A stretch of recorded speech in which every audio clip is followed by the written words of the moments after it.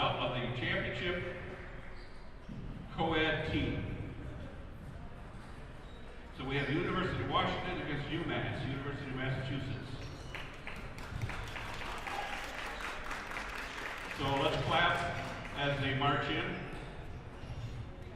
Go ahead, give them a round of applause, please.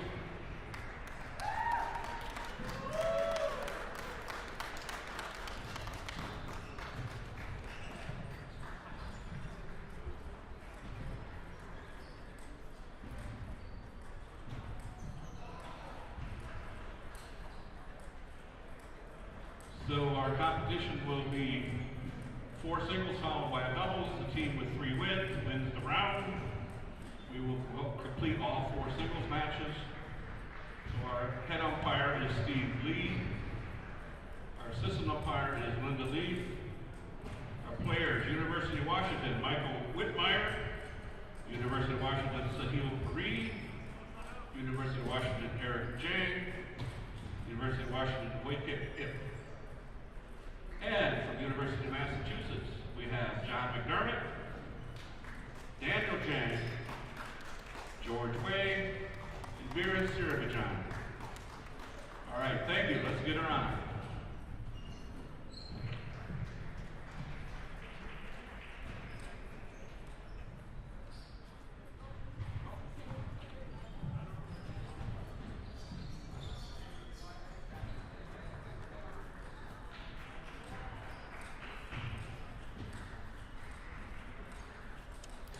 Good morning and welcome to the 2022 College Table Tennis Championships. Brandon Lawrence alongside Joe Wells. Joe, it's been 3 years, but we are back and we're better than ever. We're back, baby. 3 years in the waiting.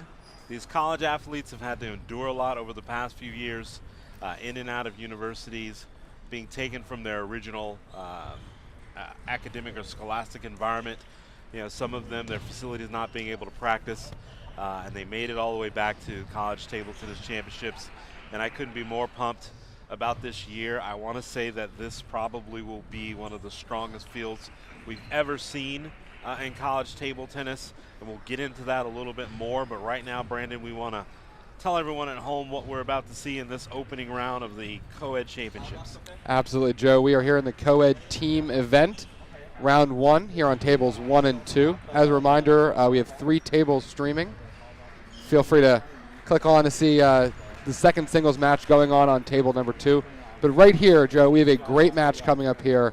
Michael Whitmire from the University of Washington, John Mcdermott from UMass. Should be a great first matchup here today.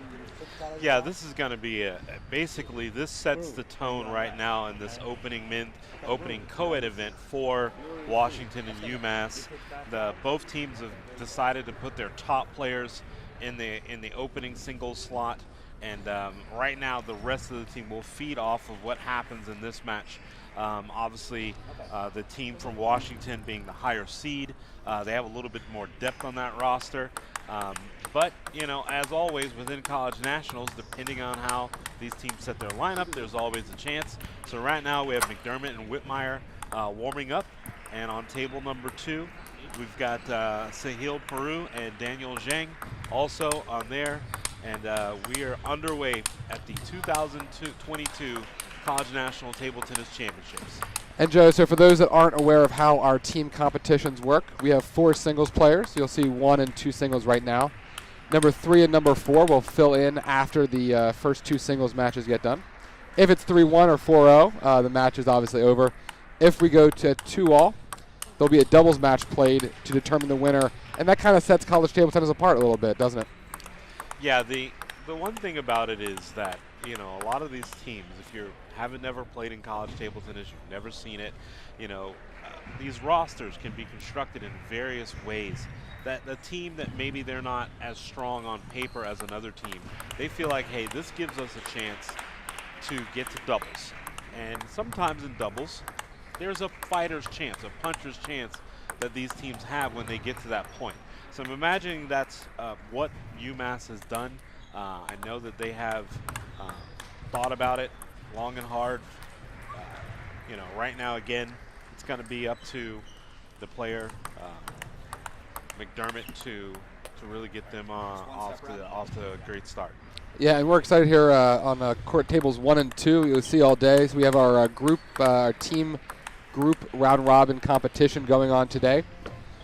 We have 24 men's teams, 15 women's teams this tournament, Joe. So we're excited about everyone here. We'll see a lot of different teams.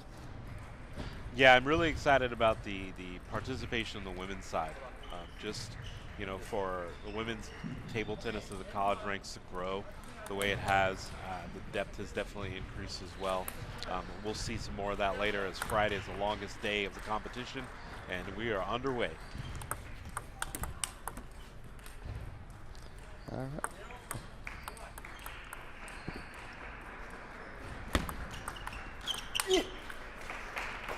Basically, Mcdermott really starting off, setting up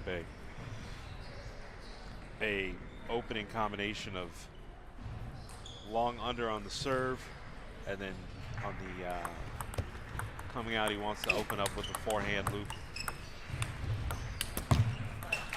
Off the net and wide. Early 2-1 lead here for Whitmire. One more serve.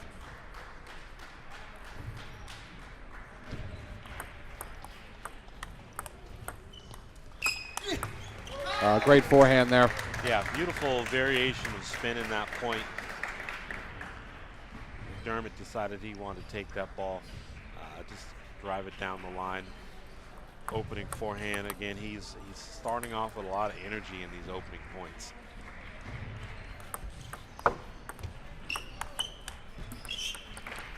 Forehand into the net there. So Joe, it seems like the first few points, it's kind of feeling each other out a little bit, seeing what's working, what's not working here in the first few points.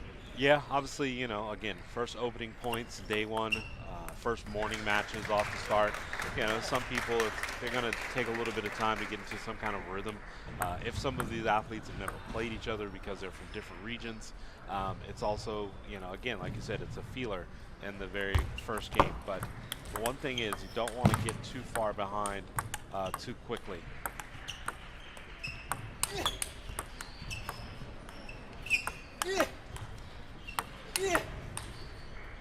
Great point. Backhand goes wide. And the one thing you'll notice right away is that Mcdermott is doing a lot of different variations of spins and depth of the shot within 1 point. It does look like he's not full-on open two-wing attack off both sides. He threw in some soft top spin. There was some chop blocks also in that rally. So there's a lot of different things going on just within 1 point. Huge forehand there. But what we have seen is that Mcdermott likes to establish his points off the forehand side, and really right now looks like he's picking the forehand corner of Whitmire pretty well in this opening game as he leads 5-3.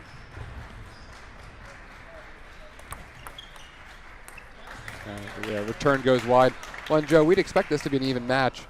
Whitmire is NCTTA rated 2390, Mcdermott 2356. So the ratings say this should be a really even match.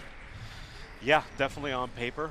They're both very strong players. But again, I think that the one thing that's interesting is that Mcdermott's style could give Whitmire some trouble.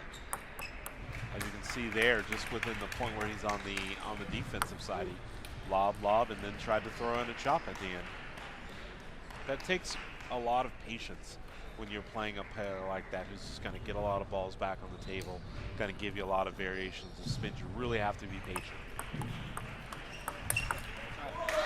And again, Mcdermott with a big forehand. This time he picks the left pocket of Whitmire to deposit that forehand into. The ones we saw earlier in the match were going down the line. So again, we're seeing Mcdermott establish his presence here with the forehand side of things.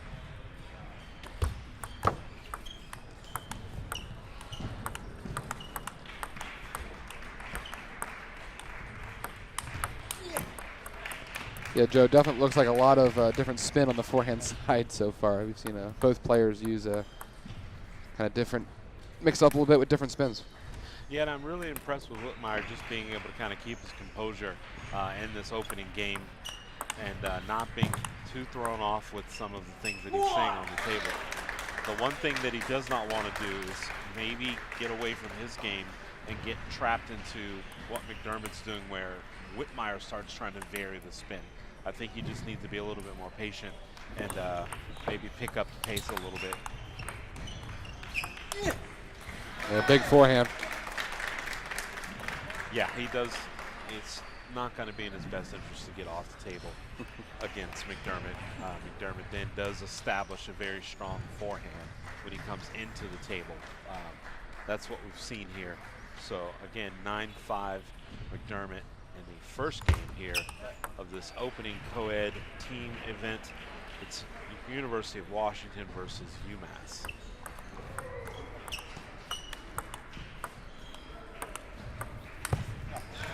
Yeah, you've seen a few of those forehands from Whitmire go a little bit long, and that's been the difference so far. McDermott has 4 game points here.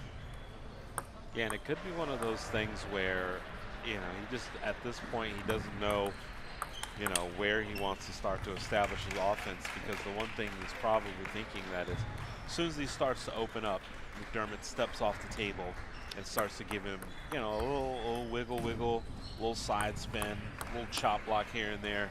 And again, this is just the opening game, so I know that Whitmire should be able to figure it out moving forward as McDermott closes out game 1, 11-6 here, and that is bodes well for UMass. I know that they are, again, they're excited about where they are in this match, but it's really Washington's. Whitmire has to set the tone for his team. And as a reminder, all matches are first to 3 games. In the singles, you'll see some 4 out of 7 later in the singles championships tomorrow afternoon. But first game here goes to John McDermott of UMass, 11-6. A good start for McDermott. What adjustments does Whitmire have to do here to get back in this match? I mean, really, he was spraying a lot of forehands. Again, I don't know if that was just a slow start or if maybe even some nerves started to kick in. Playing a player like McDermott who's going to move the ball around, give you a lot of balls back. Sometimes, as athletes, we have a tendency to tighten up on, even our best shots, and it just might not be working out for him right now. So I'm very curious to see what Whitmire does in this opening. I probably would not play McDermott out wide on both sides. Maybe attack him a little bit more in the middle to start off with, and then move the ball around.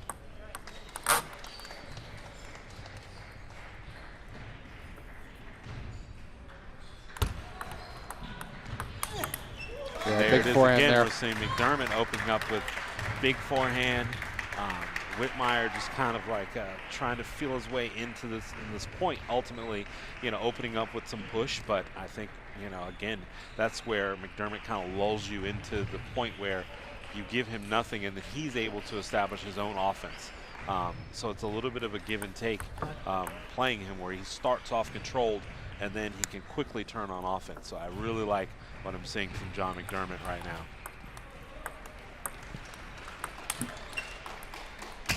Yeah, off the net and long. Yeah, the point setting up that backhand drive there, even though it went off the top of the net, was again a very off-angled reverse backhand chop block. Big forehand there. Isn't it great to say a reverse chop, again after 3 years of being away from this? Yeah, I mean, there's so much that's happened in 3 years. There's obviously been, I think, a change in some of the styles that we've seen a little bit as well. I think this tournament, we might see a lot more players using instead of a backhand loop, they're going to go with maybe a very aggressive backhand drive or punch shot. So we'll see what happens there. That was a good serve. You see Whitmire kind of grabbing the ball. Yeah, not frustrated yet, but definitely looking to get back in this match here. Yeah. You can see the body language isn't great right now from Whitmire early. Yeah, and it's tough because, I mean, he's giving McDermott a side topspin serve. It's low, middle of the table. McDermott is just pushing it back or cutting against that spin, and it's not allowing Whitmire to open up to anything he wants to establish it. on offensive forehand. And right now he's just going to have to pick his head up because he just looks very discouraged early in game number 2.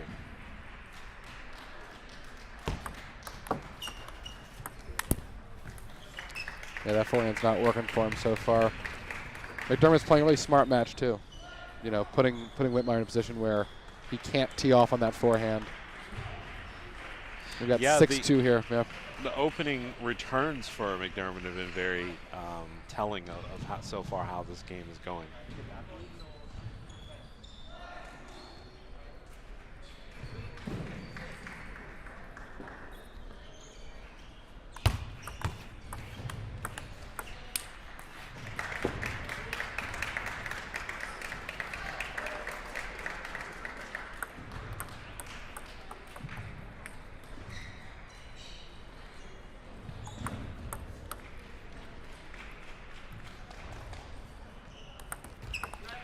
You also see a pretty quick pace of play too. They're getting the ball and they're serving right away. They're moving through this.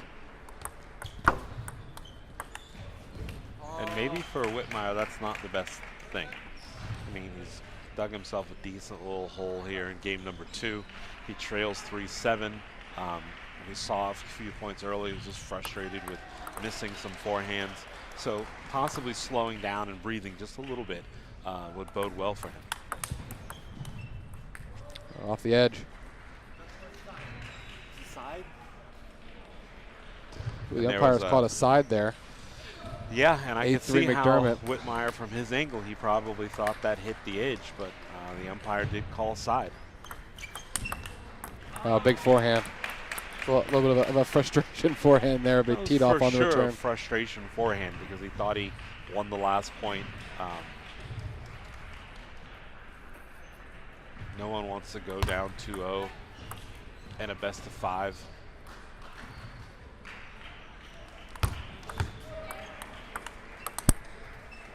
Right off the mic, if you could hear it at home. 9-4 McDermott. A couple points away here from taking a 2-love lead. Yeah, and even Whitmire trying to just take a backhand drive down the line there, he can't even find that range. So, again, going down 2-0 is not the best thing, but it's not impossible to come back. He misses another forehand there. We have set up game point in game number 2.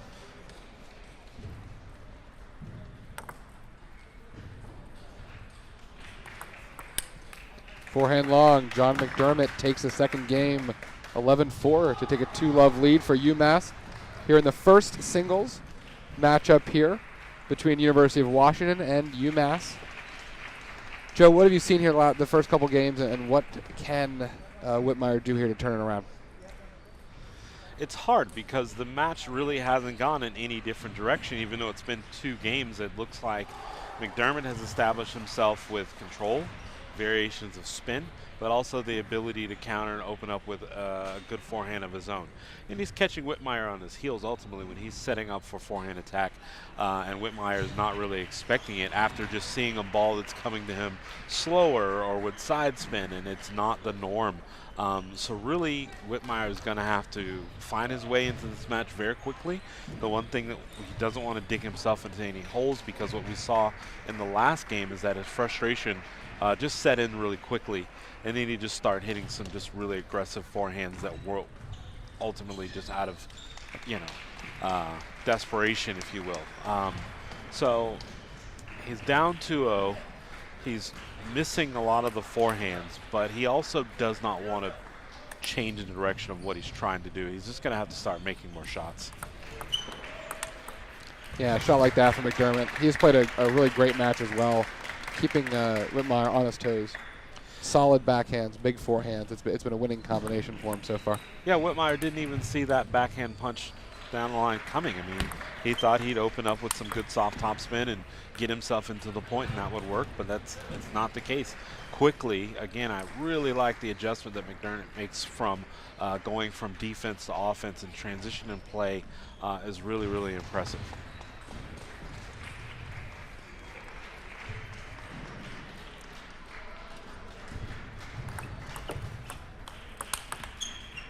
Big forehand there from McDermott over on table number 2.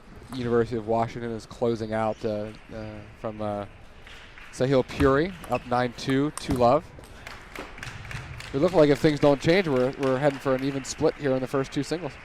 Yeah, and again, I mean, that's exactly really what Washington wanted. UMass wanted, was to give themselves an opening chance with their #1 player. And they did exactly that. McDermott knew what he needed to do for his team, and it looks like he's doing it. And right there at the last minute, Whitmire changed his mind. He was going to open up with a soft top spin on the forehand side, and he stepped forward, and it was just a little bit late on that push.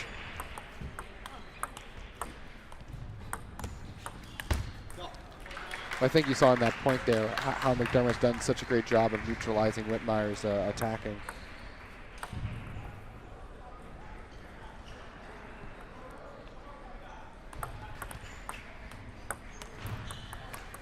Yeah, that's the first, honest mistake we've seen with McDermott trying to just do something kind of controlled or a place forehand. That's one of the rare mistakes that we've seen from him in this match.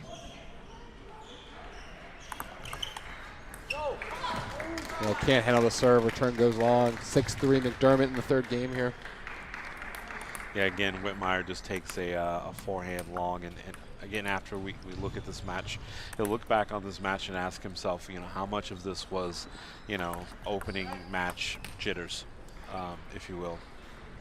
Yeah, I imagine if they play this match again tomorrow, it'll be a little different. But right now, McDermott's playing a great match here. And that time, it did catch the edge. McDermott and Whitmire confirming that couple big serves here to try and level this third game out.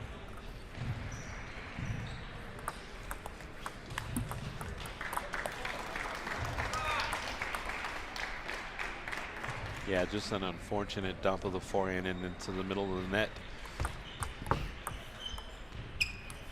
Forehand goes wide. McDermott takes those 2 points. 8-4.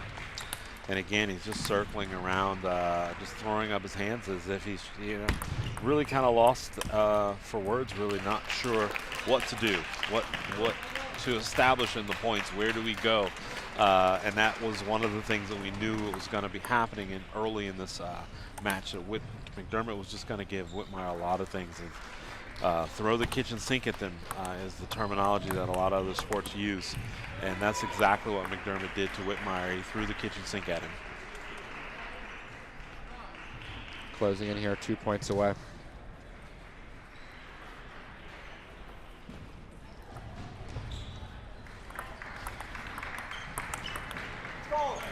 Backhand goes wide. 5 match points here for McDermott to level this match up. Well, big forehand keeps him alive. Yeah, and just another just all-out forehand rip, if you will, from Whitmire. We saw that a couple times in game number 2. It actually worked. And again, just another, slap-happy desperation forehand. He knows it. That's what the little smirk was. It's like, well, if that's the only thing that's going to work.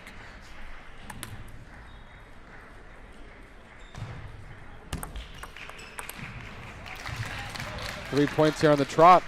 10-8 here. McDermott still got 2 more match points, but. And that's something that I would like to actually seen earlier in the match. A good opening backhand topspin return with some depth versus getting confused on a lot of those short side spins and pushing a lot. Maybe he would have been able to open up something on the forehand backhand. Big forehand from John McDermott. Wins the match 3-0.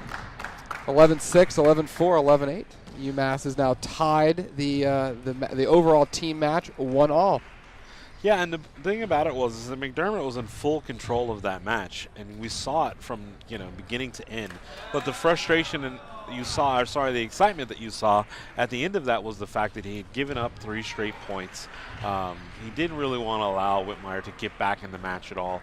And so he just let it all go on that forehand, that rip around the corner, really, if you will. It was a beauty and something that you didn't see him do a lot in the match, be offensive as off the return early. So right now you have it, and that was UMass's John McDermott over Michael Whitmire of University of Washington, 3-0. These teams are now tied at 1-1 here in this opening co-ed team of day 1 of the 2022 National Collegiate Championships. Thank you, Joe. We'll be back here shortly for the 4th match here. We have table number 2 is starting up here with the 3rd singles matchup. So we'll be back here shortly. Brandon Lawrence, Joe Wells, thank you for being here at the 2022 College Table Tennis Championships.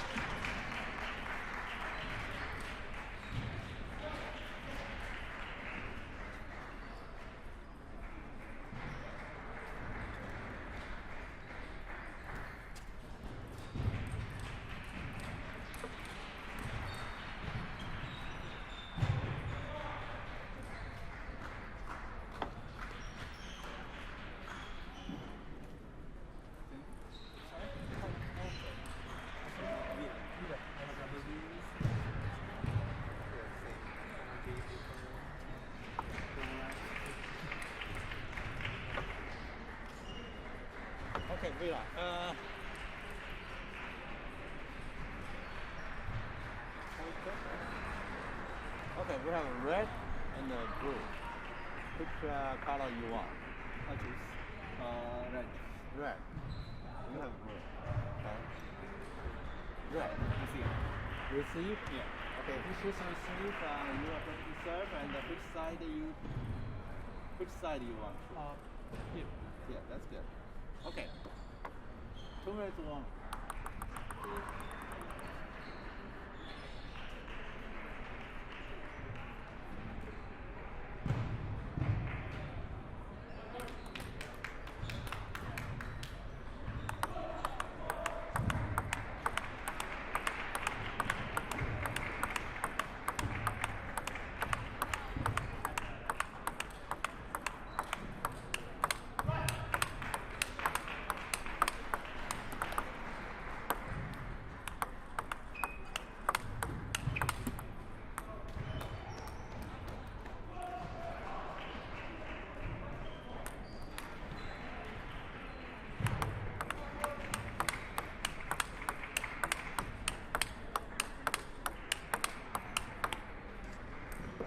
All right, we are back here at the 2022 College Table Tennis Championships.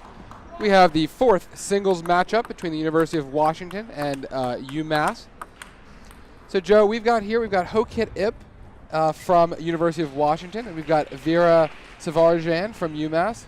Joe, this should be a pretty good matchup here, and this might end up determining who takes the matchup here between UMass and UW. Yeah, this is really, really important for the player from UMass, Vera Savarajan. I'll get that one right. And I know that the first player from UMass, Mcdermott, their #1 singles player, he did his job. He basically went out, gave his team a chance to get to doubles and see what happens here.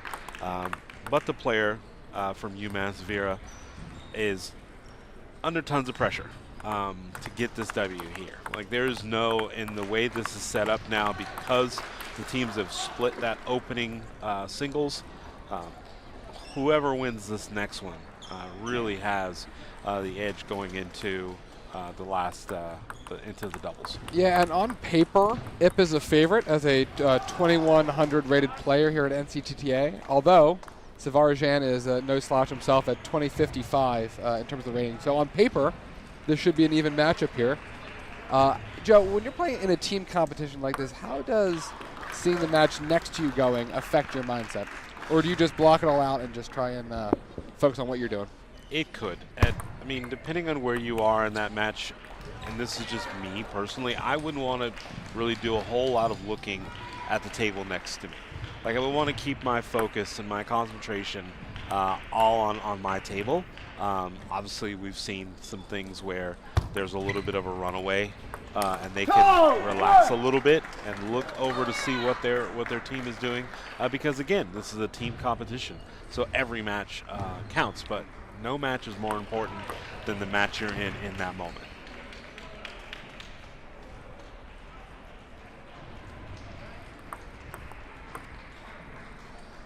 The umpire saying that the and it looks like we have just calling him for maybe a cupping or a palming of the ball, that he'd like to see a little bit more visibility of the ball, is what the umpire said there. Yeah, we'll see how Savarajan responds to that. The one thing for Savarajan that I'd like is that it happened early in the match. Okay, we've established that. Let's get it out of the way and move on, versus this happening at, let's say, 9-9 in game 5. Yep. Like, no one wants to be called for something like that, throwing off rhythm, timing, focus, things like that.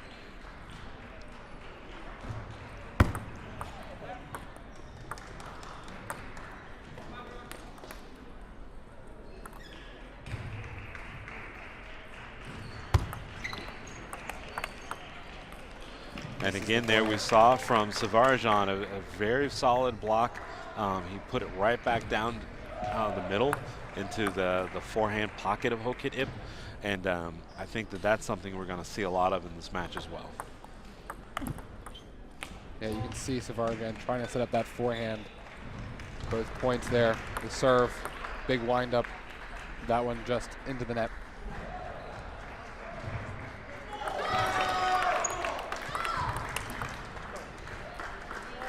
Yeah, it's gonna, so far, it's 4-4 in game 1. But from what I'm seeing, Hokit Ip is going to have to get a lot of shots in play. Not so much because Savarajan is a defender, but more so he's going to be very strong off that backhand side, and variations between blocking and punching. And that's a lot of work for Ip to have to just hit a lot of good shots, particularly a lot of good forehands. Yes, the return goes wide there. You see Ip kind of righted the ship early here from 4-1 up to 6-4. We'll see what adjustments Savarajan can make here. So the one thing that I don't like so far that I'm seeing off of that was that Savarajan is comfortable letting that serve get a little long. When you have a player like Ip, who's, obviously he's forehand dominant, that's his strongest side. He wants to establish points with that, and that is not what I would give him. And you say there in that one instance, he was able to keep it a little bit shorter. Absolutely here, Ip serving up 7-5.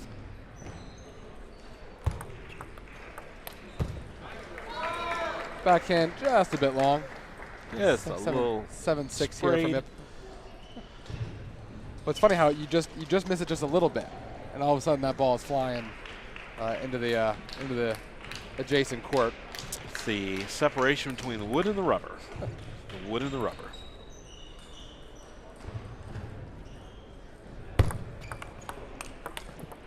Yeah, nice forehand there from Ip. Savarajan can't handle it. And what I like that time from Ip is that he moved it around. Went from backhand and then moved it to the forehand side. So I really like that. And again, same thing from earlier in the match where Savarajan's serve gets a little long. Ip starts off opening up a quick two-ball attack on the forehand side. So he's going to have to make that adjustment fast if he wants to stay in this match. That forehand goes long. Big from Savarajan to get back into this. Savarajan did what he needed to do. It's just really just not overhit, keep the ball in play.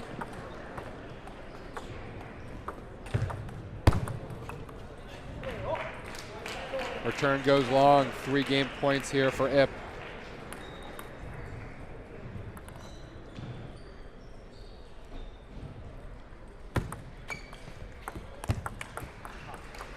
Savarajan can't handle that forehand. Hokit Ip takes the first game, 11-7 here in the 4th singles matchup between University of Washington and UMass.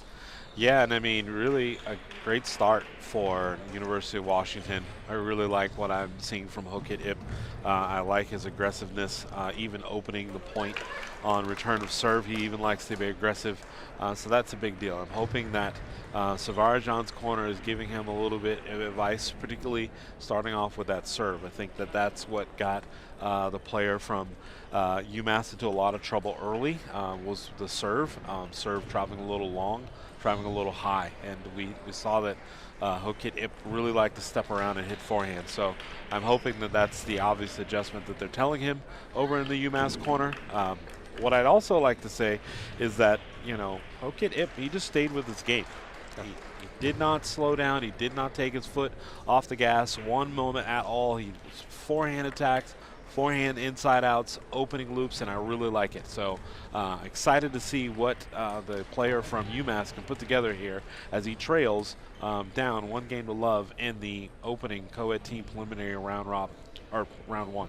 Yeah, and going around over to table number 2, UMass is up 8-4 in the second game after taking the first game one. So right now 9-4, 1-0 over on table 2 for UMass. So that kind of puts some additional pressure here on IP to make sure that this game, that this match goes to doubles.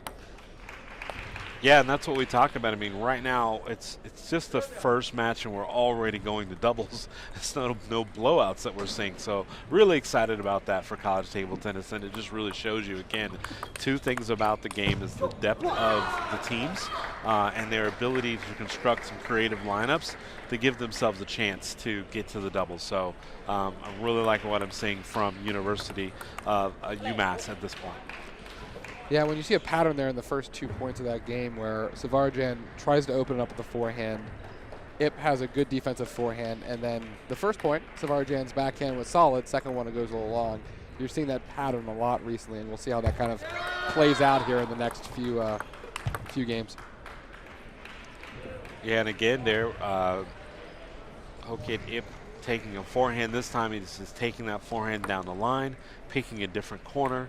Savarjan not really wanting to get out of his spot in the middle of the table where he was controlling a lot of the point, particularly with the block. But he's going to have to do a little bit more, I think, with the ball if he wants to give IP some trouble here. And then an unlucky forehand edge off there. The edge, yeah. As if he needs any more help with that forehand, he gets a edge ball.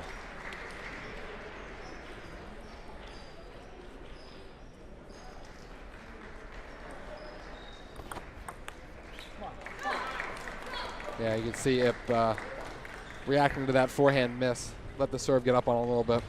Yeah, and he was basically just a little late to it, that's all. If he would have stepped in and caught a little bit earlier, higher off the bounce, I think he would have had a successful forehand open court. Yeah, you see Savarjan pumping himself up here. We're back to 3-all in the second game. Not letting it get away from him early.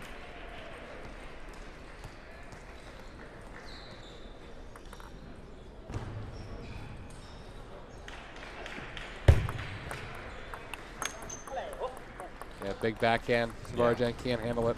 And the one thing about when you're playing a player who likes to hug the table and just catch the ball right off the bounce is that you have to give them variations of spin, particularly I like to give them a deeper ball so they don't have the same room to see it and stay on top of it. Yeah, you see the excitement from Savarjan, 4-all, keeping himself in this match. And IP doesn't really need to tighten up in this match. Even though he missed a couple, he still needs to stay aggressive, in my opinion.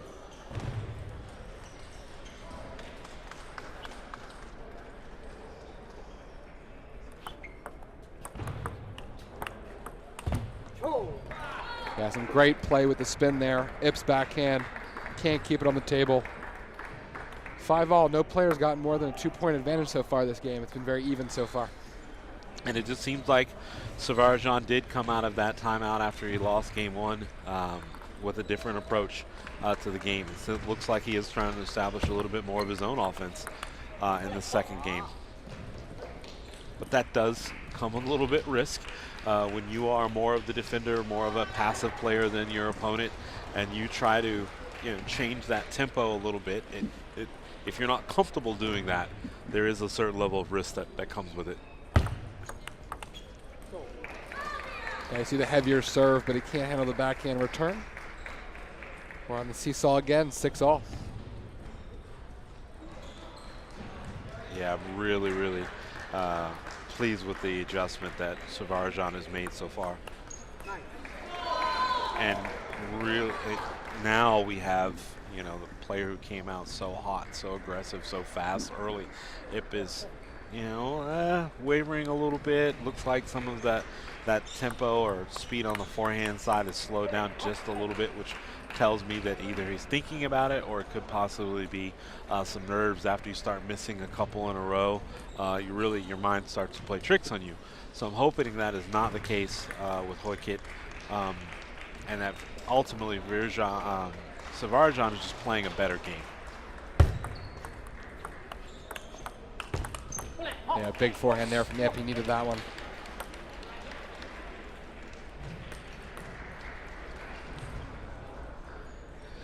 And while we're getting ready to serve, it looks like over on table number 2, Umass is about to close this out and go up 2-1.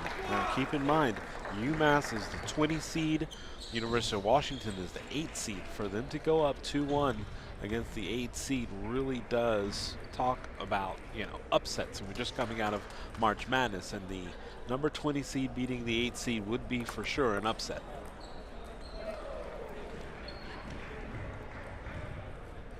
Absolutely, and over on table number 2, Umass has just closed it out. 2-1 lead for Umass here in the team competition. 8-all here on table 1.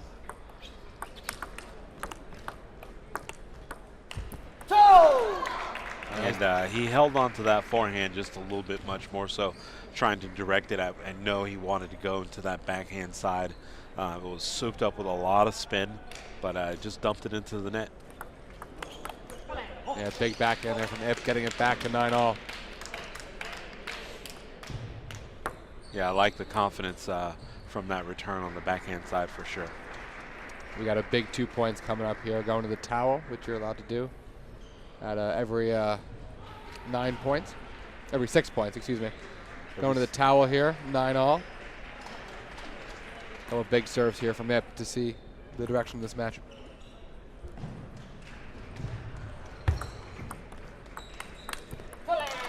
Yeah, big backhand there from Ip. Game point to take a 2-love lead in this game. And it just shows you how skilled Ip is to be able to say, hey, I'm missing some forehands.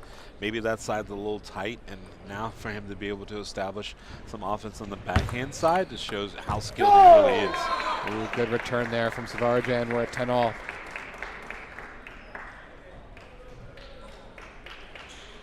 We are now at 10-all, and we will alternate 1 serve at a time versus every 2.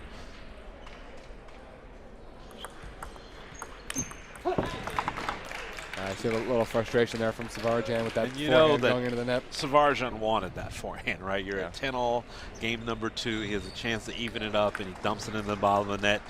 It was the right ball for him to go for. He just missed it. He doesn't get a lot of those mid-court sitters from Ip very often. Oh, nice backhand there, keeps him in the game. And just really a lot of confidence from Savarjan to be able to take that backhand, drive it back down the line. That's a smaller margin for error in that window. So to be down a point, it's huge for him to be able to come through with that shot. Oh, that was nice from Savarjan. Took a little pace off the first one.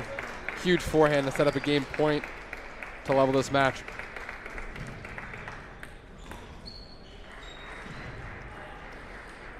Savarjan not letting this match get too far out of hand, and hopefully being able to even it up here.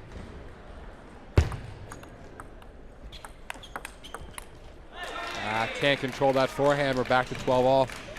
Yeah, this is one of the rare moments that we see Ip being the controller of the table, being a little bit on defensive side, and Savarjan going for his forehands, and that's something that he hasn't had the opportunity to do a lot in this match. I'm sure he will want more forehands, but The backhand return goes long. yeah, and that opening return carried a little bit long. We saw him make multiples of those earlier on the match. We're really excited about that, but right now, again, looks like Savarjan is really in control of this second game. Backhand goes long. Umass ties up the 4th singles matchup, 14-12. Savarjan over Ip. We're split the first 2 games here, 11-7, 12-14. Great and close second game there So right now we've talked a lot about Savarajan making the adjustments to win that second game. What are Ip's teammates telling him right now to try and take back control of this match? If I was in Ip's corner, thinking about University of Washington and what they were telling him, you don't really go away from too much of what you had in game one. Even most of what he established in game number 2 was working. He just started to miss a couple forehands. The adjustment was more so on Vera Savarajan of Umass is on his side, where he started to be a little bit more aggressive. But I don't think that is his full-on style. So if Ip can just hang in there, maybe be a little bit more consistent on the forehand side. You saw early in the middle of game number 2, he took a little bit of those long. It looks like he did tighten up a little bit. There was some adjustment that he made on the forehand side, but then towards the end of that match, he started missing some on the backhand side. So really, he's just going to have to get back into more of a rhythm. I would not change a whole lot of what he's doing. He's just missing some shots that he was making in game 1. So hats off to UMass. That's where the big adjustment came from. Absolutely. As the players come back to the table here, the Ivy Leagues, the Northeast, that's where college table tennis was born, and always having a big presence there. Yeah, you can see, and now with the third singles match being done, everyone's attention is on this match. I think that sometimes that plays a role in the emotions of the match, having all of your teammates watching, knowing what the stakes are, and knowing that you need to win to send it to doubles. Yeah, I mean, it's huge for UMass, right?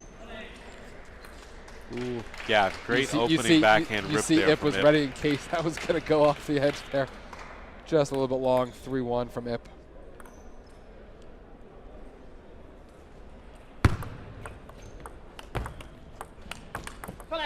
And now we're right back at it. And we talked about going back to what he was doing in game 1. Establishing an offense early, being aggressive on the return of serve. I like it.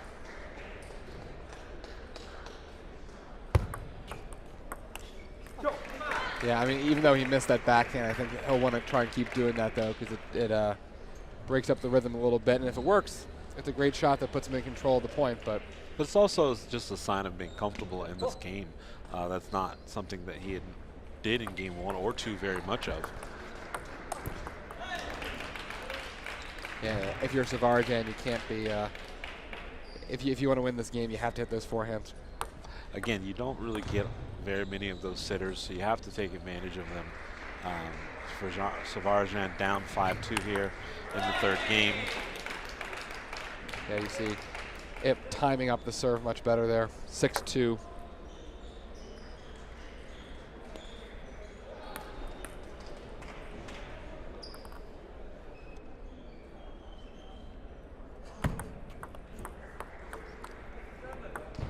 Yeah, this game's gotten away from Savarajan. We haven't seen any timeouts taken yet today.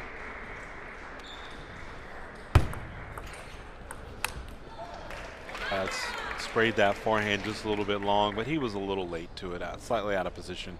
It was a good deep push by Savarajan, but he still trails 3-7 here in game number 3. He's got to get back into this quickly because Collegiate Ip came out, firing on all cylinders. Yeah, that was a tricky serve. Couldn't control the backhand return.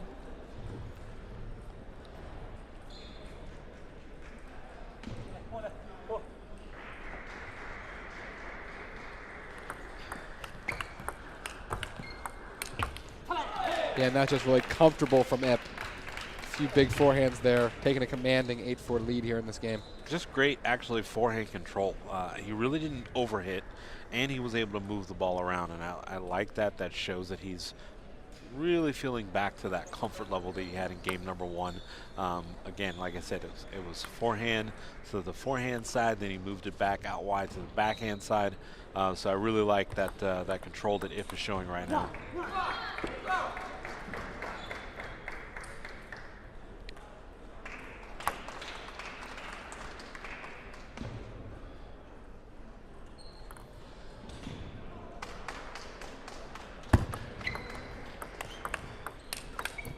Yeah, a couple of big forehands there from Ip. You see those patterns. Very comfortable with those shots. 9-5 lead here. Yeah, Savarajan's just going to have to anchor down and hang in there. Notice some of the pattern that Ip is wanting to move the ball around a lot on him. So he's probably going to have to keep the ball more so deep in the middle of the table as best as he can.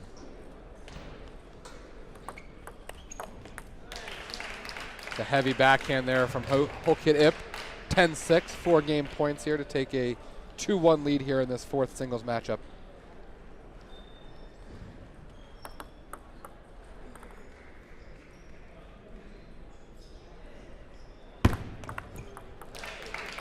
Savarjan can't handle the return here. Collegiate Ip, University of Washington, takes the third game 11-6 to take a 2-1 lead here in this fourth singles matchup. As a reminder, Joe, UMass is up 2-1 overall in the team competition. So if those results hold, we would be going to doubles. Yeah, I would like to see the player from UMass. There was the only adjustment he made was that towards the end of game number 2, where he was a little bit more aggressive. How comfortable he is being aggressive the entire match is gonna really, time will tell. We'll see what happens here in the fourth game, but that's the biggest thing that I noticed between games 1 and game 3. Obviously the game that he ended up winning 14-12 in game number 2, that's the one where he was more aggressive. He was punching a little bit more off the backhand side.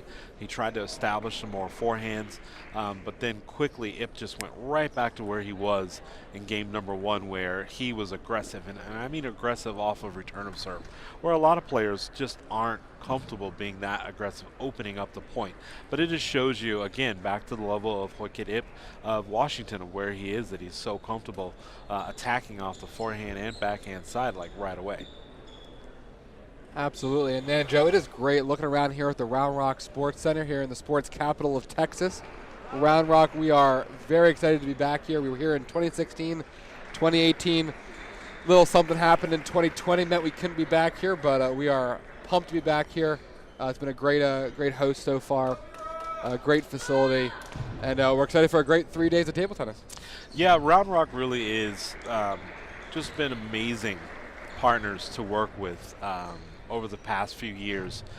They've been super accommodating. The Convention and Sports Visitors Bureau and the actual venue administration and all the group here has been amazing. All of our volunteers that have come from around the Austin Round Rock community have been amazing the past few days just for us to get to this point. So we're really excited about being back in Round Rock, Texas. Absolutely. 3 straight days of table tennis. We'll go over in a little bit the full schedule for the weekend, but a couple early points here from Ip. That first point, that backhand to backhand combination, not a winning one for Savarjan. Yeah, it's the safer of the two sides if he was going to pick, his poison, which direction he'd go to. I would pinpoint Ip to the middle or Ip to Ip's backhand versus trying to go, to the forehand side of Ip, where he's, a little bit more aggressive, a little bit more comfortable. Sometimes the timing of the backhand does get a little off, but he's still able to establish offense off the backhand side as well. Just like you saw there, took the backhand a little wide. That's normally not a ball that he probably would have missed off the forehand side. Yeah, and a great response there. Now going to 2-all, being down 2-love. That could have gotten away from him early. You see his emotions raised a little bit, the intensity level. And again, someone at some point, depending on what happens in this game, they would need to call timeout. Savarjan does not need to go back to letting those serves get long. Yeah, big forehand there from Savarjan. Yeah, he saw his opportunity to be aggressive, and he was. That's what he's going to need to do here to get back in this match and take this to a 5th game. It's really what he's going to need to do just to win the match. I get it. He's, push and block first. There is forehand side spin there, but that ball, that backhand, he's going to have to do more with it if that's where he's going to stay in. It's just going to have to be it's going to be more consistent. It's going to have to be harder, more of a harder punch to not give Ip a chance to counter with a big forehand. Yeah, that serve was tricky for Savarajan. Savarajan wound up there, couldn't control that forehand. 5-3 now lead for Ip and the University of Washington. Yeah, he just didn't look comfortable on that forehand at all. Yeah, forehand off the net, goes long, timeout, Savarajan. And pretty much called it there. You know, he got himself down, doesn't want to get too far down.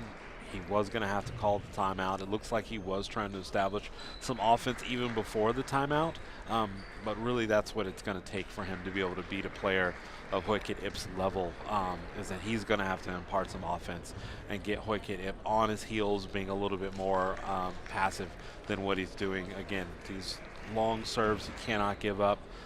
He cannot give up, you know, the court early as far as like his defense and as far as the player Hoikit Ip hitting a lot of forehands. He's going to have to move the ball around a little bit more, and I think he'll give himself a chance. Absolutely, Joe. And you see the umpire calling time. He had the great little timeout device that counts down for the players so they know how much time they've got left. It's a nice way to make sure no player is able to take advantage of the minute timeout that they're entitled to. It's a fancy, expensive little box there. And what great camera work from our team. And we can't thank our volunteers enough on the production side, bringing you this streaming. There's great camera angles for the matches here. So we can't thank them enough, can't thank all of our volunteers enough and our umpires for making this whole event possible.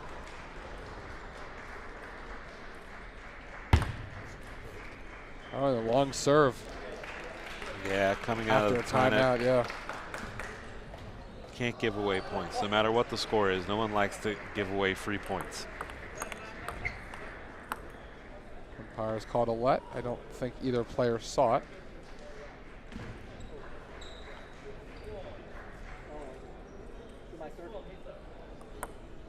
So it looks like there was just a little confusion about the Who's service sequence, but the umpire had it straightened out quickly.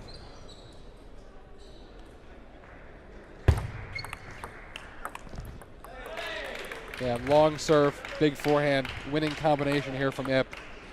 Yeah, Ip is not afraid of what Savarajan's going to do on the opening serve, right? That's not his concern. So he is able to take a little bit more risk and get that ball up deep and long because he knows that if we're starting topspin to topspin, that favors him versus it does the player from Umass. Absolutely. Big couple points here from Savarajan. He needs to take 2 out of these to give himself a chance. Yeah, just an unfortunate bounce off the top of the net there from Savarajan.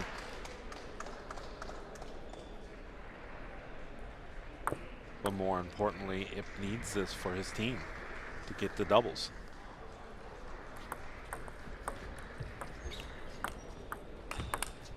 A couple great points there from Ip. Takes a 9-5 lead here in the 4th game, looking to close this out and send this match to doubles. Yeah, really, I mean, at 9-5, Ip should close this out. But if I was Savarajan, I would start just taking my shots, you know, knowing that, yeah, the game plan wasn't working. Start being maybe opening up on the return of serve if you can.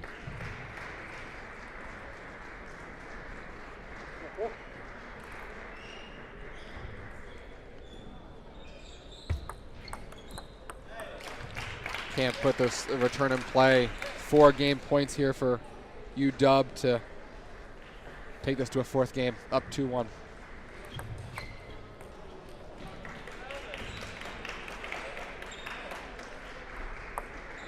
Just a mishandled return of serve there from Ip, but again, he's well in control of this 4th game. Big forehand there from Hoikit Ip. Yeah, Hoikit there Ip we saw it. wins. Hoikit Ip right back to aggressive. Boom, boom, boom. Forehand, backhand drive, you know, putting all the pressure on Savarajan from Umass, and huge win there for Ip to bring his team back. Again, they are the higher seeded team at 8, being down 2-1 to UMass, a 20 seed, would have been, it's, you know, looming on upset, but they're going to doubles. And now when we get to doubles, we talk about, you know, a lot of these kids don't play a lot of doubles. Some people are not comfortable sharing the table as best as they can. So for them to be able to go to doubles right now is great. I love it for the opening match of day one to have the 8 seed versus the 20 seed go all the way to doubles. Means a lot, obviously to UMass to be able to get to this point. They definitely feel like they have a chance. They are going to be throwing out their number 1 player, Mcdermott, and they're also pairing him up with Savarajan. I like that because of the fact that, you know, you have 2 players. They're somewhat, I wouldn't call them defenders, but they have a very controlled style. Hopefully be able to keep the ball short. Being able to start opening up the point short is critical in doubles, return of serve. So I like where UMass is right now in this opening match. Absolutely, and that doubles match is coming up here shortly. We're going to take a short break here before this doubles match. You are listening, you're watching the 2022 College Table Tennis Championships here at the Round Rock Sports Center. We'll be right back.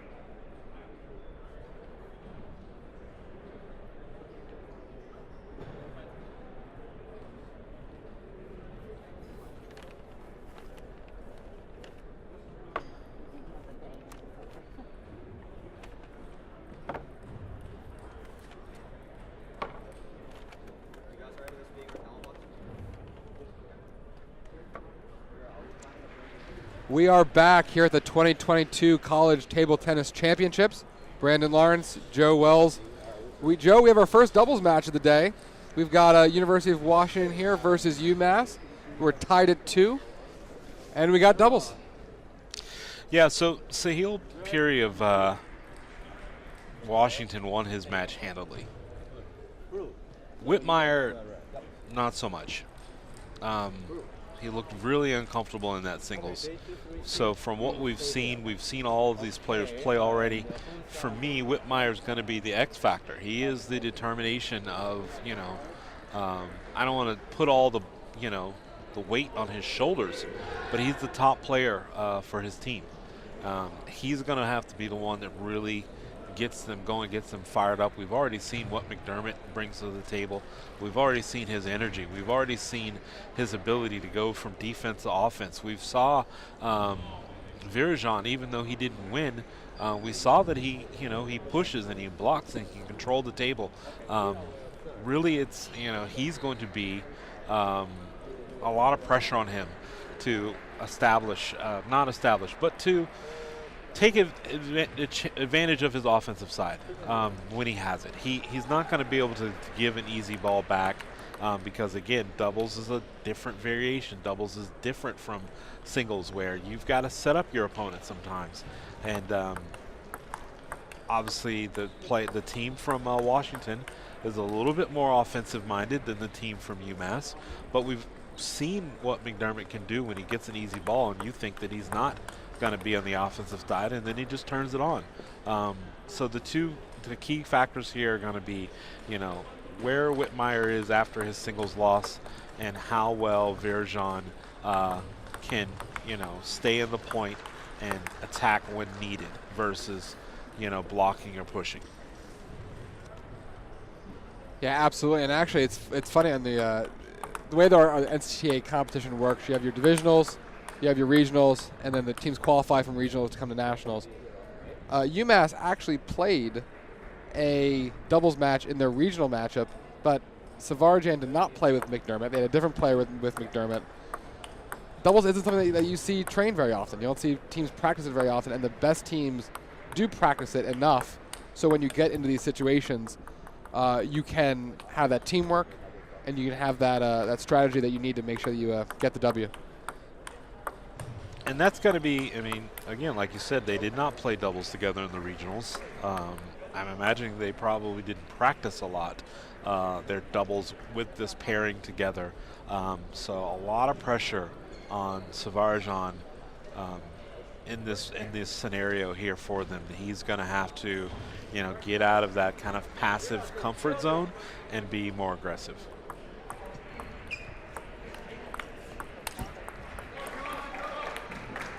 Backhand into the net to start it off from UW.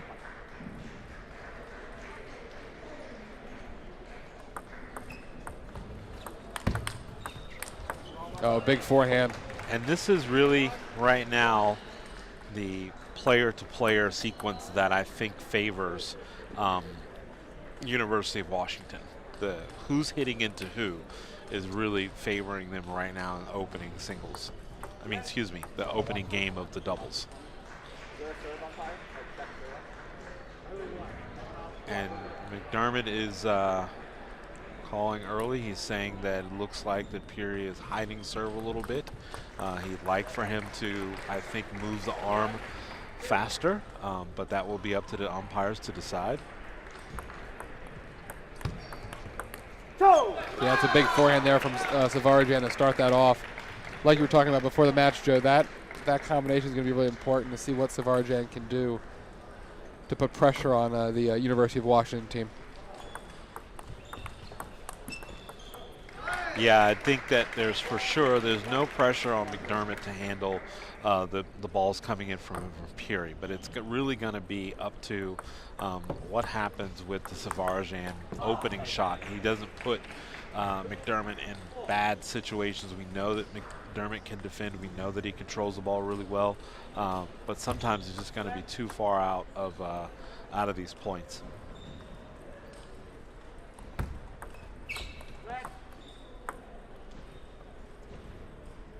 Two left in a row. Give the signal.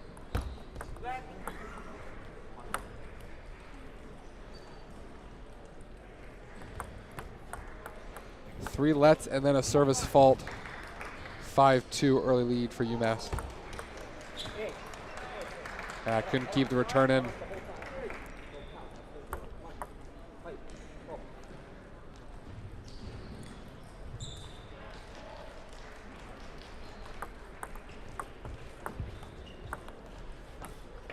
Yeah, we can see quickly here that Mcdermott's going to be the heartbeat and energy for this team, and I think that that's great for him as the #1 player.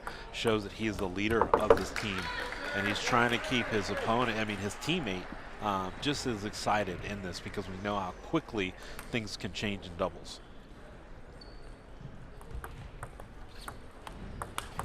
A big forehand from Savarajan. You see the excitement, pumping each other up. Early 7-4 lead here for UMass. Yeah, and that's exactly what UMass needs. They need Savarajan when he has the opportunity to be aggressive, and I think if they can stick with that, they're going to see it happen.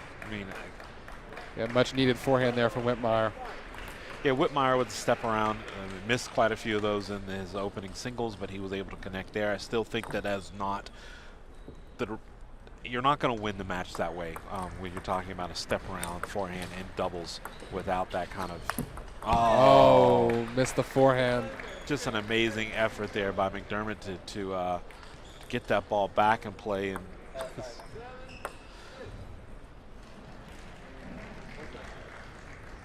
Savarajan just can't waste those opportunities when he has a forehand sitting up in the middle of the table. A couple errors there, and now we're back to 7-all. Big opportunity here for Whitmire.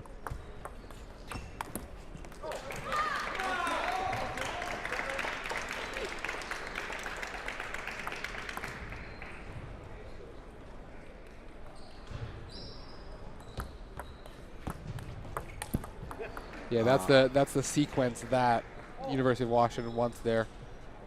Yeah, for sure. And even then, it seemed like Mcdermott was pressing a little bit on that last ball. Just enough spin there to cause the error from Savarajan. 9-8 for University of Washington here in the first game.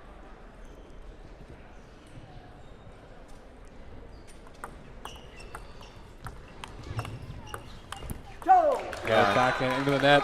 Fury took his shot there. It was just a little bit too late. I don't mind that idea for them, again, establishing as the aggressors in this opening doubles here. I like it. I just don't. Again, it was a little bit late.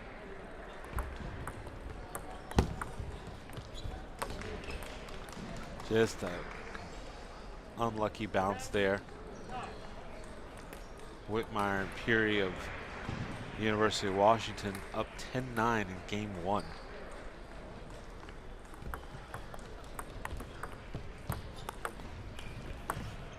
The forehand from Whitmire goes long. I'm not really sure what Whitmire was trying to do with that ball. It had so much topspin on it, but it was really soft. He just let it get too low, and he tried to control it. And at that point, you're fishing, really, just to get the ball back over the table. Now we're at 10-all.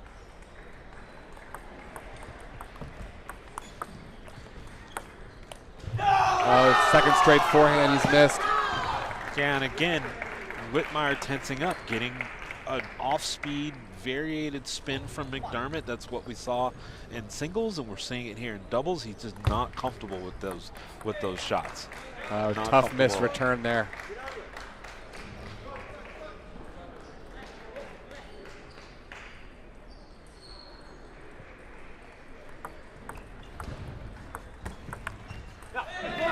Backhand miss from Savarajan. Yeah, and again, another that's game point here. It's a lot of pressure on Savarajan to be aggressive, taking some of those shots that he just might not be in position to make.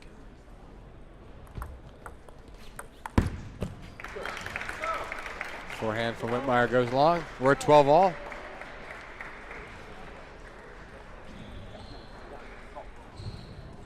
You can see Mcdermott pumping Savarajan up.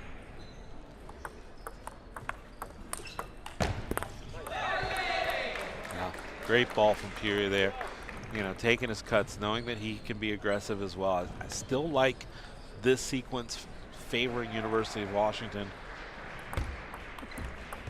Oh, off the net. Just an unlucky bounce there. And they know it too.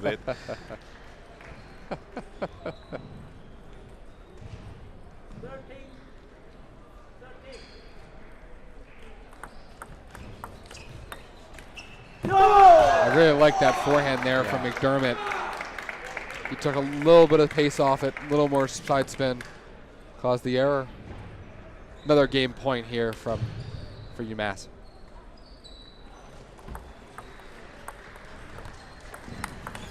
Oh, a huge backhand from Peoria there to save the game point. He tried to hit some big backhands earlier in this game and he just missed them, but that one he came through on.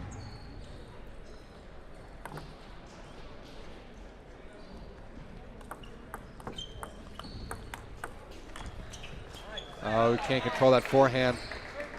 Got a game point for University of Washington on their own serve. And he lost his footing a little bit. I think he got a little bit too far to his left, had to make the adjustment to come back to the right, and that's where he was able, you know, he lost control of that forehand. Oh, what a forehand. Wow. Saves game point, 15-all. What a start to this game. Did not see that coming. Again, I mean, by all accounts, University of Washington should be, actually this game should just be closed out, but they've just missed some of their opportunities and they've allowed Sevirjan to hit some decent shots. Oh, what a return. Goes back to our singles earlier. Sometimes the serve from Sevirjan can get a little long and that puts his team in trouble. No wasted opportunities there by University of Washington.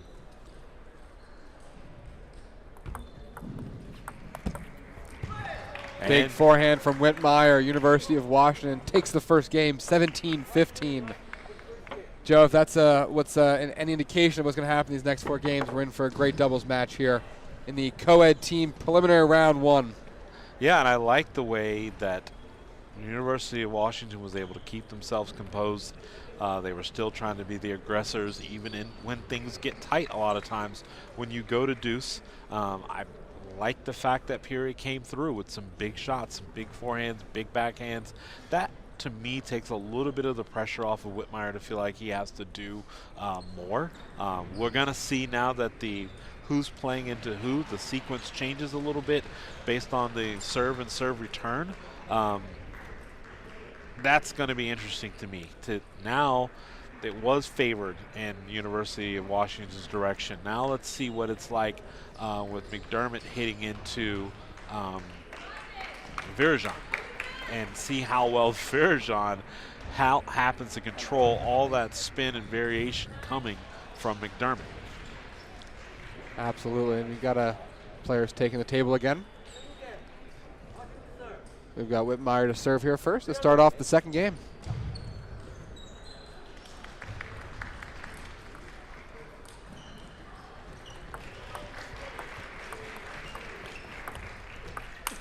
Oh, big miss from Curie. Now, Curie is the one attacking into Virjan. Again, favors UMass. If that plays out the way it should.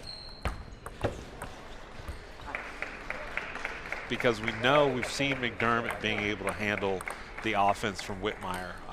But Peoria, I think really this is going to be his match to give Washington the advantage. There's a service fault call there.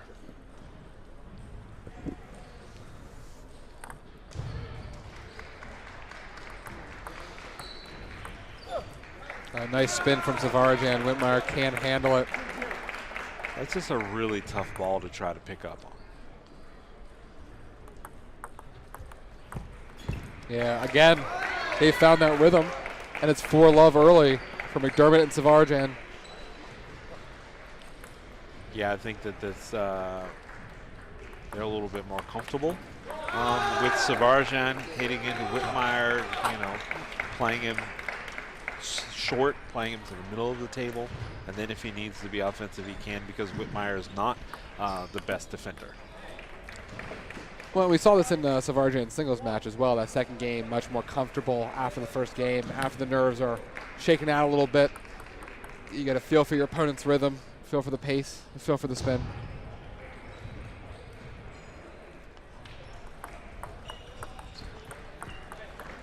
Yeah, just a really bad placement. He was just caught. Mcdermott was just caught off guard there. Yeah, Whitmire teeing off a couple times there. Yeah, and I really think that that's something he's going to need to get going here in this second, is a little bit more aggression on the forehand side, even if it does happen to come off the return.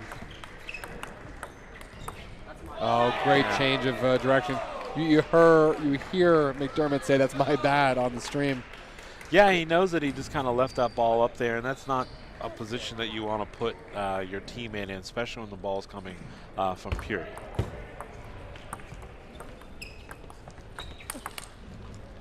Yeah, huge forehand there from Puri. From 5-love to 5-all here. Yeah, again, and we're showing that there's a reason why Puri closed out his singles in 3 straight games in the fashion that he did.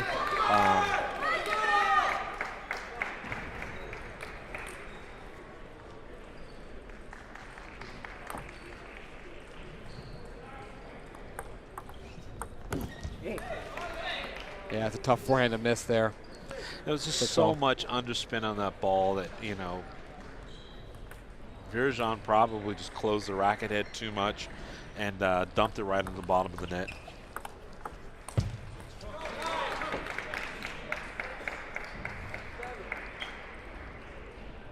It's another tight game here. 7-6 game 2 of the 5th and deciding doubles.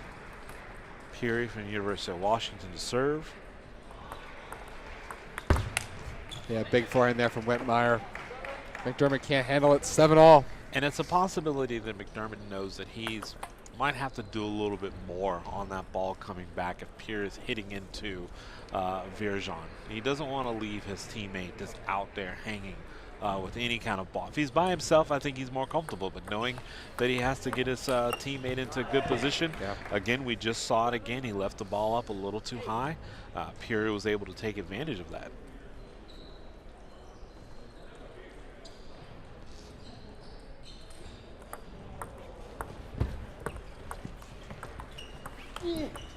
No, Mcdermott can't handle the forehand. Yeah, and that's just Mcdermott trying to just do too much with the ball. Again, like I said just a second ago, in singles he might not have gone for that bigger forehand like that.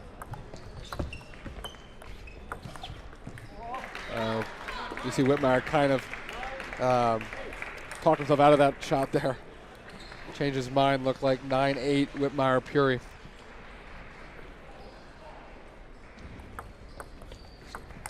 Oh, huge forehand. That's such a clutch forehand at that point, Joe. McDermott is just really probably beating himself up a little bit on the inside. That's, I think, the 3rd or 4th time he's just let that ball sit up on his teammate and puts him in all kinds of trouble. Oh, great get there from Savarjan to save a game point. Whitmire can't quite get there. One more game point here for University of Washington. Oh, that forehand goes long. From 10-8 to 10-10, Joe, we're going back. That was the right ball. It just carried a little long. Whitmire had all the spin he needed for a very good forehand there, but it just carried a little long.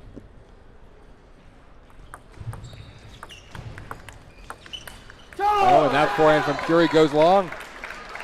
And that's not a shot that you see Puri missing in any normal circumstance. But we are in the national championships. It was deuce in the second game. So I don't want to say he gave up on the ball, but his acceleration through the ball did slow down. Wow, from 10-8 to 12-10, UMass comes back to take game 2, 12-10 to even this doubles match up, Joe. I don't think we saw that coming there at 10-8 there in that second game. You know, just a few misses. by the University, UMass. A couple misses, you know, you start dropping your head, start thinking a little bit too much. Again, from Peary. Peary was the X factor for UMass in that he was the aggressor. He was hitting into his opponent, obviously keeping him on his heels a lot. I didn't see them losing that. I think that they were in control of that. I would like to see them keep their foot on the pedal. They are the aggressors between the two teams. We saw what the pressure was on McDermott to be able to control the ball so well so that he's not putting his teammate into a bad spot. Now it goes back still slightly in favor of University of Washington, even though it's tied at 2-all. I mean, at 1-all, Washington has the edge. They just can't get unraveled when they start missing some shots. And we saw that, how they lost that lead so quickly and how they end up now they're tied versus them being up 2-0, because they very easily could be up 2-0 in this. But they've given UMass an opportunity to get back into this doubles, and the upset is still alive. Absolutely, and you see McDermott talking to the umpire about a serve a little bit, making sure that he's following the rules. We've got Savarajan to serve first.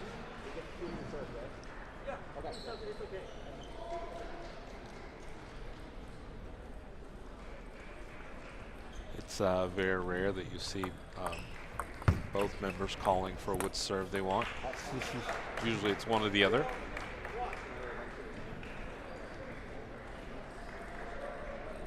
McDermott talking a lot to Savarajan. That is a first as well.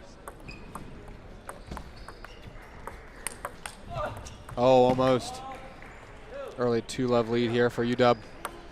And pressure shifts back to Savarajan, without a doubt. He cannot just leave McDermott out there fishing.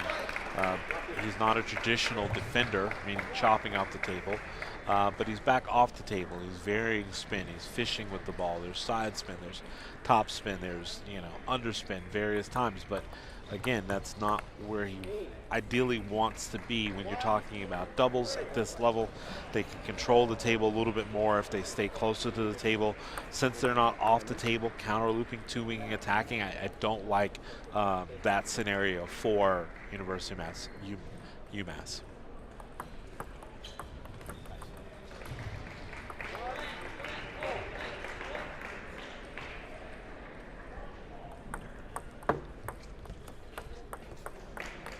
Stays on the same side of the table. A quick 4-1 lead here for Whitmire and Puri. Yeah, and Savarajan knows he has to do more with the return of serve.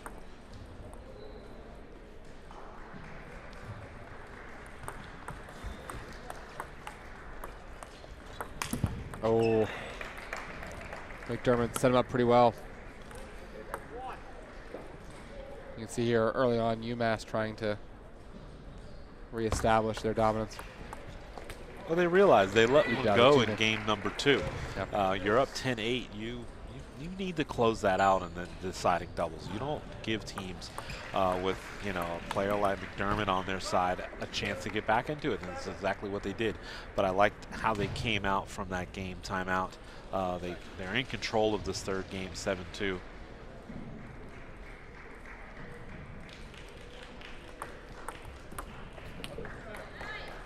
Good placement on the serve there by Savarajan.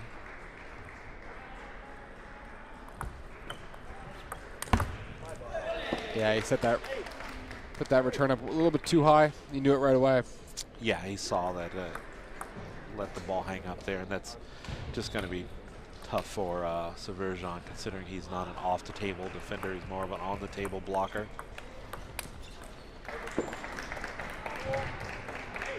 Like the confidence of Peary, you know, going for the backhand. A lot of times when teams have a comfortable lead, you'll see players get a little bit more loose with some of their shots, and that's exactly what happened there.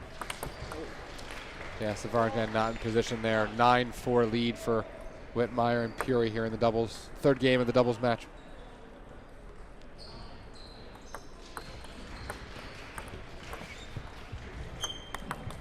Oh, what a solid backhand there from Whitmire.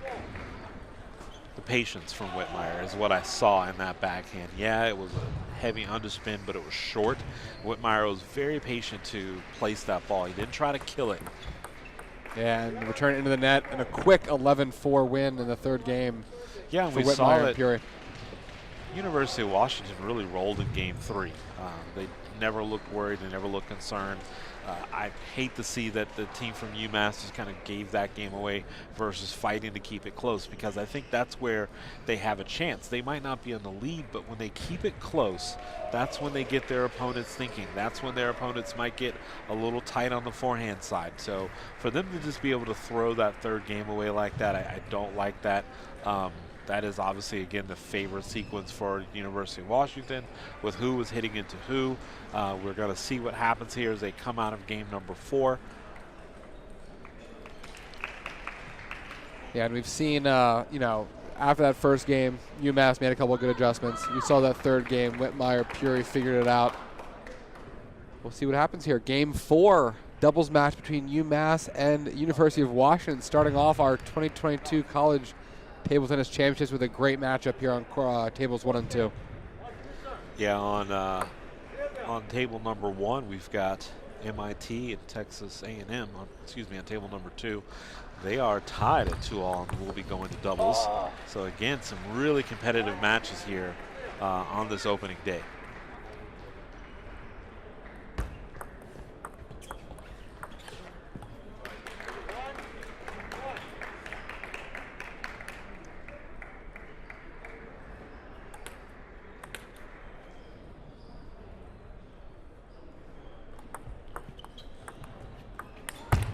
A big forehand there from Whitmire. You can see Mcdermott telling Savarjan to keep it lower. Don't give Whitmire a chance to put the point away. And it's going to be tough for Savarjan to put that kind of like pressure on him to really control all of what's coming at him from both from Whitmire, who is an aggressive player. He is heavy forehand. There is a lot of spin there. That's a tough ball to ask to be controlled. But yeah, a much better return there though from Savarjan, keeping that low. You see the difference there. Whitmire is able to take advantage of any missed shot.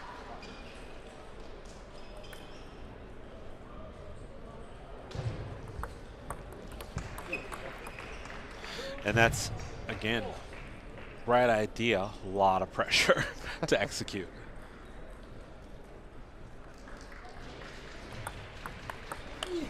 Oh, big forehand there from Mcdermott. You see the team bench cheering on UMass behind after that forehand. Yeah, and if UMass is going to have to rely on that, they're in for a long day. For Mcdermott to really be aggressive off the opening shot, to take big cuts on the forehand or a backhand side. We saw that that's not where his game is. Whether or not he's comfortable doing it or not, I don't know, but we saw that he likes to open up with controlled spins, variations of spins and depth of the ball. So him opening up with big forehand loops or backhand loops is just not in favor of UMass. No, and you can see here, University of Washington on a great run here. 4 points in a row, 7-3. Yeah, just big opening cut off the backhand side that by Peoria deposited to the open court. I like that from them again. Washington showing that they want to be aggressive.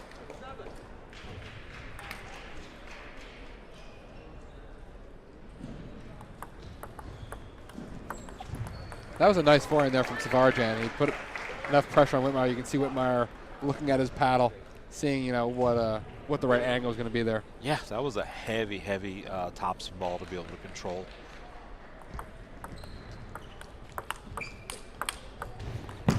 Oh, great backhand. Great backhand. And you heard Mcdermott ask his partner, let's just give us a chance. Give us a chance. And it goes back to what I was talking about in game number 3.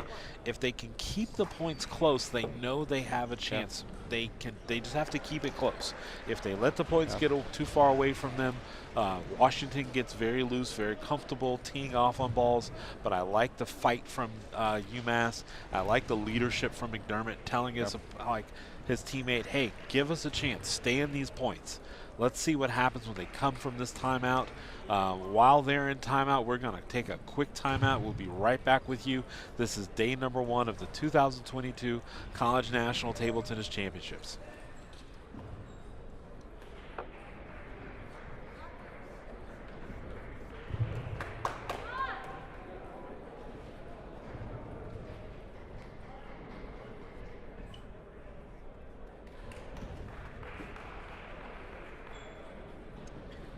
And we are back here as the players come back to the table. Joe, I like that timeout a lot from University of Washington.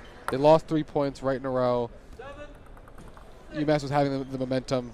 Timeout gives them a chance for a reset, so we'll see what they have here with the serve. UMass cannot give up on being aggressive. That is their game.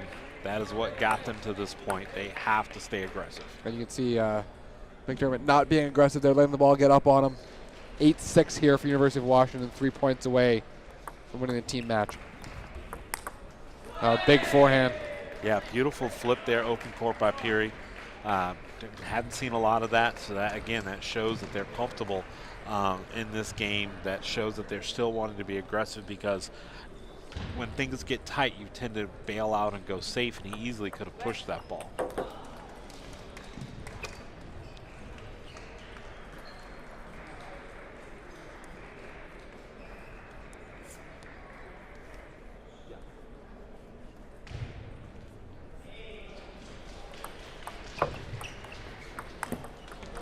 Forehand into the net there gives UMass a chance here to come back in this.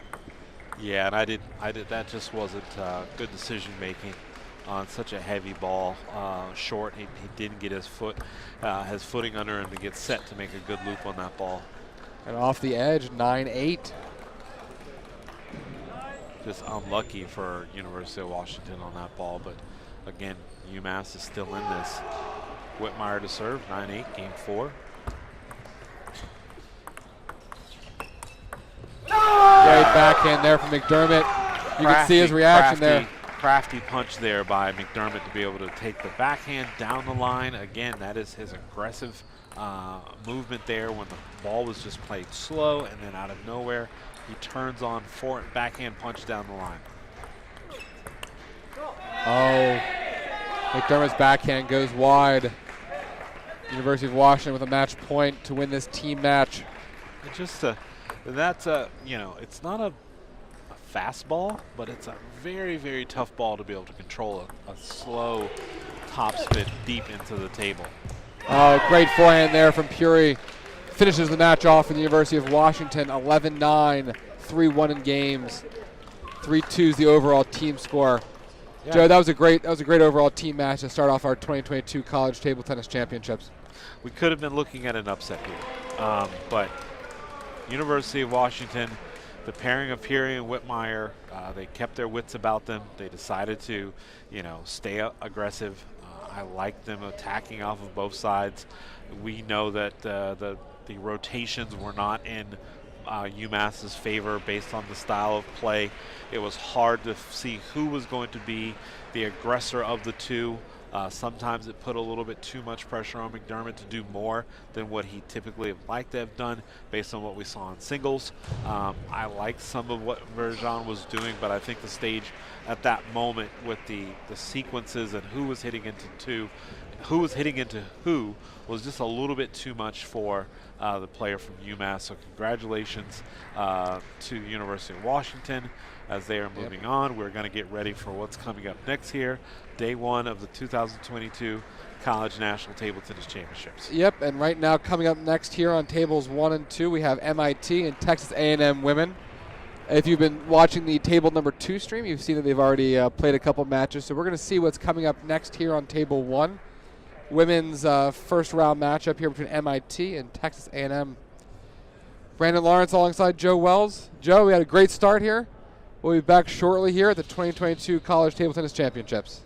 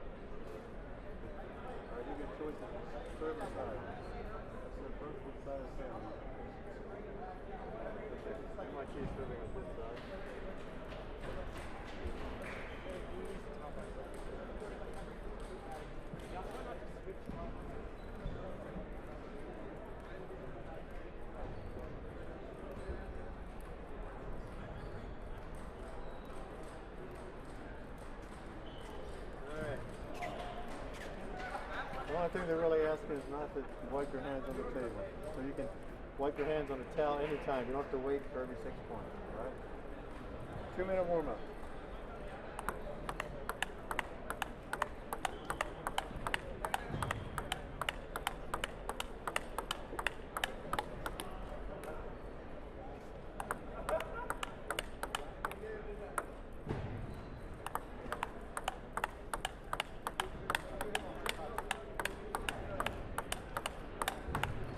Welcome back to the 2022 College Table Tennis Championships. Brandon Lawrence alongside Joe Wells. Joe, we just saw a great doubles match between University of Washington and UMass. Now we're here for the women's team preliminary number 1 matchup between MIT, Texas A&M. To catch everyone up here, MIT is up 2-0 in this overall team competition. And right now on court table number 1, we have Jingting Lin from MIT against Victoria Pham of Texas A&M. This is the 3rd singles matchup in this team competition. Again, MIT is up 2-love. Over on table number 2, you will see the number 4th singles matchup. So Joe, right now we've got MIT, Texas A&M, table number 1. It looks like MIT, again, all these matches that have taken place on table number 2. But it looks like MIT's in a great position here, though. MIT, the number 3 seed, they have a very strong team. They're very balanced overall from what we've seen when we looked at their ratings. I know that their top player as a long-standing NCTTA participant was participating at the University of Wisconsin at one point. Now she's moved on to graduate work at MIT, and that is in Maria Castillo. She is the leader of this MIT team. She brings a lot of experience, a lot of firepower, and that's how MIT has been able to come into this women's championship as the 3rd seed. It's got to be interesting here is Vicky Pham, a left-hander from Texas A&M. I know that she's obviously, they probably didn't do a lot of rating variations, lineup changes.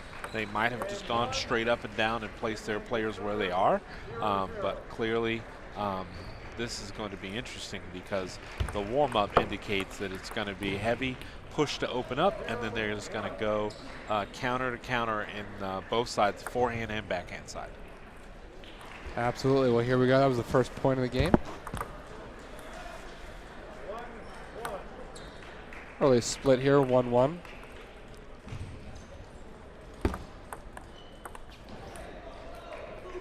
Man, Joe, they're spoiling us now. They're putting 2 umpires on these matches today. We've got the head umpire and the assistant umpire. Yeah, and just really, again, excited to see a lot of these faces back umpiring. A lot of people that are from the area, some people that have traveled to come to this national championship. So thankful to have them back here with us in 2022. I know that they were missing the championships just as much as we were. Absolutely, and A&M over there in College Station, they probably have one of the shortest drives here. Not particularly close, but definitely one of the shorter drives. But it's a drive. MIT coming up from Boston. It's not a delayed flight having to go through BWI and then maybe stop in Atlanta and then eventually land in Austin at 1 o'clock in the morning, like some of us, but again, short drive. That's what I was laughing at with the last match. Some of the record for longest trips here from University of Washington up in Seattle and UMass up in Amherst, and it just screams delays.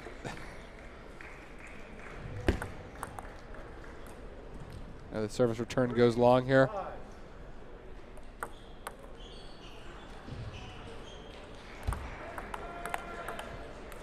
Yeah, lefty forehand goes wide here. Yeah, and Vicky Pham, she's the spin is getting a little bit away from her in some of these points. She's obviously wanting to do more with it, but sometimes it's getting high. I like what Jinting is doing. As soon as she gets her opening attack shot on the forehand side, she's picking on Vicky Pham's backhand side, and that's where she's winning these points.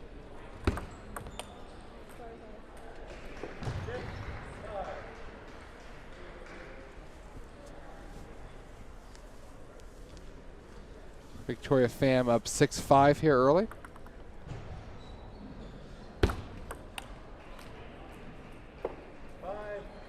Yeah, Jean Tingley just not looking comfortable on that forehand to return of serve. Ultimately, she's still, you know, in this match. She should be, based on what we've seen, she has been more of the aggressor. And Vicky Pham has just really been trying to get the ball back in play. Some issues there with return of serve, but still Vicky Pham in a very good position. Yeah, forehand return goes long there.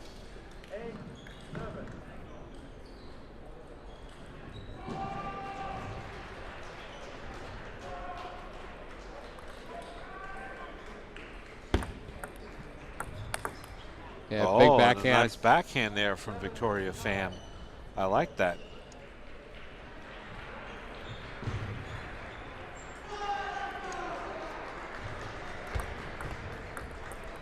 With a lot of players, you would have seen them try to do a step around, but that's not what we saw. She just took it off the backhand side. Yeah, Lynn's forehand has let her down that game. Victoria Pham takes an early 11-7 win in the first game. Yeah, she just didn't seem confident on the attack. It was very kind of like delayed sometimes, if you will, particularly on the forehand side. Her timing just wasn't there, and I think that that's what let her down in that opening game as Victoria Pham of Texas A&M takes game one 11-7 over Jingting Lin of MIT. MIT is still up here in this women's team preliminary round one as they have a comfortable lead 2-0, again led by Maria Castillo. She won her match handily versus Yun Du, and then Sophia Wu was able to handle Jingfan Chen. So again, right now, this women's preliminary round one, MIT up 2-0 versus Texas A&M. Yeah, and over on court number 2, we've got the Texas A&M players won the first game and up 8-0, 8-1 now in the second game. So we've got a good competition here. This is, you know, if MIT came out strong, winning the first two easily, this is going to be a more competitive matchup here in this third and fourth singles. Yeah, and that means that it's a possibility that A&M had made some adjustments in their roster construction, and they put maybe a stronger player down at the bottom in the third or fourth slot versus putting them in the 1 or 2 position, first or second position. So now they have a chance to even this at 2-all and go to doubles. Oh, call it a service fault here. First point goes to Lynn.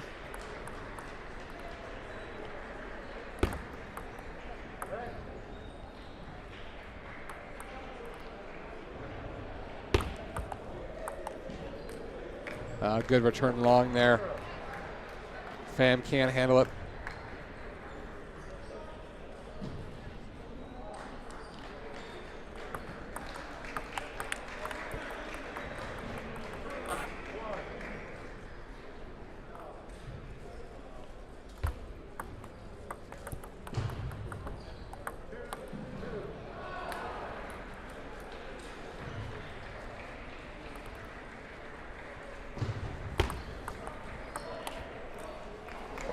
Yeah, Joe, so far Pham's had a lot of success playing defense. Her offense has been something that's been a little trickier so far to keep the ball on the table. Yeah, but she hasn't gone away from it. I mean, she's allowed, you know, Jingting early lead here in game number 2.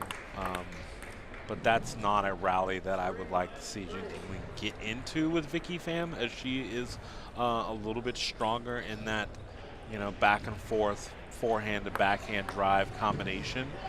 So she doesn't want to get caught in that.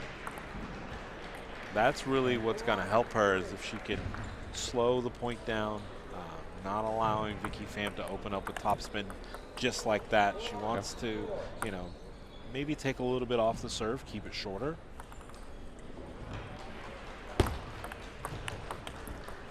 Yeah, there's a really solid backhand there, forcing the error from Lynn. Yeah, and you can see Vicky Pham just setting it up, starting with the serve she wants to. She gives her long serves with a lot of spin. She wants Jin Ting-Ling to get the ball up a little bit more, and then she can start that quick exchange rally, and that obviously favors Victoria Pham of Texas A&M.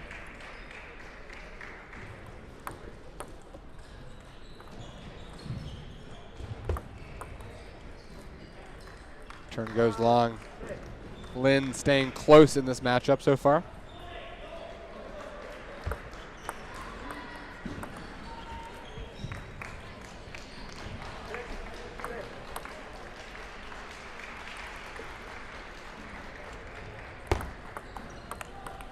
Yeah, nice backhand there from Pham. Yeah, I like that open up backhand drive to the open court. That just is not an easy shot to execute. But yeah, I really like that forehand chop there. She wasn't sure of the forehand, kept it low, forced the error from Lin.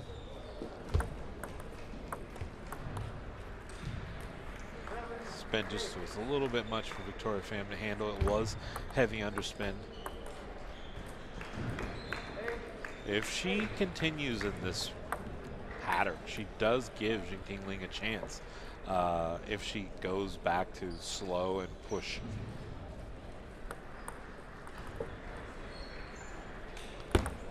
On table number 2, you've got a player from Texas A&M with a very comfortable lead, 7-5 up 2-0.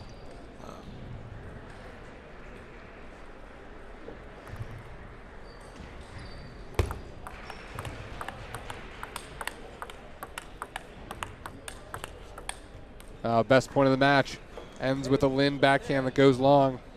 2 game points here for Victoria Pham from Texas A&M to take a 2-love lead here in this 3rd singles matchup here in the women's team round 1. Yeah, and that's one of the ways that Lin from MIT is going to stay in this match. She cannot get the ball up. Oh, that's a bad error there from Lin. Victoria Pham, Texas A&M takes a 2nd game, 11-8. Yeah, just a really tough position to be in for Jin Ting-Ling. She is not the more aggressive of the 2 players, and she has to be able to take, the shots when she can. But if she gives any points away, you just really can't give Victoria Pham, a player of that caliber, any free points. And she did on that last point. She did during the match where the point just gets too fast for her. And if the coach can give her any advice on finding a way to slow it down at all in any capacity, she should do that. It's too late to put pips on a particular side, so we know we can't do that. But they've got to find a way to just slow the match down and give her a chance to get into it. Yeah, absolutely. And at Victoria Pham, as the higher-rated player in the mid-1500s, really, I think in that game showed, why she's higher rated, more steady, making the better plays. So I think we'll see what adjustment Lin can make here to get back in this match.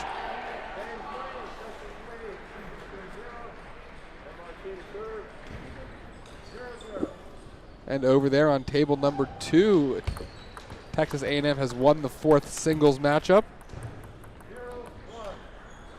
So if Victoria Pham from A&M can close this one out, we'll end up going to doubles here in the first round of the women's round-robin matchup. And that was just a beautiful roll there by Victoria Pham off the backhand side. So if things hold true to where they are right now, they'll be tied 2-2 and go to doubles. And I'll be very curious to see what the doubles matchups are going to look like, who they decided to partner with who. We're not going to give it all away now because I know that they're going to have some it's going to be some strength on the MIT side.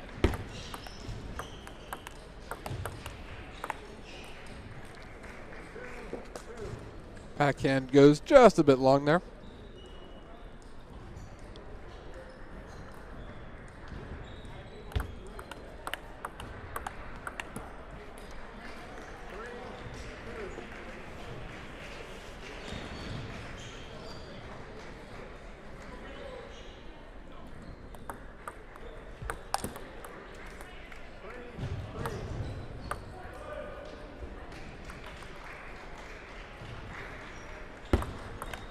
Yeah, nice serve.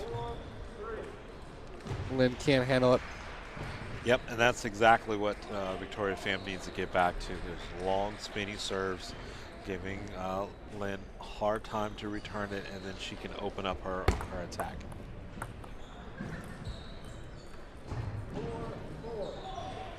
Yeah, if Lin can put pressure on Pham's backhand like that, I think she's got a chance to stay in this game here.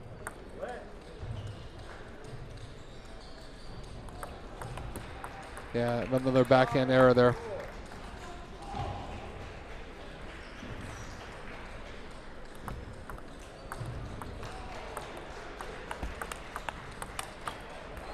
Oh, nice forehand there from Lin. We didn't see that too much the first 2 games, that forehand, but that's she's been playing much better here this 3rd game. Yeah, and hopefully she can draw from that. I mean, she is down 2-0, but I mean, if she can just find a way to put together a few points just like that, she's now, got a little bit of a cushion here. We'll see how Victoria Pham from Texas A&M adjusts.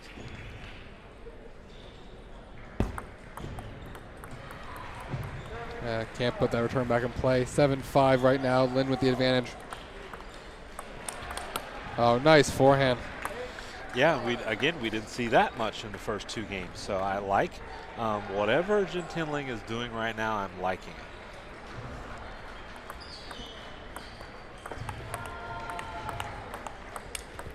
Oh, nice forehand there again. Playing much more steady. I would say there's some anticipation for the quick exchange is what it looks like.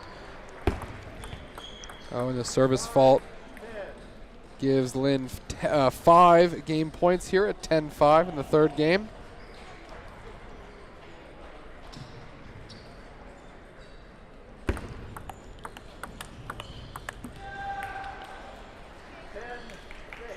That net's getting a workout today after the doubles match. Yeah, we'll see how that camera holds up. I think that's going to be a question mark.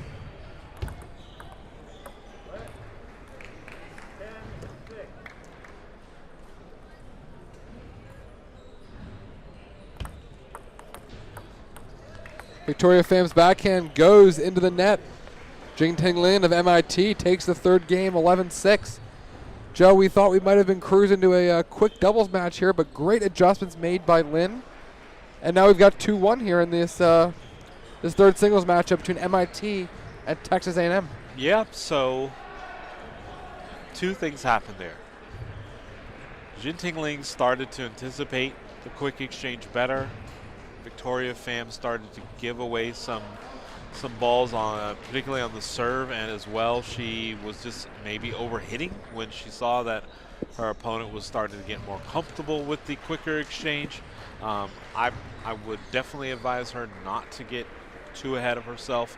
Don't feel like you have to out-hit her. I still want to be able to see if Jing Tingling can put that together for another 3 games to see what happens, right? You've got, sorry, another 2 games. I don't feel that if Victoria Pham goes back to long, spinny serves, getting the ball up, attacking very early, if Jing Tingling will be able to hang in there for an entire game.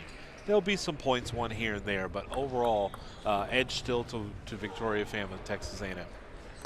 Absolutely. And you see that adjustment there with the side spin serve that Lin couldn't handle. Yeah, just had a really hard time. It was long. It was a lot of spin souped up on it. She wanted to push instead of looping, and that's, again, where she got herself into trouble. Yeah, nice change of direction there from Pham in the first couple points. She's taking those adjustments that her team talks to her about. Yeah. Put them into action the first couple points of the game. Beautiful camera angle there from our production team. Will that drop?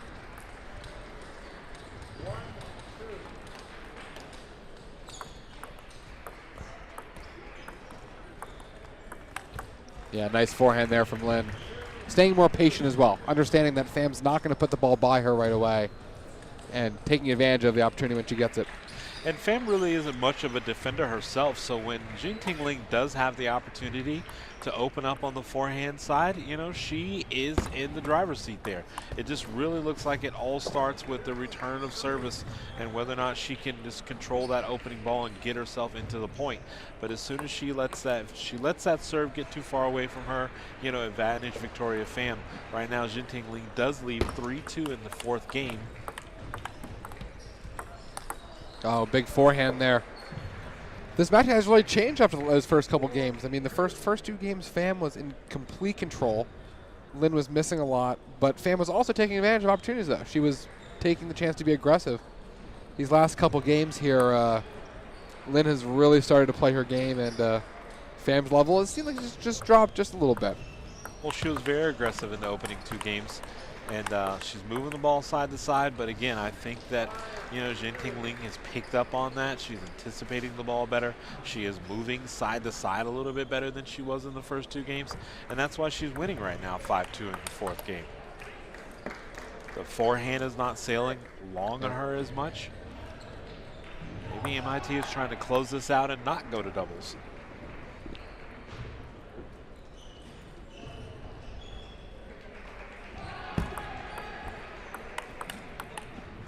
Yeah, just really smooth there from Lin. I mean, reading the shot from Pham very quickly, not being under pressure, putting the forehand back deep, and causing the error from Victoria Pham.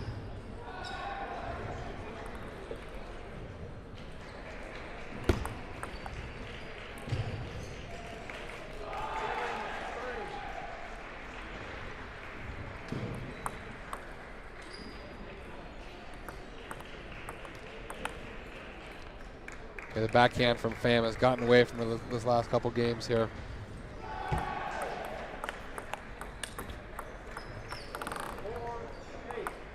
Yeah, she needs to still stick with it, though.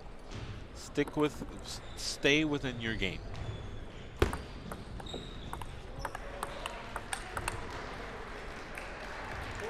Just I like that Jingting Ling is holding her ground close to the table.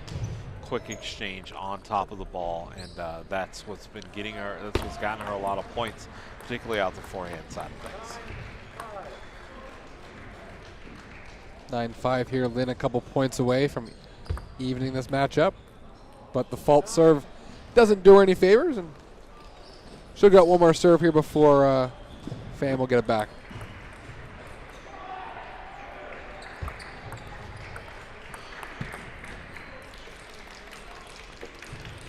Little lapse in concentration here from Lin. Now Pham's got a chance here at 7-9 to win a couple points and even this game up.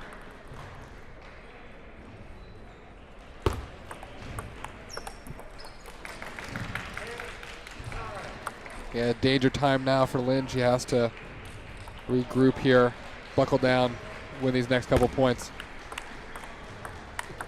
Oh, big forehand there from Pham. Yeah, I like the confidence from Pham in that point to be able to stick with the aggressive side-to-side play. That's what got her to the 2-0 lead early. Oh, the forehand goes long, and all of a sudden, Texas A&M has match point to send this to doubles. My, how quickly the tide turned.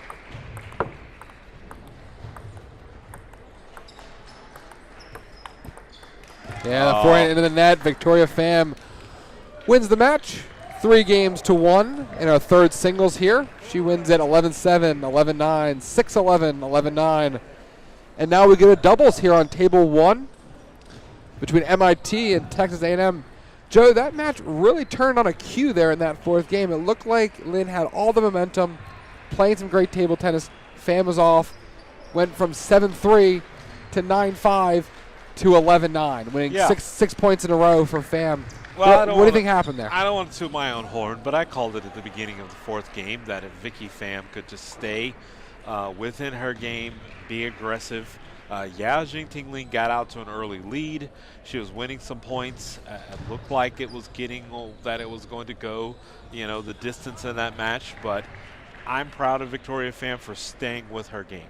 Not giving up on her shots, not giving up on the side-to-side, moving the ball around, good depth on the topspin, and that's what is now allowed Texas A&M to take it to the doubles. Absolutely, Joe. And that, you wonder, too, with Victoria Pham playing with Yoon-do in this doubles match, you wonder how that's going to affect her confidence coming in here. If she had stumbled into that fifth game and, got that taking a little longer than she thought it was going to be, that would have been a different story. But you wonder if that confidence now will give her the opportunity here to help her teammate and hopefully for Texas A&M pull off the upset. Absolutely talking about an upset. MIT is going to throw out their two top players, Maria Castillo and Sophie Wu. We didn't really get to see a whole lot of Yoon-do. We just saw Victoria Pham play, so we know what she's capable of doing. So I'm going to be very curious to see what Yoon-do brings to the table in doubles. I'm going to be curious to see what their strategy looks like as far as opening, because we know that Maria Castillo does like to get off the table a little bit, open up with some good topspin. So I'm going to be curious to see how that plays out. But right now, so far, edge leaning towards MIT. Absolutely. And as the players come out and they start with the racket check here, we're going to take a quick break here at the 2022 College Table Tennis Championships. We'll be right back. Don't go anywhere. We've got doubles coming up between MIT and Texas A&M women. Stay tuned.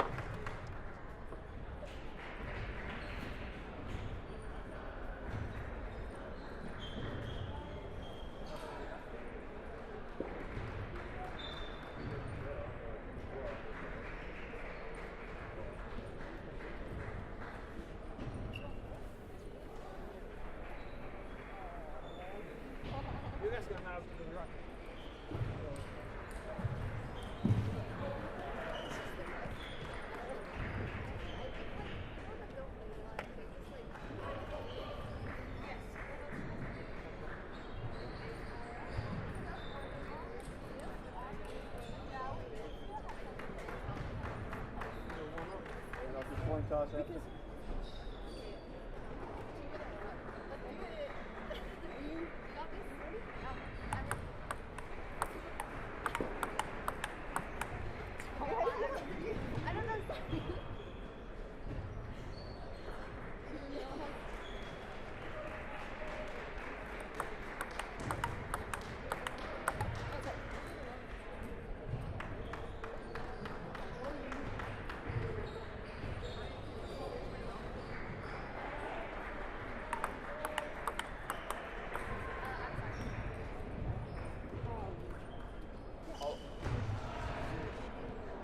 Welcome back to the 2022 College Table Tennis Championships. Brandon Lawrence alongside Joe Wells. Joe, for the second time today, 2 out of 2 matches here, we've got doubles. We are in for a very long and exciting championships, Brandon. To have Coed go to doubles, we've got women's teams going to doubles, we've got the number 3 seed battling out against Texas A&M. Texas A&M should have some home court advantage, if you will, with us being here in Texas. MIT is far away from home, but on paper, MIT the stronger of the two.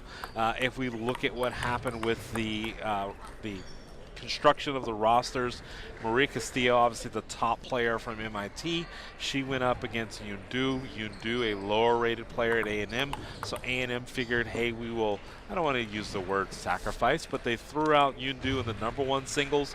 The unfortunate part to that is, had they got to doubles just like they are now, that means that Yoon-do now has to play doubles. And so, we just saw Victoria Pham play. We know that she's a player. We know that she can hit and move open court. But really, it's going to be Yoon-do that's going to be the X factor in this match. Absolutely, Joe. And, to give everyone a little taste of what's coming up here next, you'll see on table number 2, Northwestern University is playing the University of Washington. That'll come up here on table 1 next as well. That'll be a great matchup. The 4th versus the 8th seed, Joe. Should be a great matchup there. We've got team competition all the way until 3:30 here on tables 1 and 2. And then we got some doubles action later today. From 3:30 on, we've got the men's and women's doubles competitions here on tables 1 and 2. That will conclude tonight with the men's doubles and the women's doubles final. So we're excited for a great first day of college table tennis action. I'm looking forward to doubles this evening. We haven't even gotten out of morning session, but just from what we've seen so far, it's just going to be an amazing weekend of competition. Hopefully you're tuning in with us. If you're watching for the first time, welcome, welcome, welcome. If you have seen these events in the years past, welcome back. We're so excited to have a lot of return viewers watching the championship stream. I know that our volunteers and our production staff, they do an amazing job of setting up this field, especially for a collegiate event, an event that is based around volunteerism. We put on arguably the best event in the country when you're talking about what we're capable of doing with all the people, the different backgrounds in various regions that we bring together for this championship. Absolutely, Joe, and you see a couple early points here for MIT. The ratings would suggest that this could be fairly one-sided, but that's also why you play the game, and especially in doubles, where the matchups make a big difference. And just like you mentioned, it's doubles, right? So sometimes the sequence of who's hitting to who can make a difference. For MIT, I know that they're going to want to attack into do. That's their first goal. But the biggest thing is that they've got to be able to just execute the shot first. There's going to be pressure on Vicky Pham to be more aggressive than she has to be. But that's just what happens when you're a top player. You're considered the leader on your team. You're going to have to step up, and you're going to have to try to find a way to get the lower rated player to not only stay in these points, but also when they have their opportunities to be aggressive, they have to take their shot. You don't want to just get stuck in a pushing bat, because things like that happen where the ball just gets too high. Even though MIT gave one away, that was clearly their point. So that's not what I don't like that for A&M. I don't want to see them get into those kind of rallies where it's just push, push, push, and eventually the ball just gets away from them. Absolutely, and you see the apology after, gets the net but goes in. Got an early 7-1 lead here for MIT in the first game. And I feel like for Texas A&M, they did make it to doubles, but they're still the lower seeded team. They don't really have a whole lot to lose by taking their shot. So if they can find a way to get into some kind of rhythm of some offensive points here, some offensive points there, and maybe we'll see what happens, how MIT responds to a few of those points, but they have a chance. Yeah. Just like that. Vicky Pham, big forehand, open court. It's not. I'm just curious to see what could happen because of the fact that we know that it favors MIT right now. Yeah, absolutely.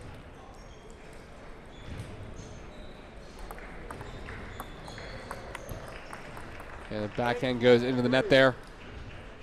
8-3 lead.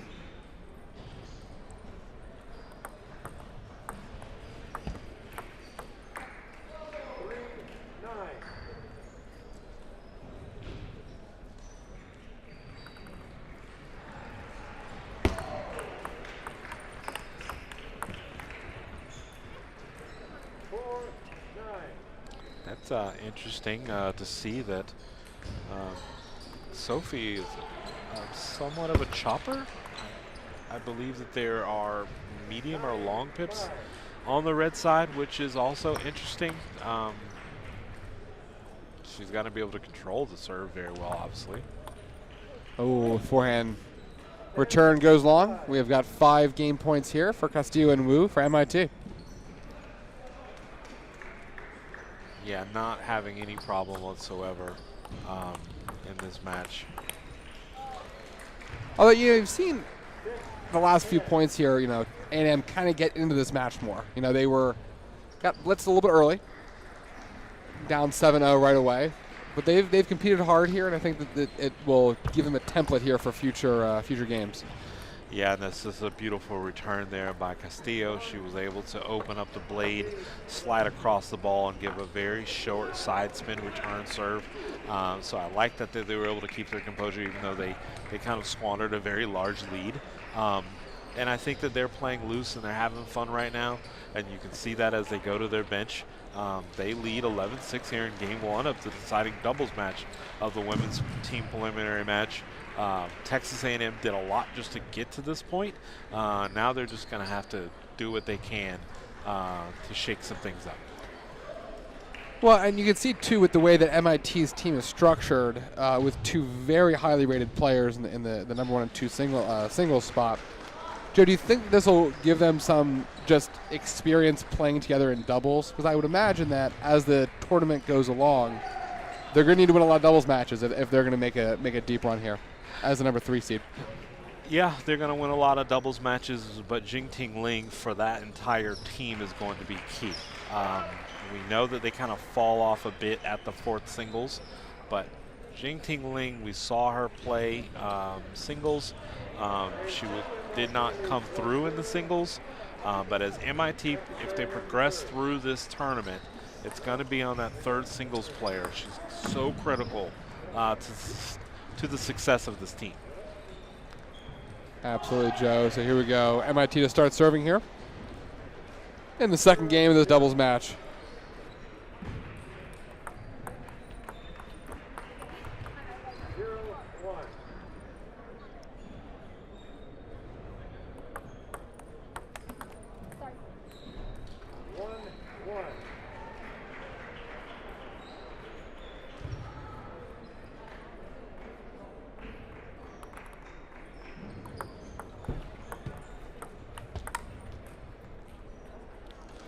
Yeah, so a couple of good points here from MIT, but you can see in general, A&M just a little more comfortable, right? They're not panicked the entire time. You would expect, based on the ratings, that MIT would still win this, but it's good to see that it's more of a competitive matchup here.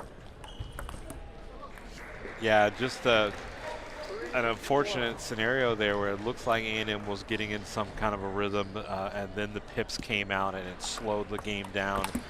Then the tempo and the flow has changed up, and Du was just not able to really handle that. We're close early here, 3-2.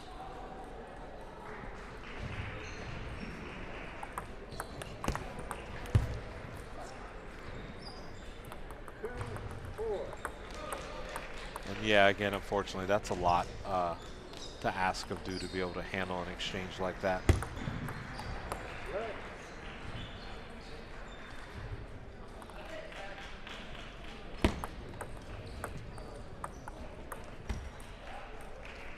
Couldn't handle the forehand there. Yeah, but they're opening up the points right. Like, they're not giving MIT a lot to hit or attack early. They want to get into a heavy push start to the game.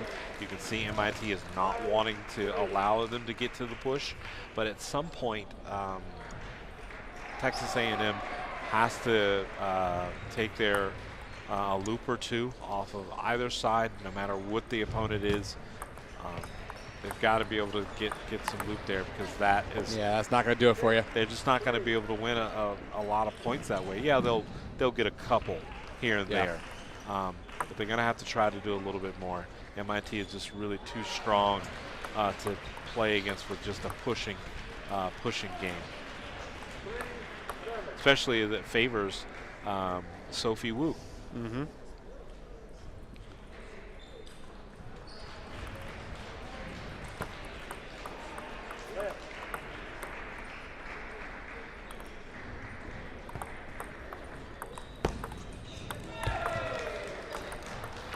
Yeah, that's the kind of point that they want to play. Not giving MIT a chance to attack.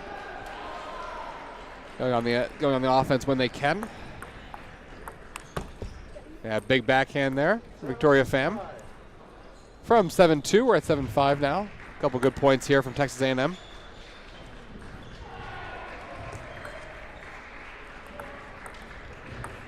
Oh, big forehand.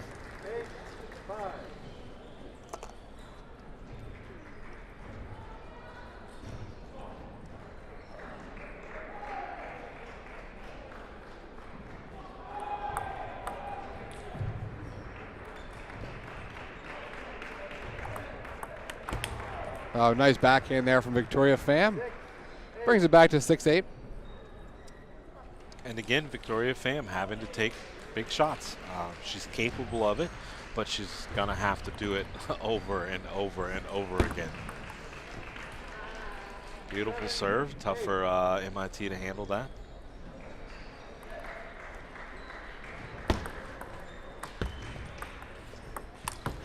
Yeah, nice forehand there from 8-4 back to 8-all. Second game here. Yeah, and this is really that whole situation was set up with the start of the serve and them taking their shot. Beautiful opening soft topspin there by Du. We need to see more of that, Brandon. Like, A&M needs more of that to stay in this match. They've been able to tie it up 8-all in game number 2. But the last 3 points, I like what I've seen from A&M. And there. Oh, she set up the forehand but missed it long. But that's what they want, Brandon. That's exactly the type of point that they want to give themselves a chance into instead of letting MIT tee off first. Backhand into the net here, and now MIT has a game point to take a commanding 2-love lead in this match.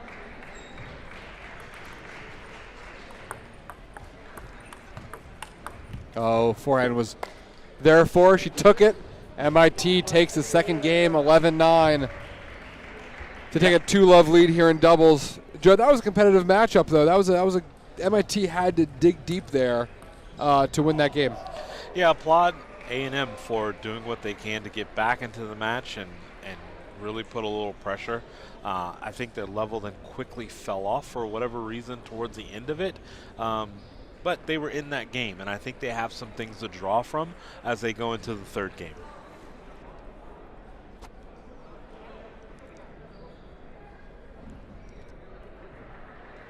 Absolutely, Joe. And as the players come back to the table,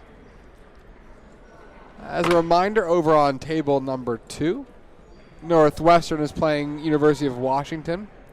It looks like Jack Wong from Northwestern just beat Michael Whitmire from Washington.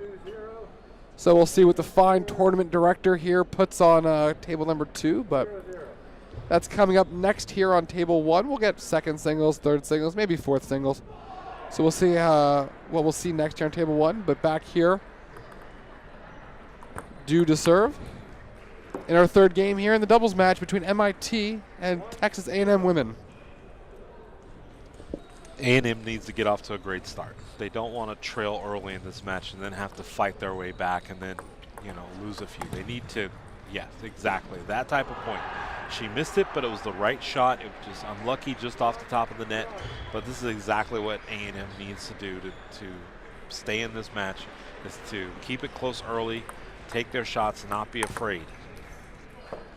Yeah, that sequence just doesn't work for them. You pop it up like that every single time. MIT is going to put that away. Yeah, both players from MIT are very capable of taking a big forehand drive on a high ball. And I feel, again, Texas A&M.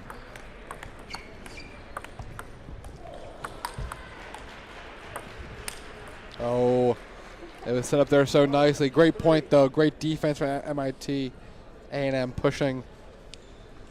Couldn't quite finish the point, though. A&M is doing what they need to do. They're trailing, but they're doing what they need to do. They're doing what they can do. And that's all you can really ask of them at this point.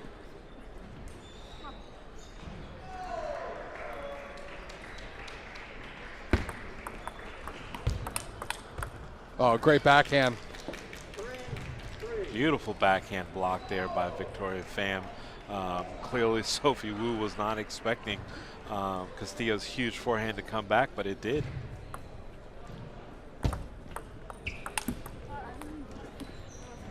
And again, I like Du, what she's doing right now. She's rolling the ball a little bit more. She's not pushing as much. Absolutely. And I don't know if everyone can hear in our headsets, but we have 20 competition tables going today, Joe. So you can hear all the great action in the background. We've got these 2 show courts. Table 3 is also streaming. And we've got a lot of great table tennis action here at the Round Rock Sports Center. Yeah, and that's the one downside. While I love sitting here and talking with you, Brandon, sometimes really want to get to those outer courts and see all the great table tennis going on right now. I know that there's going to be some firepower later as we come into some more of the co-ed events. There's going to be outer courts that are showcasing doubles, which is always exciting to see. So at some point, buddy, I love you, but I'm going to have to go. Well, we've got a great team of commentators here. We have really a star-studded lineup here of commentators. Not that we're the story, but I feel like we're really excited to hear from all the different perspectives. We have former Olympians commentating this weekend. We got a lot of great people guiding you through the action here. And don't worry, Joe. A couple hours, we'll get you out there to walk around and see all the different table tennis, and we'll have a different crew in here for everyone. So. Yeah, I honestly don't know why they keep bringing me back year after year. Why I sit up here with you all. Like you said, we've got some very talented commentators, people who've been in the sport for a very long time with a whole lot of knowledge and a whole lot of industry insight. And excited just to have them back again with us this year, and looking forward to their commentary later. Looking forward to sharing the commentary table with them. Absolutely, and a couple quick points here to Texas A&M. With a 7-4 lead here in the third game.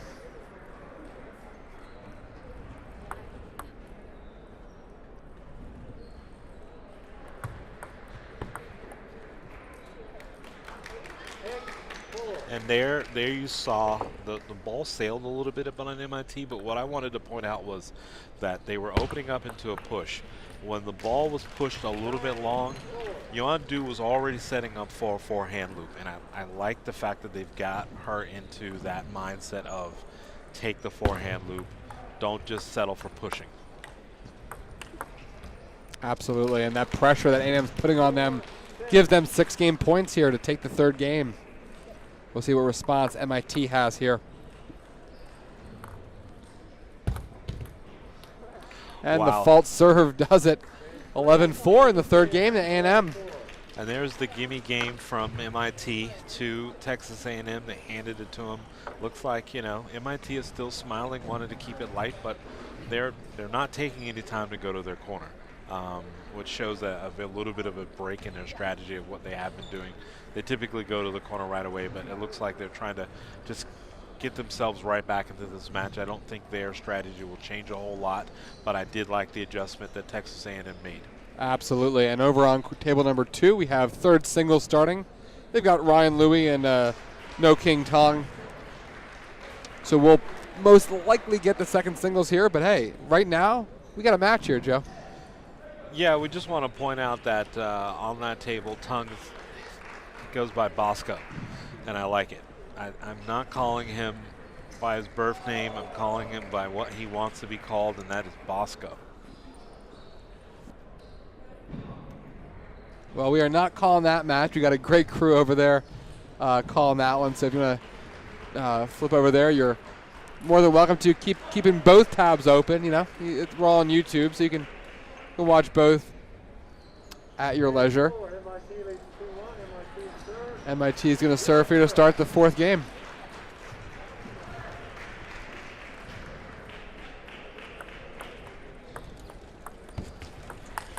Oh, big forehand.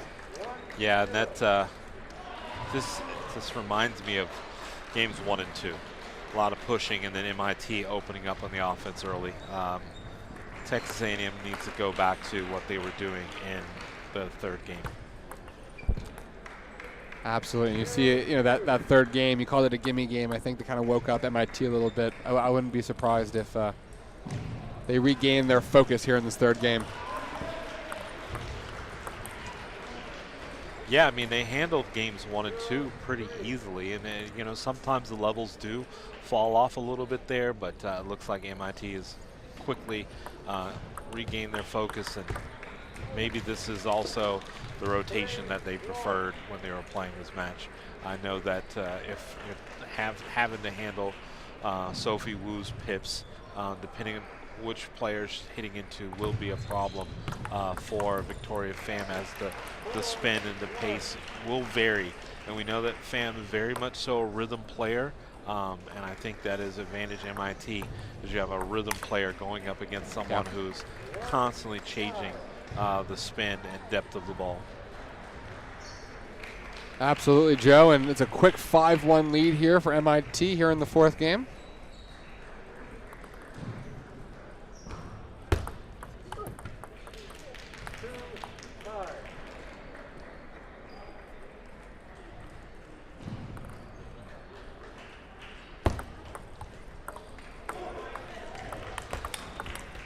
Oh, great forehand.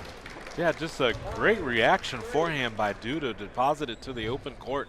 Again, I love what I've seen from her the past 2 games. Regardless of the outcome of this, I felt like she stepped up to really give her team a chance to win this 5th and deciding doubles.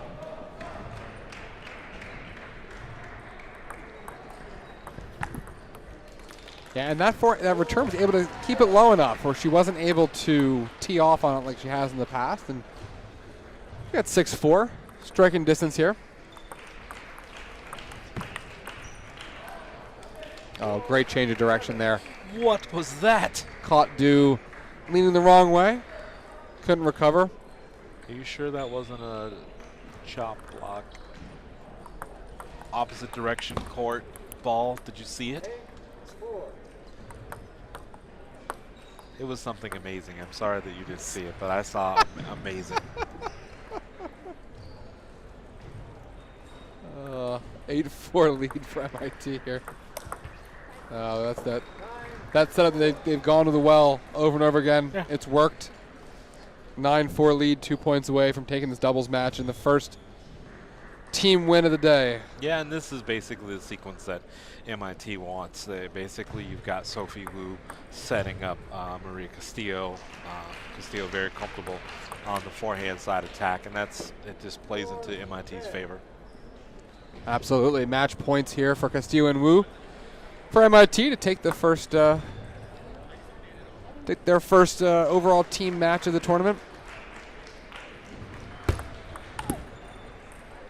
And MIT obviously feeling comfortable as they see they're opening up with a big attack on the forehand side. So, you know, they're well in control of this. It does look like they will just move on in this women's preliminary round here.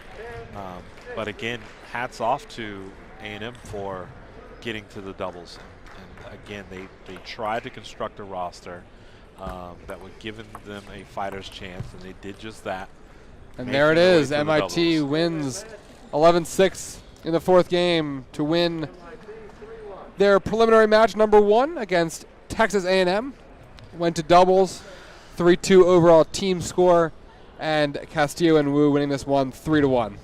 Yeah, and it's a possibility in MIT maybe didn't even see themselves getting to doubles. But again, congratulations to A&M for their efforts. I love the fact that they were able to make it to the doubles, but the stronger team prevailed there from MIT as those ladies move on. And we're getting ready to pick up this co-ed matchup where it's going to be Northwestern and Washington. Yep. We've already seen Washington earlier this morning in the opening round.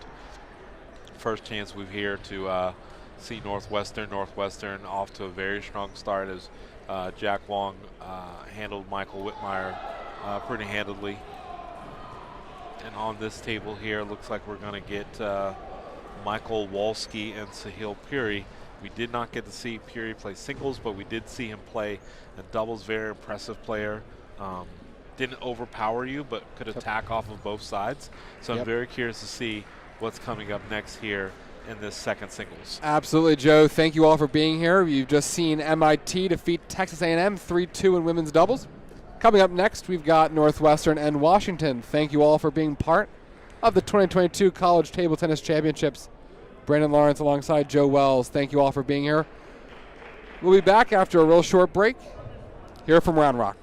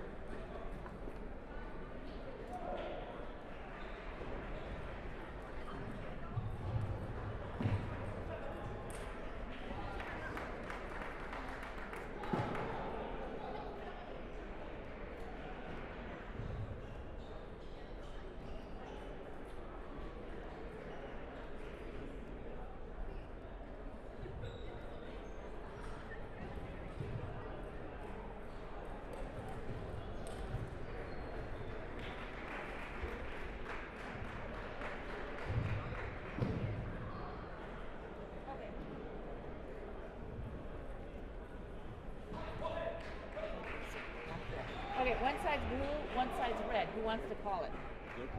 He's calling blue? Oh, I dropped it again. Blue. I looked up in the lights. It's red. Your call. Who's going to receive? You're going to be serving first. You have your choice of hands. He's choosing this end.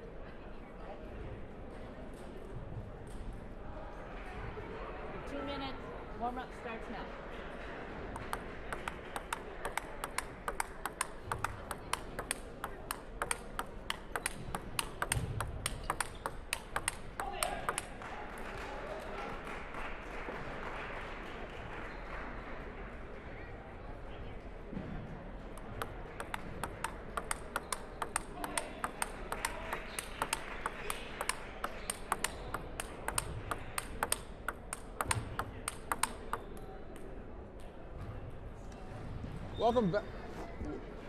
Welcome back to the 2022 College Table Tennis Championships here at the Round Rock Sports Center in the sports capital of Texas, Round Rock.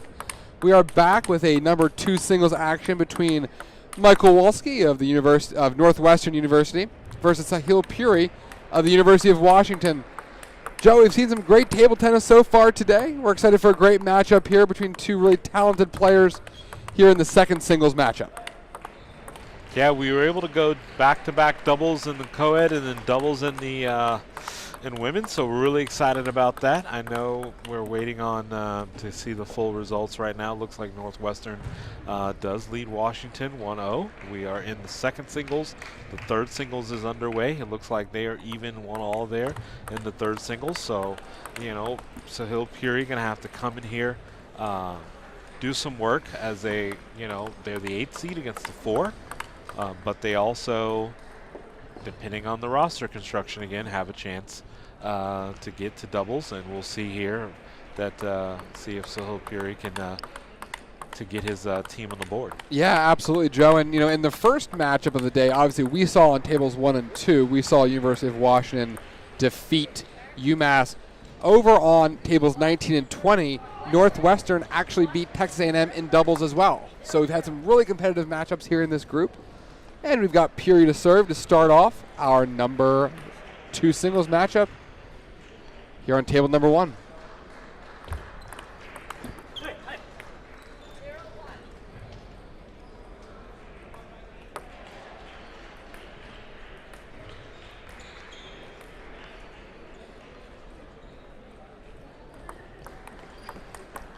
Great forehand there from Puri. We saw that a lot in the doubles matchup when we saw him on this table, Joe. That forehand's it's big and it's effective when it works. Yeah, the forehand is big. We know that is, the stronger of the side, but, don't be fooled. I don't want Wolski to feel that he can just kind of leave some balls up on the backhand side, because we did see Puri's ability to open up and drive the backhand to the open court. Absolutely.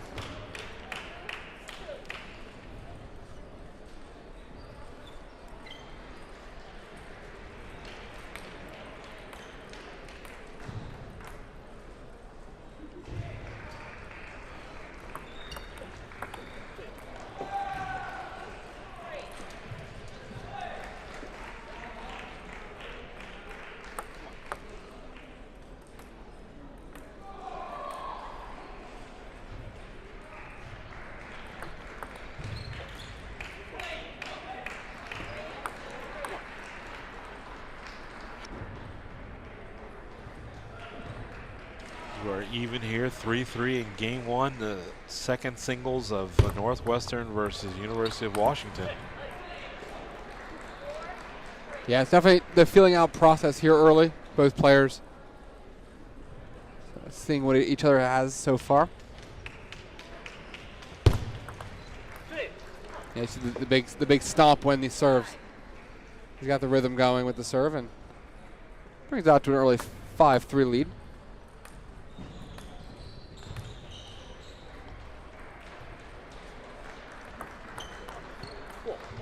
And that's a very, very tough serve there for Wolski to read. Puri put a lot of movement on that ball. As you saw, it bounced short but quickly picked up. That is an indicator of some very good topspin movement on that ball.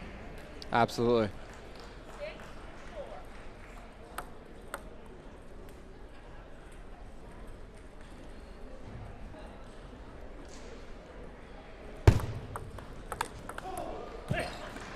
Net and then long.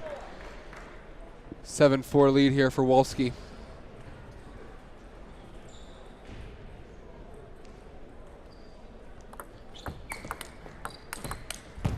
Oh, nice forehands there from Puri. Yeah, and that's what Puri really wants to do, to be able to put together a couple forehands. That is where his strength is. That's where he's going to win a majority of his points, is off that side. But really, you can see that Wolski wants to control the ball. He controls the return of serve pretty well. Yeah, that was a very nice forehand there after a couple net balls. Yeah, I can also see Wolski really wanting to stay away from the Puri backhand, the Puri forehand, if he can really help it.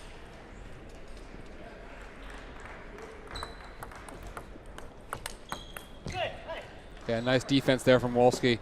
Gives him an 8-6 lead. And Wolski with a little offense of his own, wanting to take that forehand counter quick off the bounce to the open court. It looks like he prefers being close to the table, doesn't want to give up too much room, and is comfortable just blocking and countering.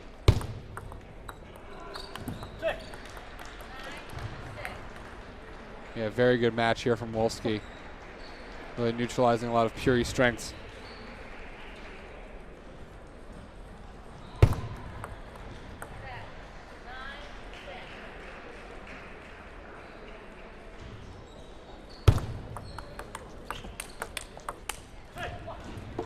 Backhand goes long, gives Wolski 4 game points. It's been a really good start here from Wolski, not letting Puri play his game. Well, again, right there, Wolski takes game 1.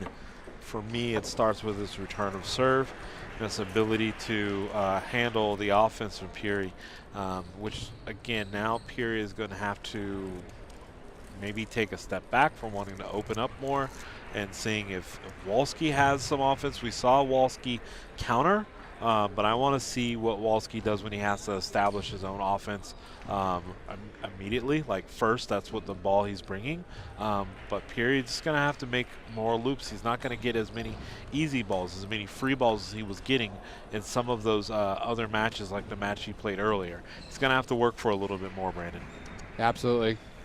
Create more of his own offense here. Wolski's not going to give it to him. As the players come back on here, game 2 coming up here shortly.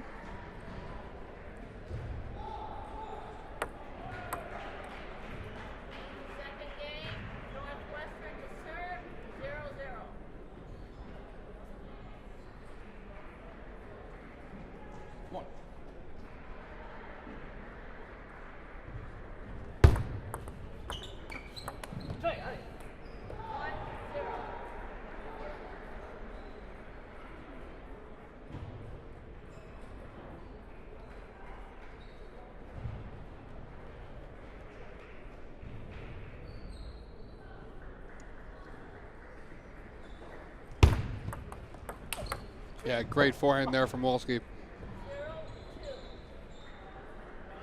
He's got a very compact swing, Joe. He doesn't wind up as much as Puri. Enables him to, I think, react a little bit quicker so far to what Puri's been doing. Yeah, so a compact backswing allows you to be a little bit more consistent, but it also, you are sacrificing some power there. By not having the ability to generate a lot of racket head speed. Like you could see there, Puri's take back on the forehand side, very long. He accelerates through the forehand very fast, and he was able to rip a beautiful forehand down the line. That is not Wolski. That is not really what we're going to see a lot of in this match from him.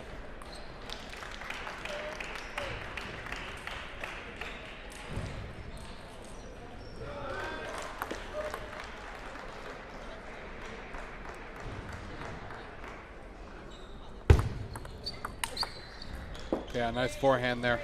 Yeah, but again, it was well placed. He picked his side. He went with it.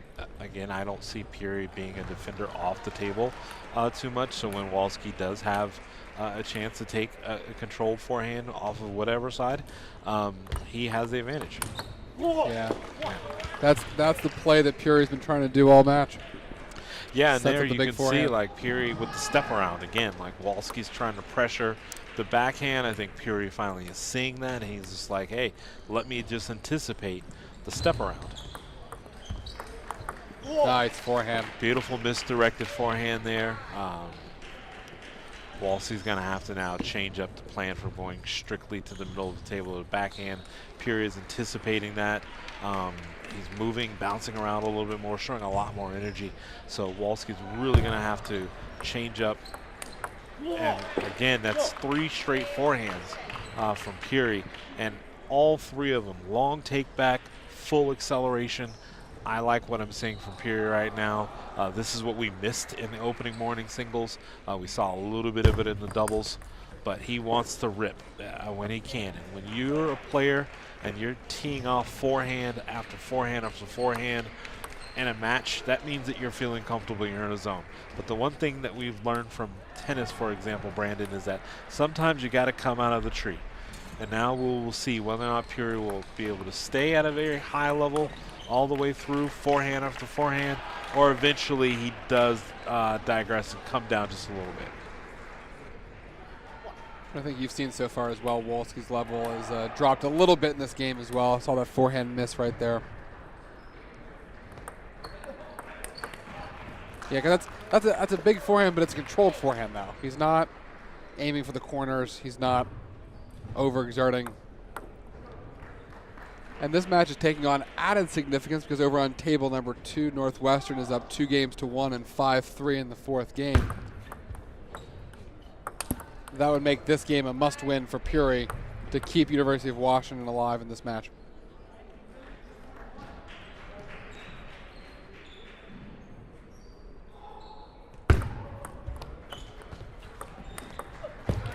Yeah, to step around again. Yeah, that's his go-to. That's his bread and butter. That's what he wants. So Sahil Puri, 9-5, trailing 1 game to love in this co-ed preliminary rounds. And Puri's got 5 game points now to even this matchup.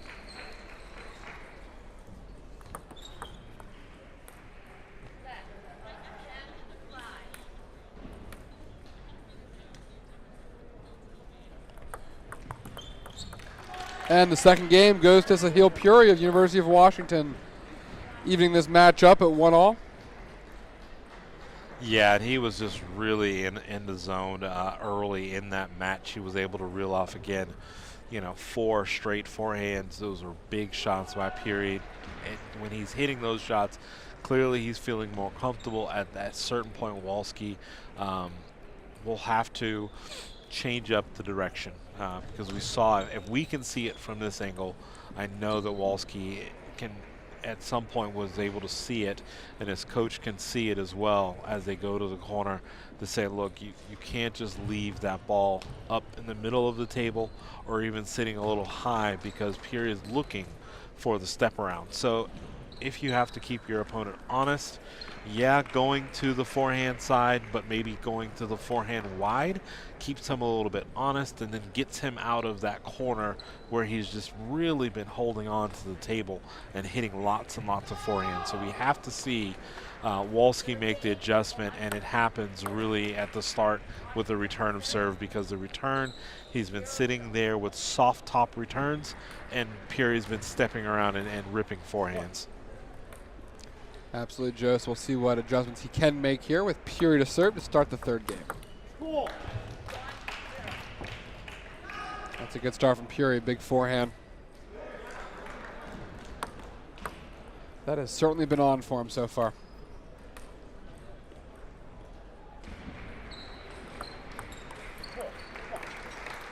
Yeah, and that was just a really tough ball to return. I know that Wolski got a little jammed up there. He wanted to take a forehand, but the ball had so much movement on it. What a forehand. That was a good forehand from Wolski too, but Puri had the answer. Yeah, just not enough on it. I mean, Pure is basically countering forehands. Soft top forehand to power forehand is basically what we're looking at.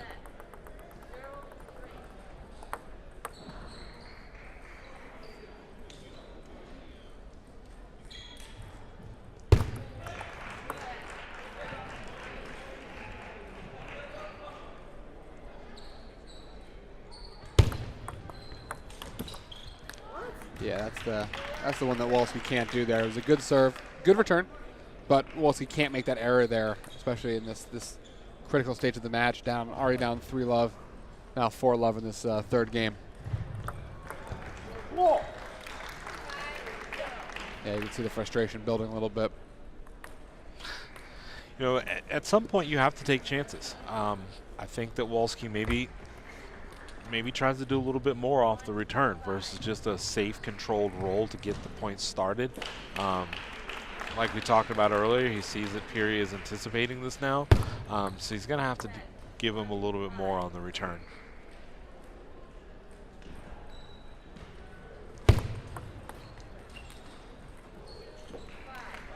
Yeah, a couple loser points there from Puri.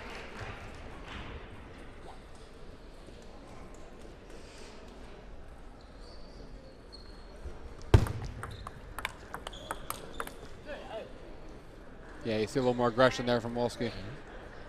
Yeah, and that's exactly, you know, what we just talked about. You need to see Wolski put more pressure on Puri, particularly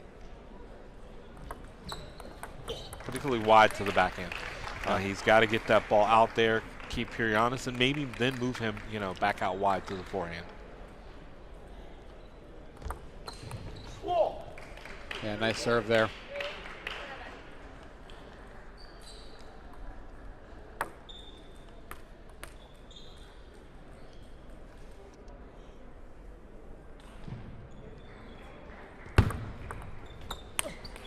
Yeah, forehand goes long there, and Puri's open up, and 8-3 lead here in the third game.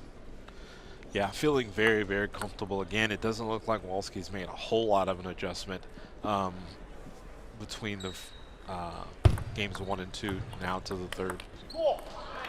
And there we see it again, Puri, the ability to take the cut off the backhand side, which we don't see often, but it's there. And if we see him making that shot, then that's just a sign that he's feeling very comfortable in this match. Absolutely, Joe.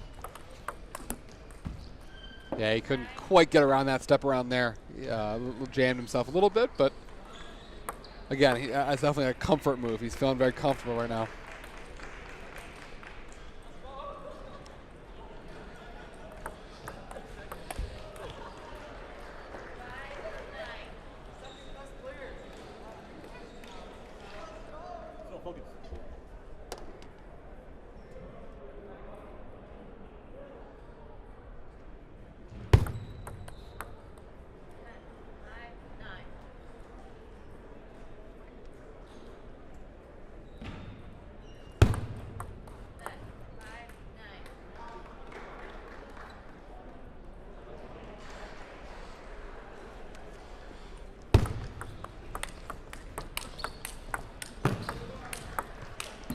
Oh, much better from Wolski, but Puri's able to stay strong. Up 10-5 here in the third game. Yeah, but I like that Wolski tried, Yeah. right? He tried to get off the table and take some bigger cuts, and I like that. And maybe he can, you know, again, take that into the fourth game.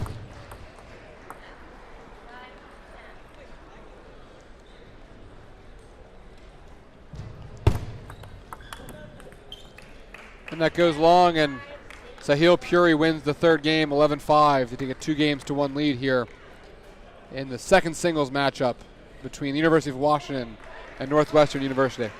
Yeah, and it looks like they're in a really tight battle out on table number 2. They're tied up 2-2 in the fifth and deciding game, and it's 2-2 in that fifth game. Yeah, Joe, we're coming here to a crunch time here. Puri's up 2-1 here for University of Washington. Northwestern won the first game, the first singles matchup. Jack Wong defeating Michael Whitmire. So the structure of these next structure of this team competition here in the next 15 minutes or so is going to come down to who can close it out and who can take advantage of the opportunities that they get. Yeah, Washington has a chance. Washington is up in that second court. They're leading right now in this first table 2-1. Washington is in a very good position right now. But I think it shows overall how deep the field is. I mean, if you've seen the 4th, the 8th, and the 20th seed, in the 16th seed that wasn't shown on camera, A&M, they all went to doubles. You know, this is a very even group. We have a real high level of competition here at the college table tennis championships. Yeah, even in the women's, the rankings were lopsided, but they went to doubles, and that's just shows a huge sign of the depth of the field, the depth of where the women's game has come so far, with the level of competitors, and now the men's game is just so tight on the co-ed side of things that these teams, regardless of what the numbers say, there's a chance for them to win depending on how they've constructed those rosters.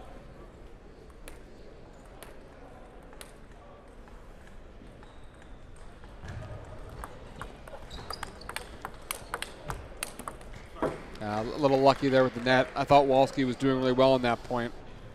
And that really is, where Walski's comfort zone. He's blocking and countering versus establishing on offense, and just unlucky off the top of the net.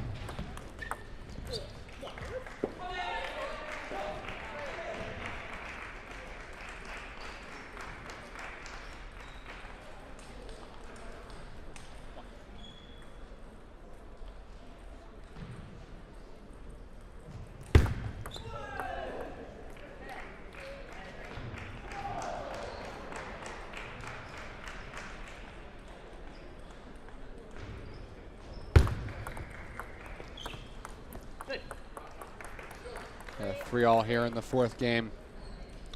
To take you around the grounds a little bit, Joe, Indiana has won their first couple matches. Indiana is our number 1 seed. This is the first time that Texas Wesleyan has not been a 1 or a 2 seed in a very long time.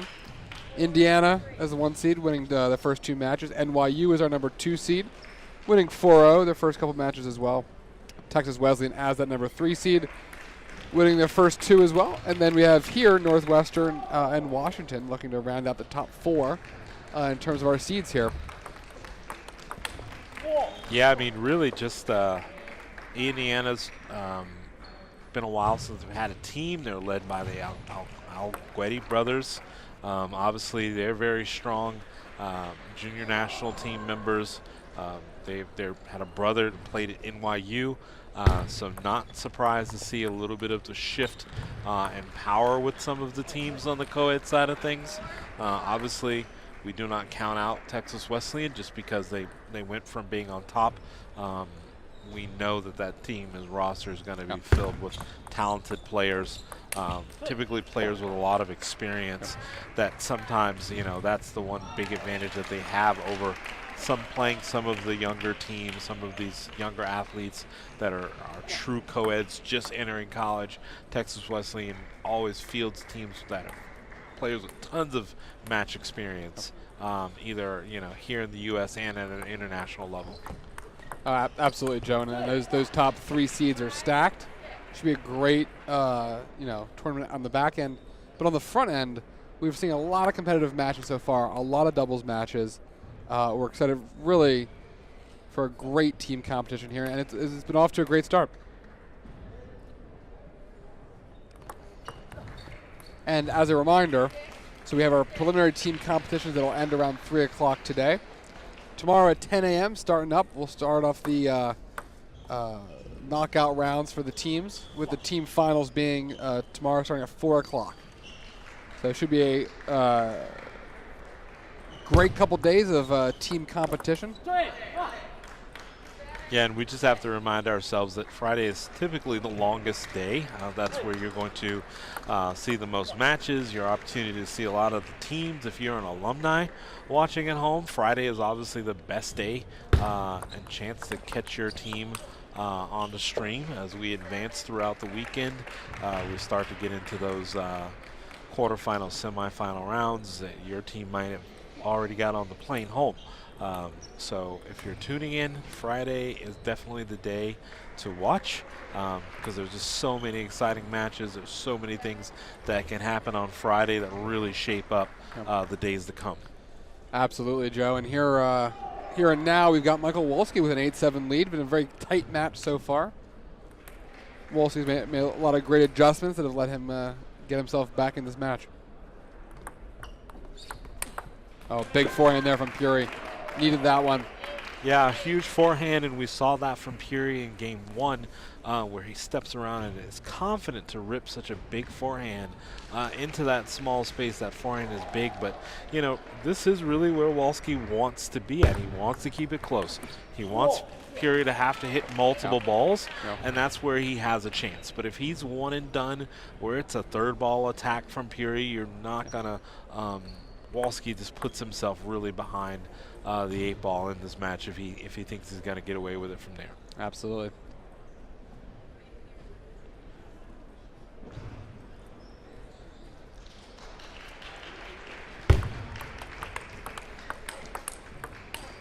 Oh, great forehand there from Wolski. Needed that one to get to 9-all.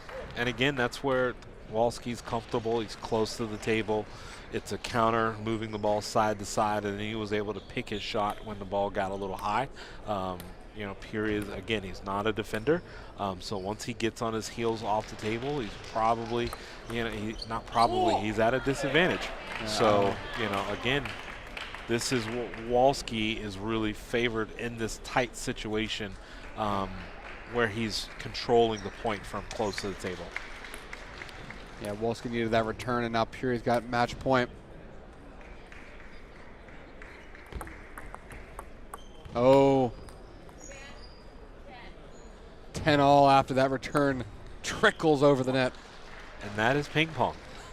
That is ping pong.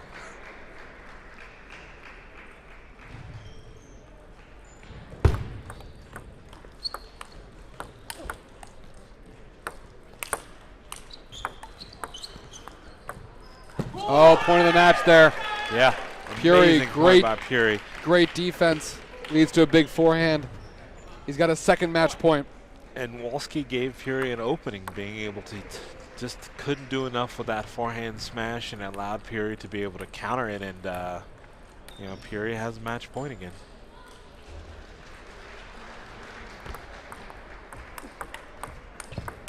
Oh, Wolski's forehand goes into the net. Sahil Puri wins the match 3-1 to give University of Washington a 2-1 lead here in the team competition. Yeah, and if you're just tuning in, we'd also like to take a moment to thank our sponsors, the City of Round Rock Sports Center, NCTTA. We'd also like to thank our friends and supporters of college table tennis, YOLA and DHS and ISET, and all of our wonderful past sponsors. Austin Table Tennis Club has been amazing to work with throughout the years. So we could not be more pleased that where college table tennis is and how we're looking to advance the game. Absolutely, Joe. And so that'll do it for now here on table number 1. The number 4th singles is taking place over on table number 2. Again, University of Washington has a 2-1 advantage in this team competition. So we encourage everyone to check over table number 2 to see the conclusion of this team competition. And we will be back here shortly, either for doubles or for our next women's team competition coming up. You're watching the 2022 College Table Tennis Championships. My name is Brandon Lawrence alongside Joe Wells. Thank you for watching here from Round Rock, Texas. We'll be back with you shortly.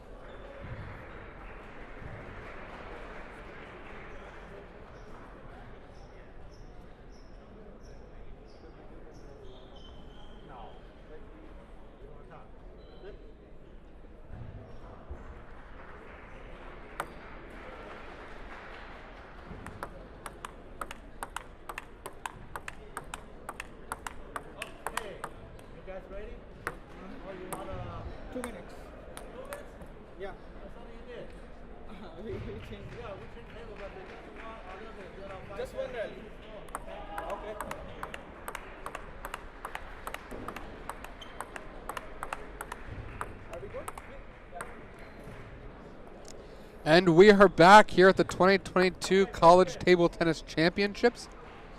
We're back a little sooner than expected. They've moved the 4th singles match over here to table number 1.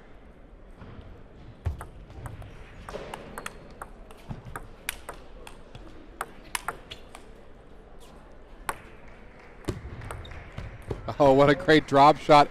Brandon Lawrence alongside Joe Wells. You know, we thought we weren't going to have a match here for a little bit, but they moved the match over here, table 1.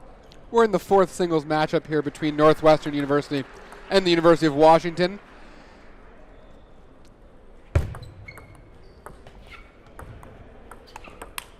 If you've been watching the stream today, we've already seen Collegiate Ip earlier today playing in the first matchup against UMass. But right now you're watching Collegiate Ip with the University of Washington.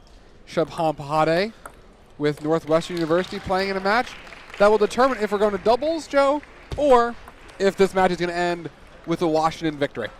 Yeah, and I like what we saw earlier from Collegiate Ip. We didn't get a chance to see Shahab Pahade earlier, but for me, based on what I saw this morning, I like Ip's game. I like his ability to establish offense early.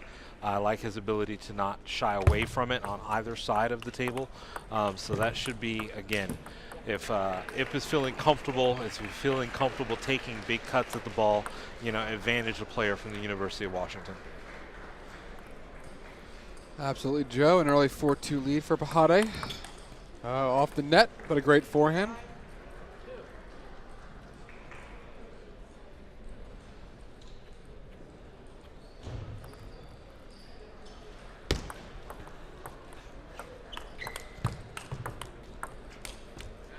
I like how close Pahade stands to the table, gets low, really makes it difficult for Ip to take advantage of his length and his spin. Those are a couple good points there to take a 6-2 lead.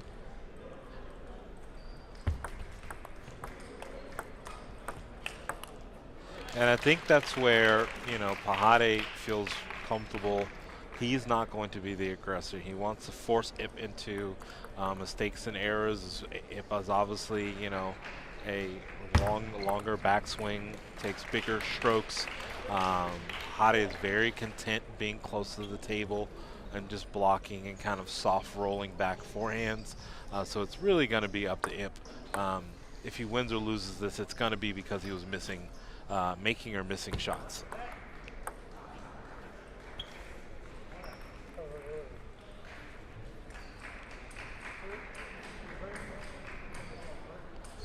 And there the umpire calls Pahade for the angle of the toss. More like a carry, throwing the ball back behind him versus throwing the ball straight up and down vertically.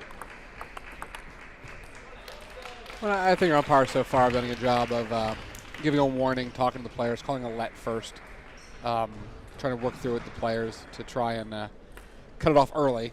And like you said before, not letting it get to 10-all in the 5th game before they start calling it.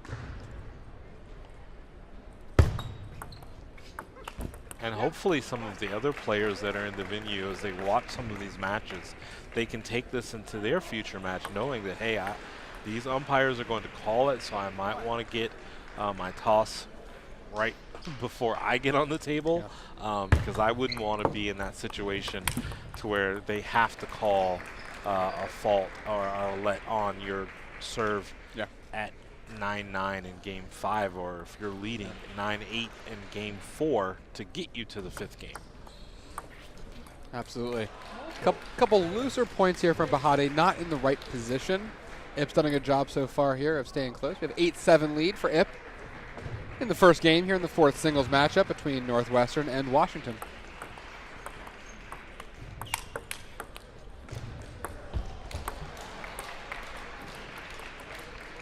That did not get over the net. 9-7 Ip. That would have been a nasty ball to try to bring back. Yes.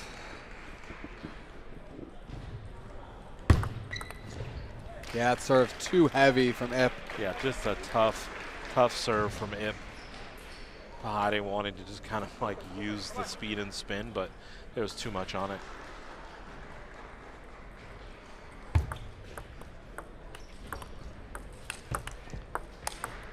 Yeah, a lot of great adjustments there from Collegiate, from being down early to winning that first game 11-7 here in the fourth singles matchup.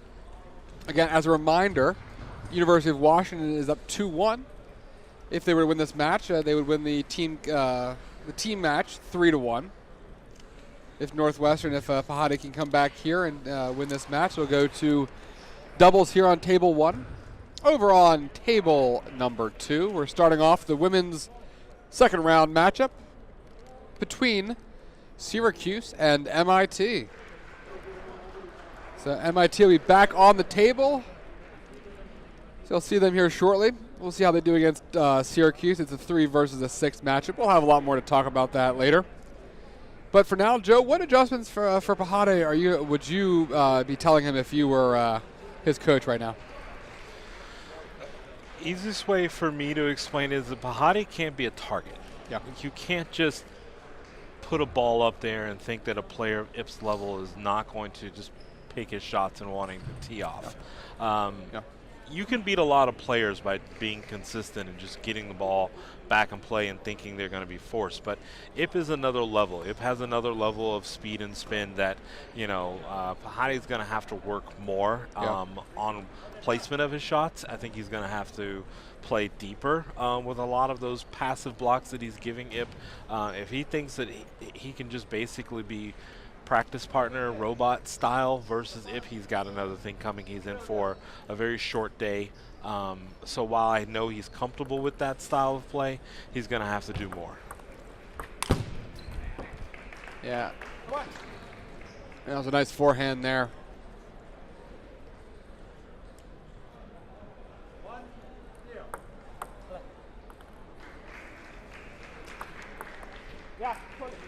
Yeah, good start here for Pahade after the disappointing end of the last game. Big forehand to start. Nice hard serve unreturned. Not a bad way to start a match.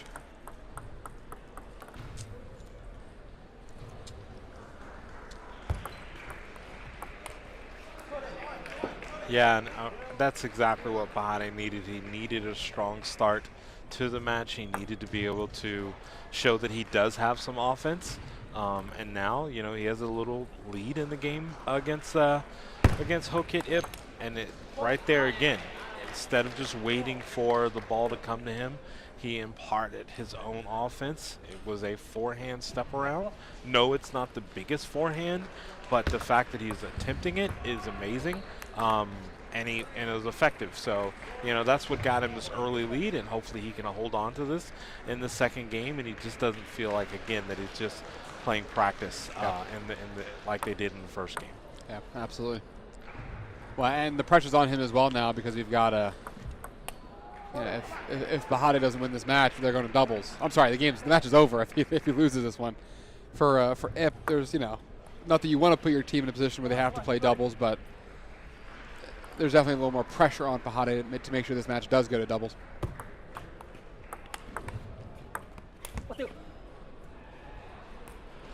And that's a lot of pressure on Pahade being in the fourth singles, knowing that it's up to him to get his team to doubles. He started off well in this match. Collegiate M is still not really finding his shot so far in game number 2, but it looks like he is still taking his cut. So I'm imagining that there will be only so much of a player of his caliber missing forehand, especially on the forehand side. It's just so impressive, so big. Absolutely. Yeah, that's a nice way to get Pahade off the table with that backhand, push him out wide. Collegiate can realize that, he can be aggressive, but he doesn't have to rush against a player like Pahade who's not going to establish offense early. He can probably work himself into his points and then take the bigger swings. Absolutely.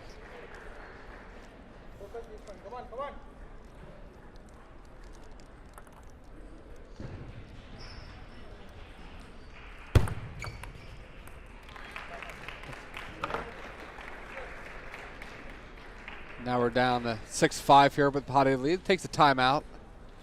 Wants to talk it over. I think it's interesting that Pahade, even with a lead, took a timeout so early. It's only halfway through game 2.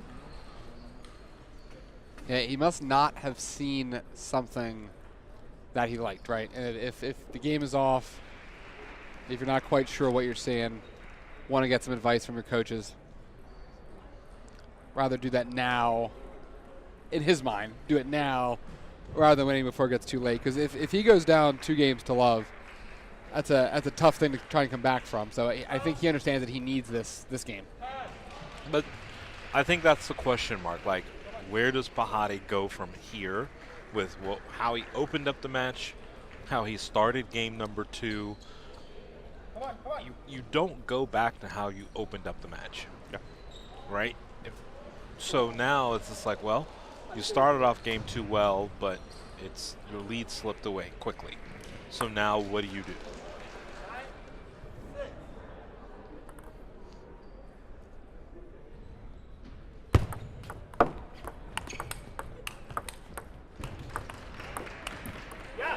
Yeah, that was good defense there from Pahade. Neutralized the big forehands. Was able to get the ball on Ip's backhand, and the error came shortly. Well, we know that's where Pahade is comfortable. Blocking, passive blocks, shorter counters.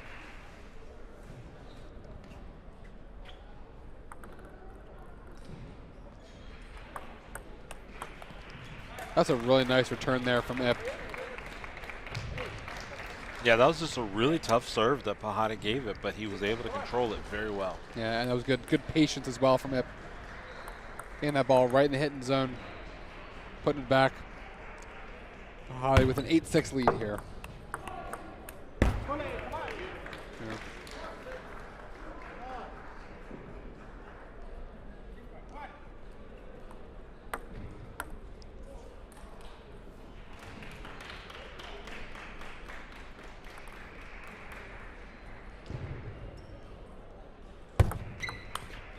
Ooh, goes for the big return. Misses it wide. 9-7 still to Pahade here.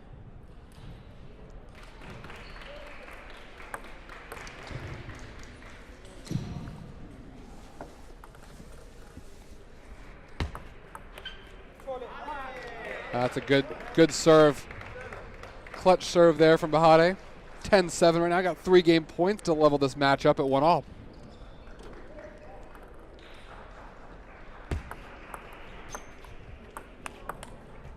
Oh, nice backhand.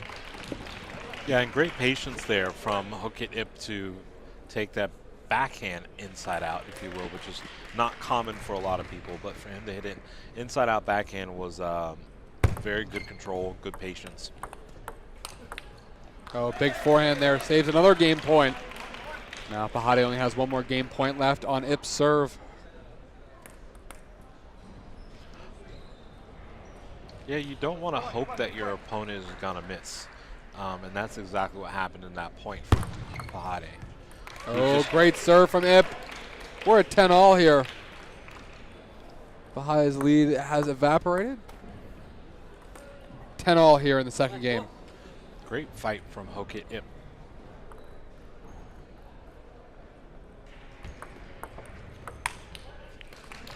Forehand goes long from Pahade. Ip has a game point to take a 2-love lead here.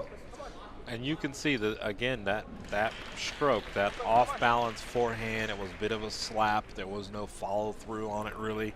It shows that is not what Pahade wants to really do. Oh, huge forehand from Hookit Ip. Takes the second game, 12-10. Yeah, Hookit Ip just reels off 4 straight points like it was nothing. I mean, Pahade had a lead. He tried some different things in that match. He only has so many gears, right? You've got 1 gear. If you don't have a second or third gear and you have to dial it back down, we saw Pahade finish that match how he started game 1, and it didn't end well. I appreciated that he tried to attack a little bit, but maybe ultimately Hookit Ip is just too much for Pahade. being target practice, if you will, for him is no good. Trying to be the aggressor early is no good. You can only do that so many times. So I'm, interested to see what happens in game 3, as Pahade did have a lead at one point there. He could have won game number 2, but he let that lead slip away.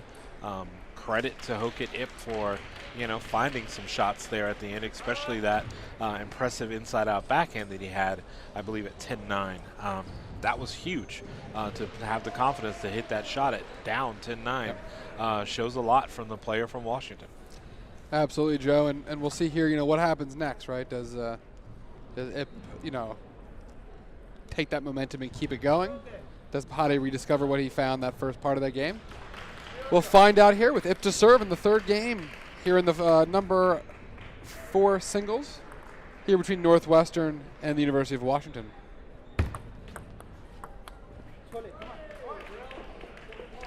Well, Washington wants to close it out here after having a very tough battle in that opening round against UMass. So if Hokit Ip can bring this out for his team.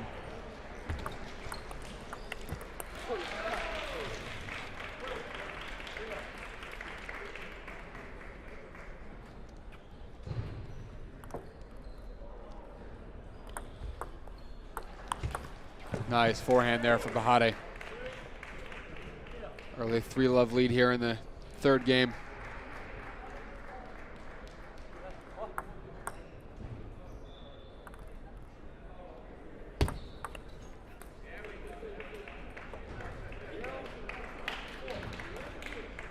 It's fun. You can see both teams into this match. You can hear the background cheering.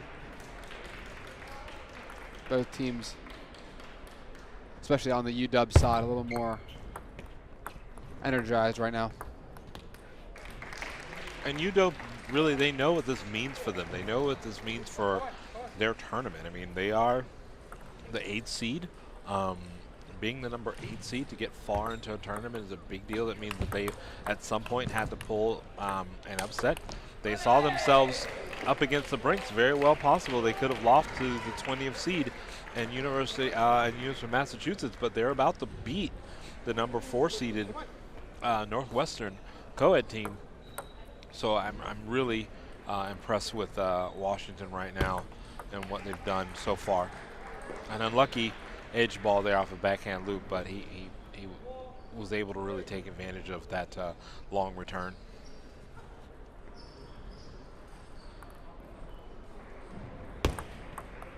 Come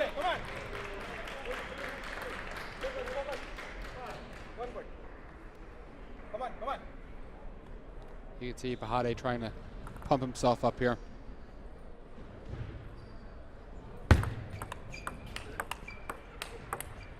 I mean, that's just great table tennis there from Hokit Ip.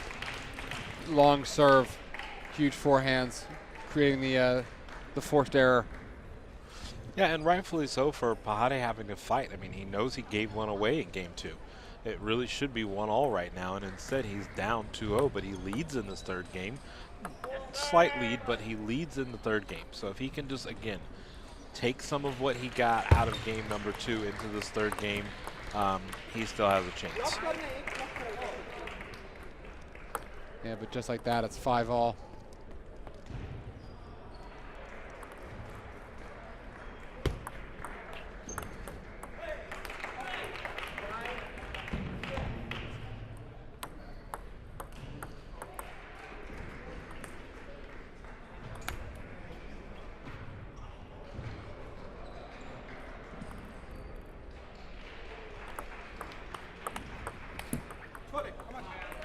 Couldn't quite get that forehand over the net.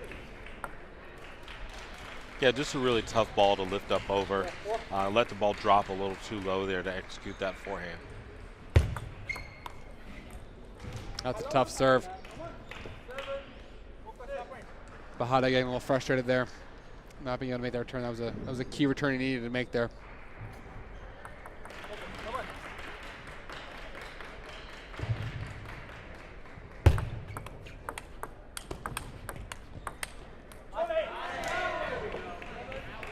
Yeah, and even though that, that's a rally that Pahade wants to get into,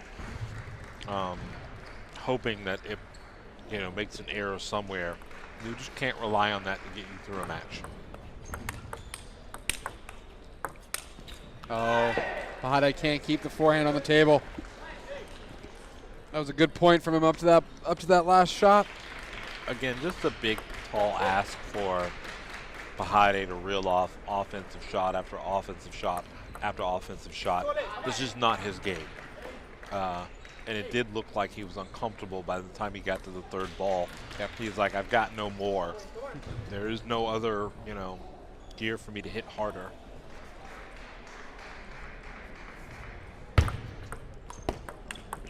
That's a great backhand. 9-8 ip.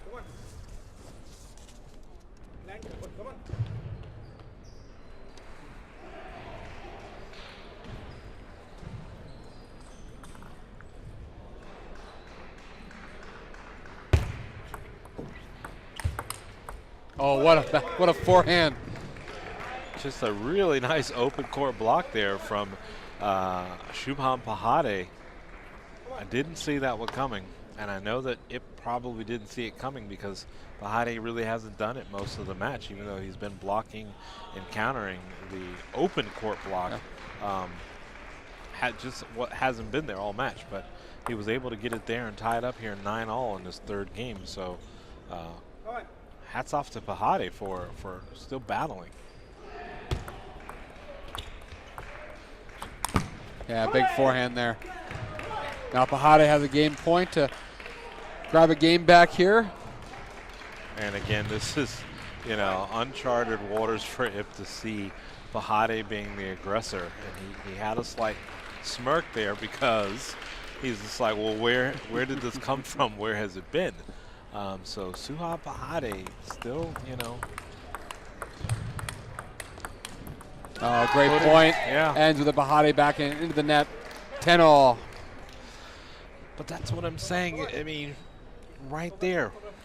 Pahade opening up with forehand loop, then backhand drive, then trying to get a turn around the corner on the forehand again. It's a big forehand there from Ip. Now Ip's time for match point to clinch the match for University of Washington.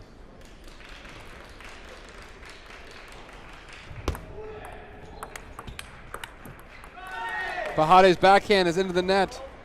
Coed Ip has defeated Shubham Pahade 12-10 in the third game. 11-7, 12-10, 12-10.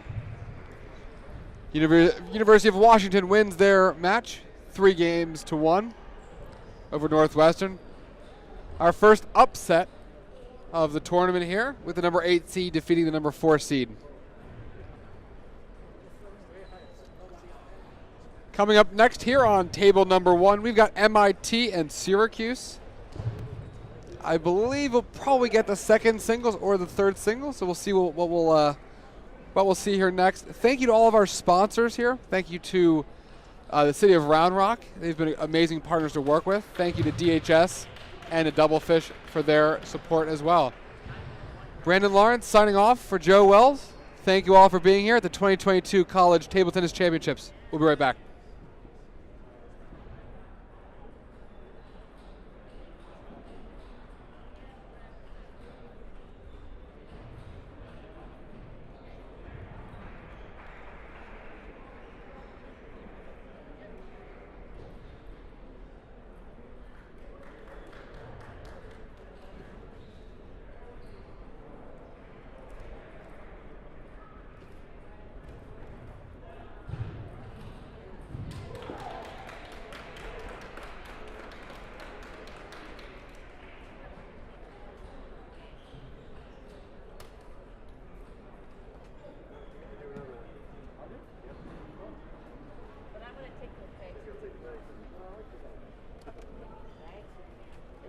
Give you these bags in a second.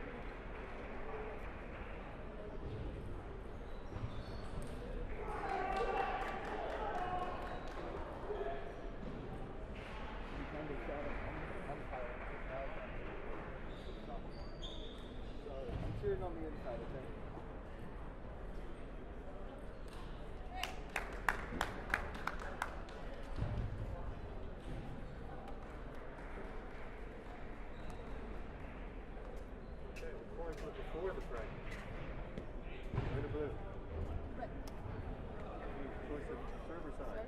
Serve. Push the side.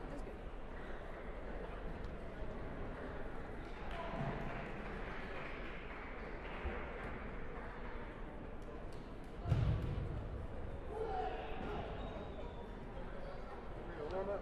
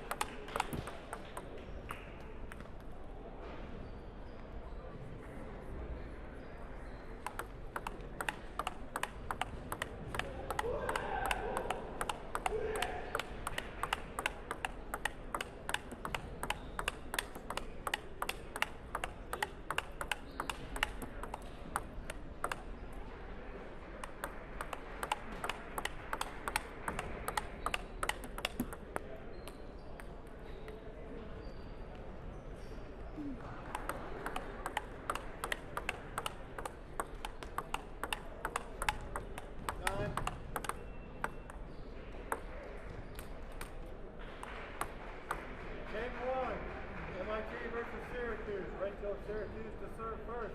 0-0.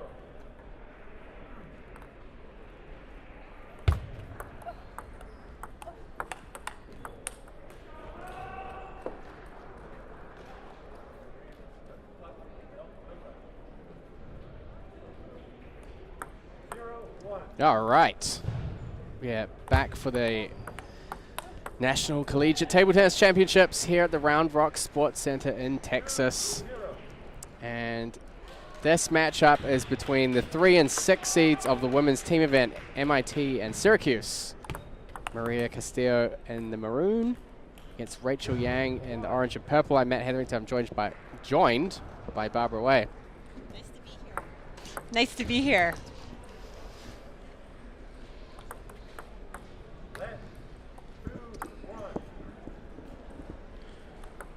The second match on the live stream for MIT.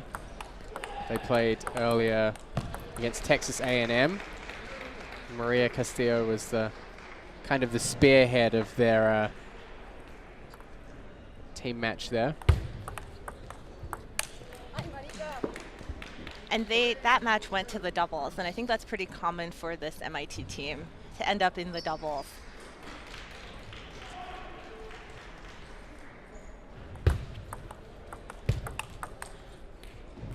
The MIT team has a very strong first 2 players, and it actually puts a lot of pressure on them in each round.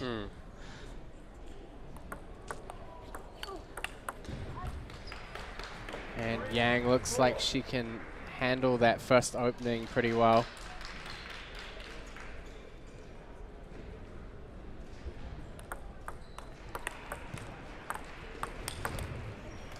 Great backhand punch.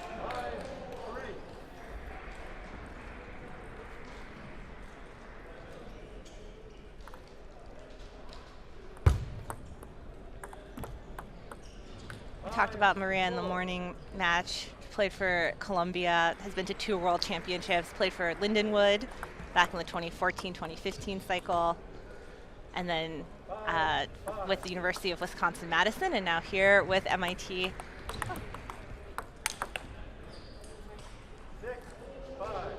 Very, very good variation in her game. Lots of variation of spin, pace, placement. I think she's got a very well-rounded game.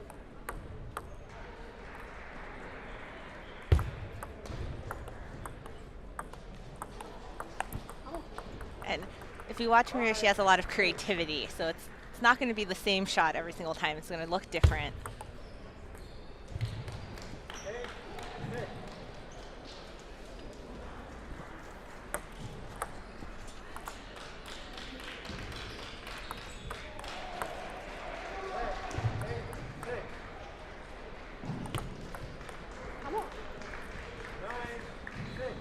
Top spin hook serve has given a few of her opponents trouble so far.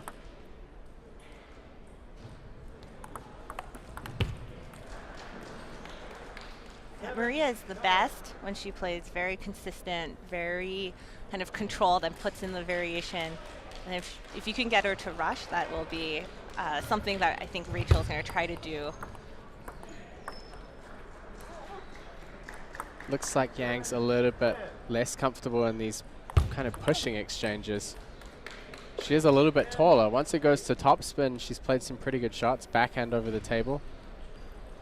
I think she needs to be a bit more confident opening it, getting it to topspin herself. As Maria takes that first game. It's an important first game lead for MIT. This is a tough match for them. I think we'll see in this next game, Maria continue to play consistent and put more variation, but we'll see Rachel play a lot faster. And Rachel's a big backhand player, I think, and she'll put the pressure there. Yeah, I think she just needs to take these opportunities to open against backspin. She doesn't want to get caught into these kind of push-push rallies. Maria's fairly stable on her first opening ball, so you don't want to give her time to get in position and make sure everything's lined up.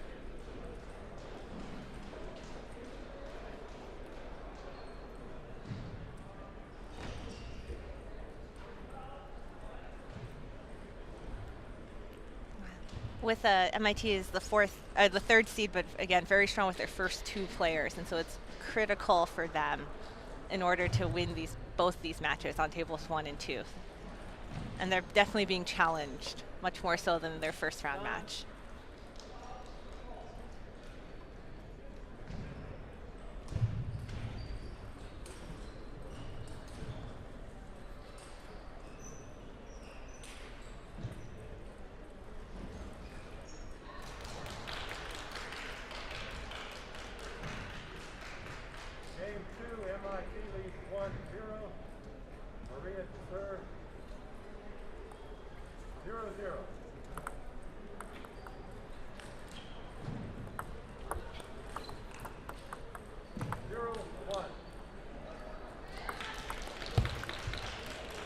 And Maria with the variation on the serve.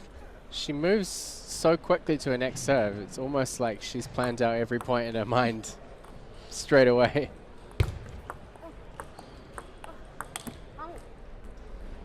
I think she gets quite a good rate of error from her opponent on those opening balls. There's a lot of rotation on the first opening. That was a great shot from Yang. I haven't seen a forehand from Yang that strong in this whole match, and she's bringing it in the second game. I think that's the danger zone for Maria is, top spin on wide angles. Usually against tall players, they really use that momentum of the wide ball. But you were right, we're seeing more backhand as well, even across the middle. The rallies are they're faster in the rally now. I think we're putting more pressure on each other. You can actually see in the first game, she struggled to handle the first block against the loop. You could see in that point she kind of backed off a little. Maria's creative shots are the ones that are going to land and give her the points every single time. But it's tough in a match to bring creativity to every point. Well-placed, long, fast serve there. Definitely seeing some very different tactics from Rachel Yang.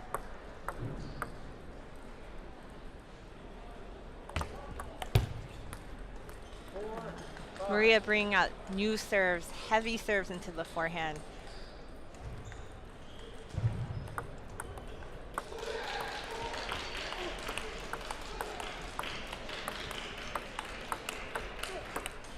Very good rally from both players. We talked about Maria's consistency, but also she plays if she can add spin to each of her shots, it makes it much harder for her opponent. And you can see also when she does add that top spin, the return's really slow. She has to just cover the spin. She can't really be too aggressive. So managed to tie it up here at 6-6 with the serve as well.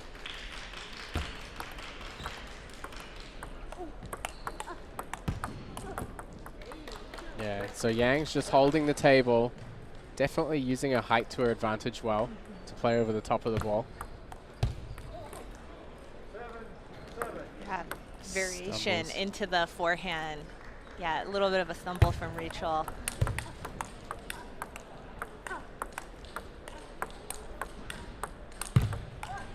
Oh, awesome point.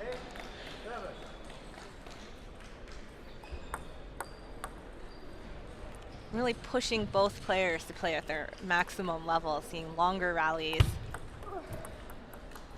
Yeah, I think Yang's started to find her strengths a little bit more. I mean, I feel like the longer these rallies go on, as long as she's being aggressive, she can find those opportunities to win points more often.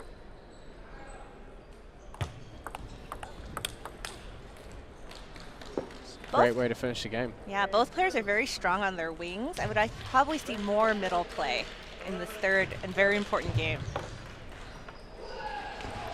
I think Rachel Yang in that game was also able to vary her pace quite a lot. So we saw her just easing into the rally a bit more. You know, the heavy topspin more comes from the opening. She's still letting Maria open the first ball a lot. But she seems to be comfortable with that, just controlling the first couple of balls more. And that's why we saw some longer rallies. So she's only really starting to gear up to try and attack more strongly after the first 3 or 4 balls.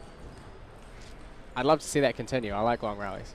Everyone likes long rallies, right? That's And it's also a good strategy with Maria because you're not so afraid with of that first opening. So she can take the time to do that and change the pace.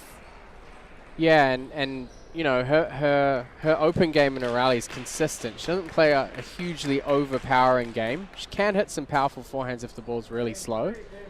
But I think a lot of players stumble on being afraid of trying to just play soft to control that spin. So usually she's winning a lot of points straight away off the first loop. That's a great third ball attack. Rachel has pulled out some really nice long serves that have caught Maria off guard in the last game and starting out this one.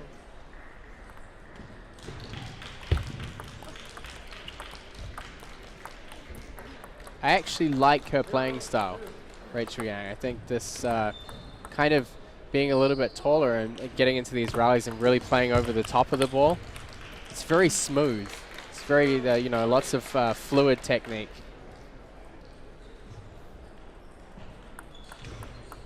Maria looking for some answers now. Wow. Nice, whacking that backhand. That might be an answer right there.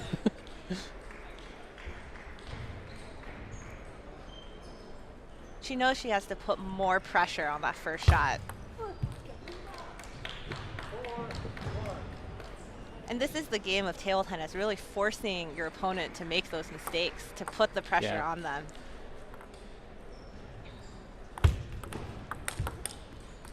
Great shot. Yeah, I think particularly as the rounds go on, you know, obviously in the morning when people were playing their first matches, you see a greater amount of unforced errors. But once the players start warming up, you can't really rely on them to miss those shots anymore. And you've got to do a lot more thinking, a lot more tactics building to set those opportunities up.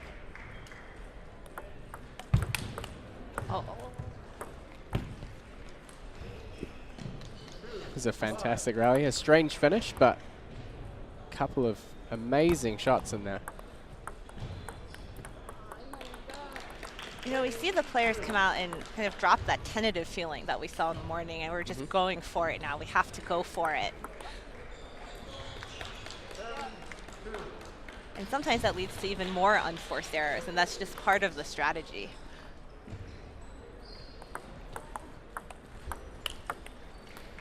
Some good targeting there. You could see, you know, especially when, and this happens a lot in the women's game, they kind of tend towards the middle on their backhand.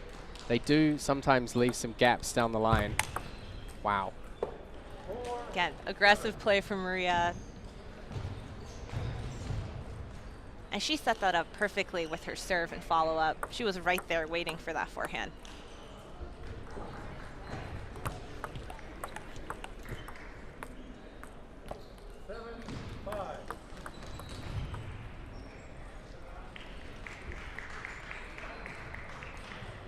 Takes a towel break. Towel breaks every 6 points. It's a really good time to reset. Yeah, and also try and disrupt the rhythm a little. Momentum.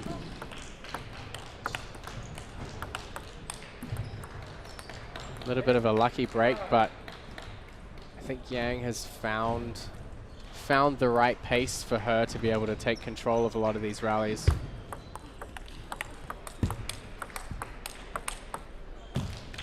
It's a fantastic point from both players. And Rachel staying right over the table, using the height, using that speed. She really knows her strengths. Absolutely.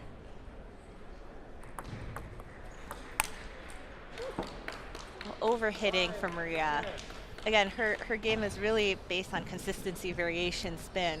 And sometimes when you get pushed into the corner, you tend to overhit.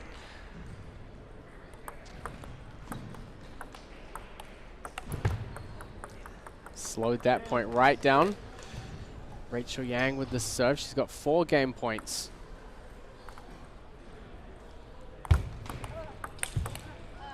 Goes long and fast and a big forehand follow-up. Rachel has played so aggressive this third game. She's playing better and better as the match goes on. Yeah, I think her forehand game in that last set was pretty phenomenal. I think she's just out there. She's getting the timing on her backhand locked down pretty well. You know, sometimes she's adding pace to the ball. Sometimes she's taking pace off the ball. She's changing the placement, but she's always looking to set up her forehand. I think the big trap that Maria fell into was playing quite a lot to the forehand corner. And, you know, sometimes she found gaps on the backhand corners, but she's looking for the wings. And when you play against a player that's a little bit taller, and, you know, Rachel is obviously taller than the average female player here, and her game looks very, very tailored to, you know, playing to those strengths. And she uses all of that momentum going wide to the wings. I think Maria has to really look at targeting the elbow more, you know, across the middle of the table, and using the advantage of the fact that Rachel comes across and plays backhand in the middle to open up that space first. But, yeah, I mean, she came out there and tried to play with more power, and for Rachel, that's a good sign for her. If you're playing someone who's consistent and they're not winning the rallies, if they start to play faster than they usually would, it shows that the pressure of figuring out that tactic is starting to get to them. So, and Rachel coming out with a flat hit on that serve receive, so much confidence. Yeah. Ready. Yeah, I think she's got to be feeling confident of her, I guess, her overall game plan. And you can see it in the body language. You can look at Rachel, who's ready for the next point. I think Maria's still looking for a new strategy here. Yeah, and I think also the table positioning tells you a lot. The fact that every time we get to these rally situations, Rachel's just holding that table line. She's really showing no signs of backing up from the table at all. Maria's really great at that variation. She needs to bring that in, and she cannot go and play Rachel's fast game to win. Right? Her game is this variation that she's using so cleverly right now. She's definitely under pressure. I mean, this is the part where the experience comes in and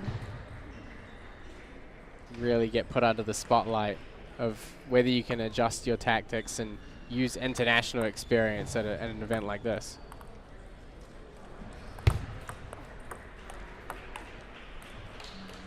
It's almost, yes, it almost looks uncertain of what to do next. That's right. Might be a good time for a timeout, I bet. I'm sure the MIT team is considering it.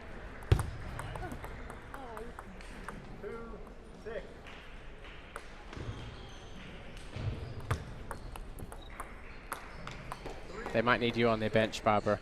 I think a timeout probably would have been good. Yeah, around 5-2. But they know their players best, and so we might see a nice string of points. And I have this saying, Matt, there's something called leading and losing, and it happens a lot in table tennis. But Rachel's forehand is just crushing it over and over. It's frequently cross-court, I think only cross-court that we've seen, but it's very, very fast and difficult to defend against, even if you know where it's going.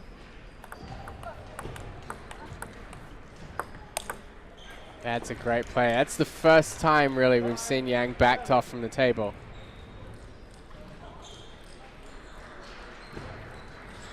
I'm sure Castillo knows that that's a viable strategy for her. If she can get Rachel to back off the table.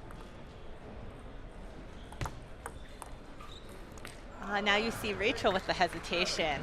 The first point of this game, Rachel just hit that same serve, and now some hesitation.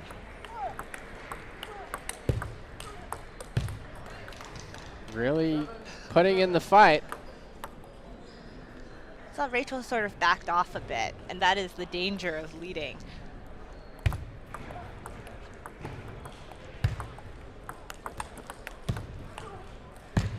Great pickup on the net ball.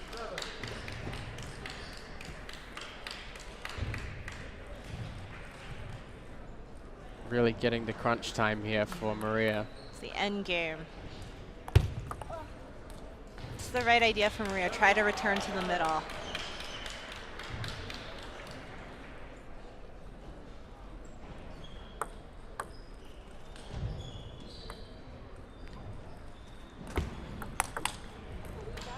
That's such a great forehand play. I would say that's got to be one of the better technical forehands out of the women that are here playing. 3 match points. And it's a tough way to end it, but. And Rachel takes it 3-1 against Maria Castillo in the first team, in the first match of their team event, and now MIT is down 0-2, Syracuse up 2-0. Could this be an upset in the making? It could be. I mean, knowing the way that the playing order has been for them before, like you said right at the beginning, they've really relied on their first 2 players to come out and win their matches. So I would say they're in a pretty tough spot now. I thought that was a fantastic match. I mean, we've seen Maria play this morning, and she has so much to bring to the table. But I thought that Rachel Yang really kind of like raised the level of her game. That's right. From that first game to the next 3, she really hit all those forehands, and they were extremely aggressive, and she changed up the serve. She did a great job. Fantastic start. I'm sure Syracuse will be pretty thrilled with how things have gone so far. And we should have another match up here pretty shortly. Looking for that 4th match in the same team tie. As we spoke about before, Matt, it is extremely important to have both matches, or the 3rd and the 4th match are both extremely important.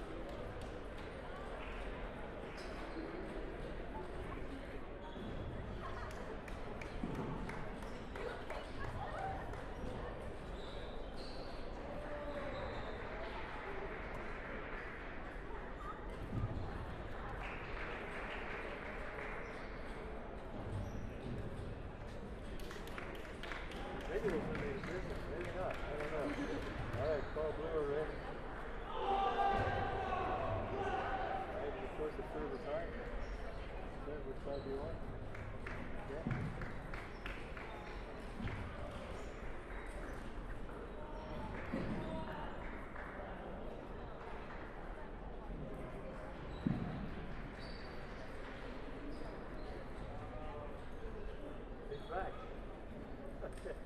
2-minute warm-up.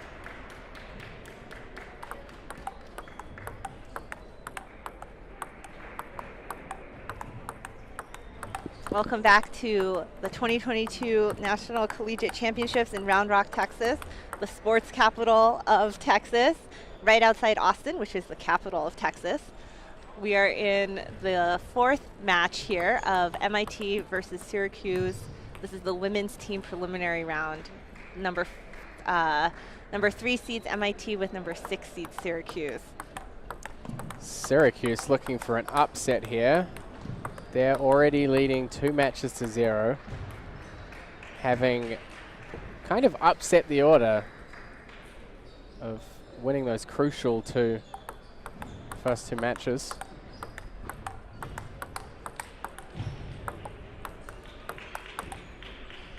And again, it's great to see women's table tennis highlighted here at the collegiate stage. Honestly, the last match is probably my favorite one of the tournament so far. Yeah, it was a great fight, lots of variation, lots of differences. I actually think Rachel Yang, from a technical standpoint, might currently be my favorite player of the tournament now. That's awesome.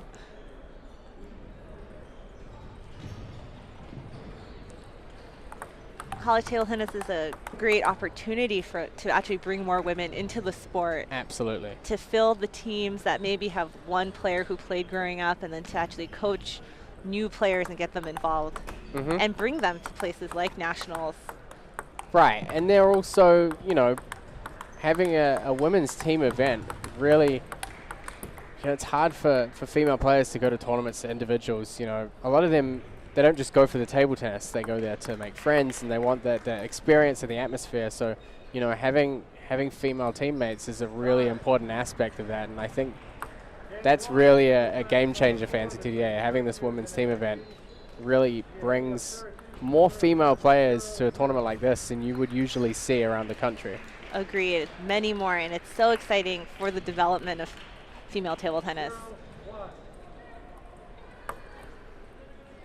Okay, Yi Hen Zhang here in orange from Syracuse, Wan Yiwu in maroon for MIT.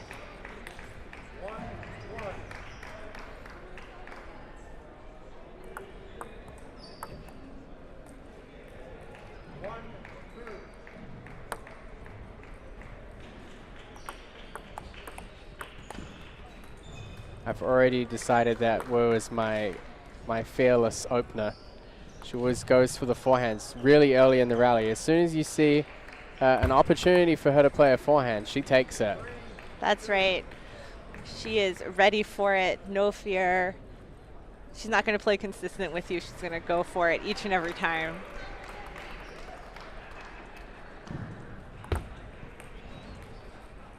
Going for the serve down the line. Risky placement, but it's worth it. It pays off if it works. That was a great get from the wide ball. Such an amazing rally, starting with that nice serve from the forehand side.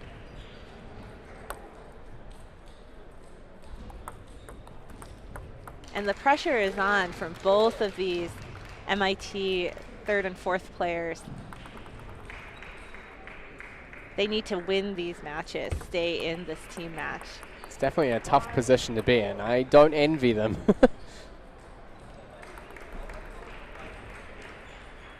But we talked about this in earlier matches as well.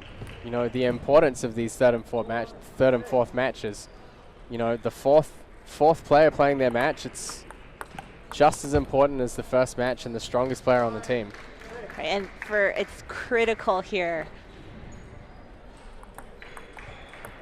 Everyone has one opportunity to earn that 1 point. And MIT is looking like they may be able to stay alive.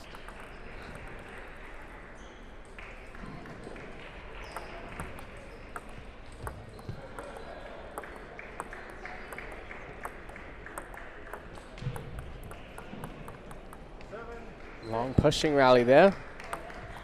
Neither player wanted to take the risk to open that one.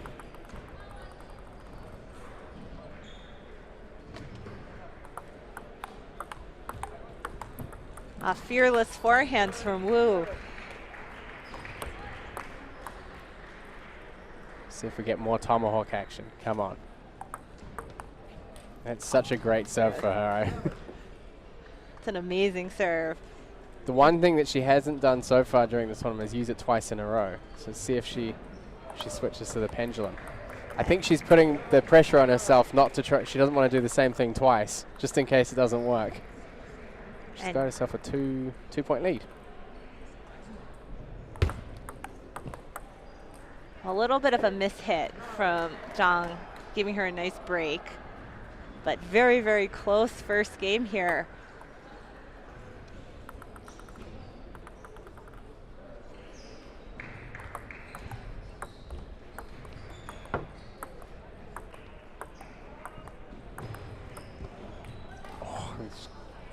Great cut on that, the forehand push. Wu is just fearless on that forehand.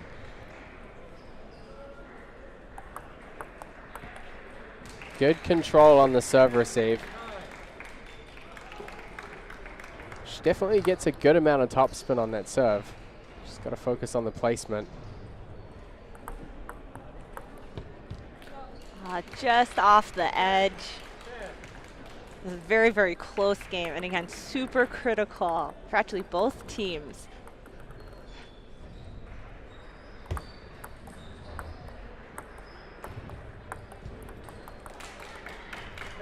Definitely looks to be feeling a little bit of pressure now.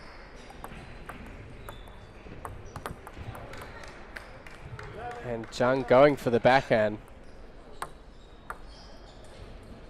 This is quite nerve-wracking, actually. I'm nervous. Getting this first game is going to be important. Very good serve from Zhang. Kind of this hidden topspin serve, very fast. I think Wu might bring out that tomahawk. She's going for the pendulum. Down the line, though. It's a good variation. 12-12.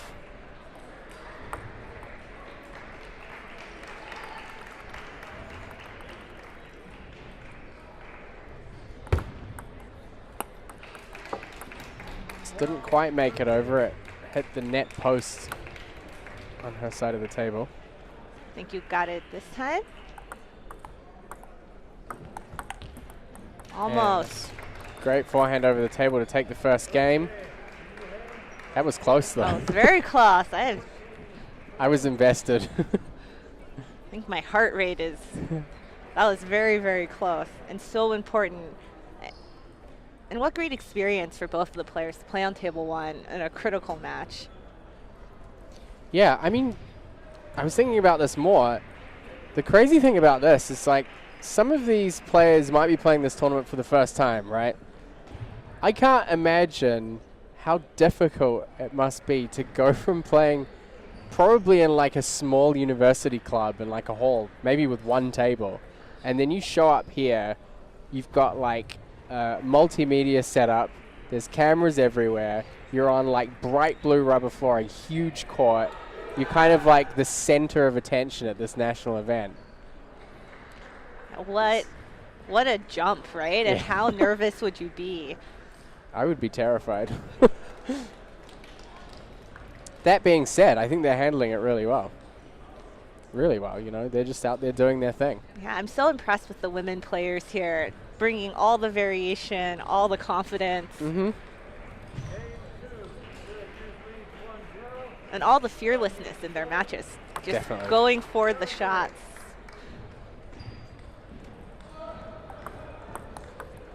Straight out of the box with a tomahawk. Just got to be ready for the follow-up. I think that's important as well. Backhand serve from Wu, bringing in serve variation. And backspin too. That's right. Zhang is capitalizing on the fact that Wu always pushes that first return, so she's going topspin and long almost every time. And she did at the end of the last game, and she might bring a lot of that into this game.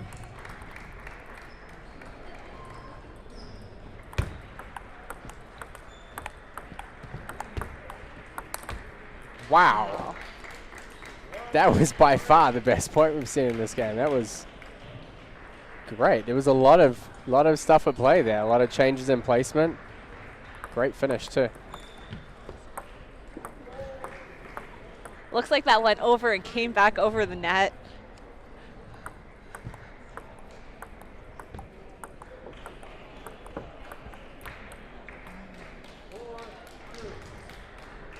Zhang adding more spin to everything now, playing a little bit heavier. Just everything is just a little higher quality, and it's giving her an early lead.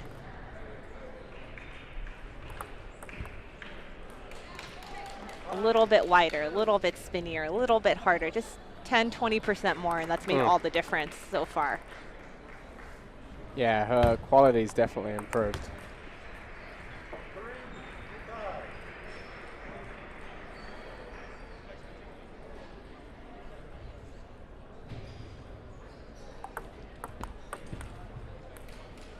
So she's still using the tomahawk kind of across the middle towards the backhand side.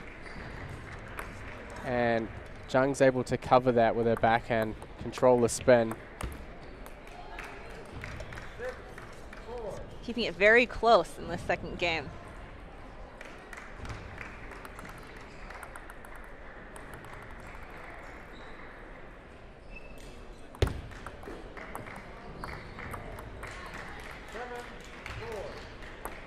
You hear the cheering, you know how important these two matches are.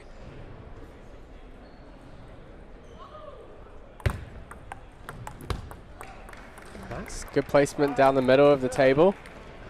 I'm impressed with Wu actually adjusting, not just pushing every serve, but this time going for those topspin returns.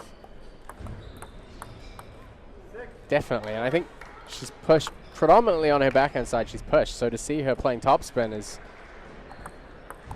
great stuff. And we're tied up here, 7-7. And she has great fearlessness, as you said.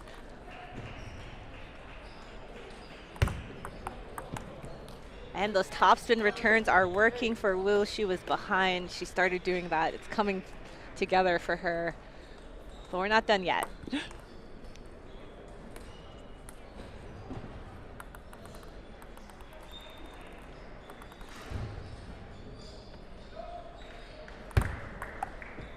Well, I just barely missed the edge. She kind of leaned into it a little bit. The ball was kind of tiny bit outside her left shoulder. Just half a step to the left, she would have been able to put her body weight behind it.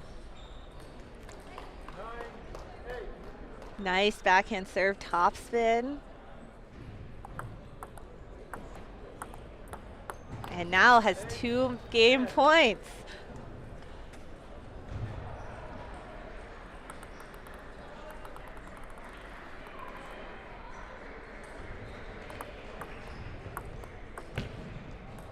Zhang stepping it up, adding that quality, adding that spin.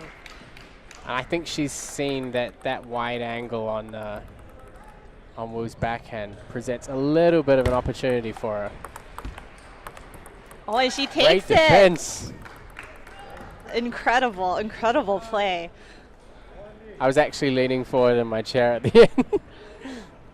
That was incredible. MIT stays alive. This is such a close match. It's incredibly close, incredibly almost strategic in a lot of ways. You have to think about, what can I do against this opponent, right? And what kind of risks do I need to take? I think the best thing about these matches, and in a lot of matches when you get down to the fourth player playing the fourth player, maybe you don't have these big, powerful, booming forehands or really quick backhands, but you still have players who they will use whatever they can and try and formulate ways and combinations that they can put together to win points. And when you get matches that are this close, it's so thrilling to see how things shift. Yeah, the creativity is important. Sometimes you get used to just saying serve and attack, open with that forehand. But what if your skills are in something else? Right. And I think the cool thing about this is that, things start to slow down a little bit, and you start to understand a little bit more about how complicated table tennis is. And, you know, maybe somebody's just in a pushing rally. It's really not that simple. There's, you know, there's depth, there's placement, there's spin, there's the speed of the push. There's so much going on.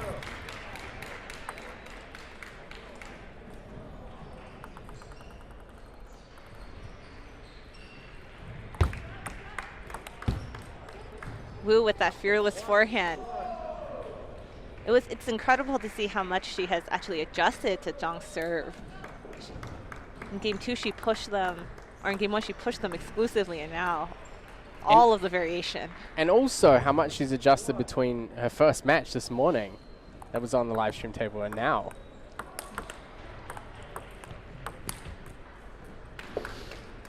Awesome block. She is tough to play. It just keeps coming back. You cannot rush. You have to play the long, long matches and the long, long points. I can tell you right now, her teammates are absolutely hyped for this. And when you have a team like MIT where the first 2 players are really your anchors, this is a new experience, perhaps.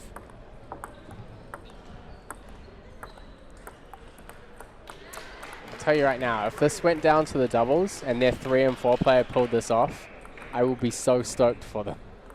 Regardless of which way the doubles goes, I think it would be something pretty special. Really special and what an experience. She's really stepped up the backhand defense against topspin.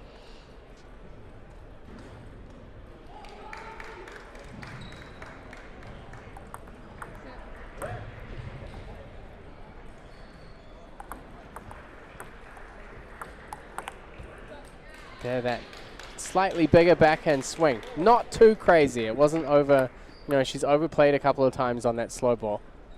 This time finding the right balance.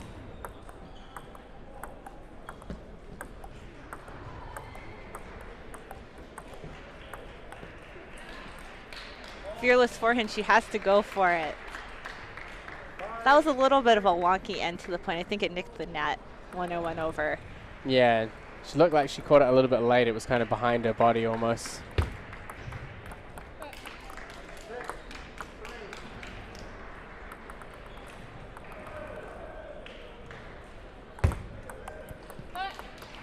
Zhang stepping up the serve. Again, Zhang adding the quality. Slightly overplaying that return of that tomahawk serve. Will she use it again? Usually it's back to the pendulum here. Oh, that backhand defense was awesome. And off the forehand side too.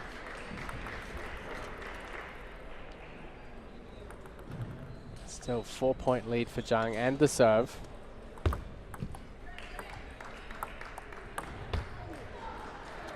Awesome play into the forehand. Actually, that's quite a variation. We haven't seen that throughout this entire match. Expect the unexpected is the story of the match so far.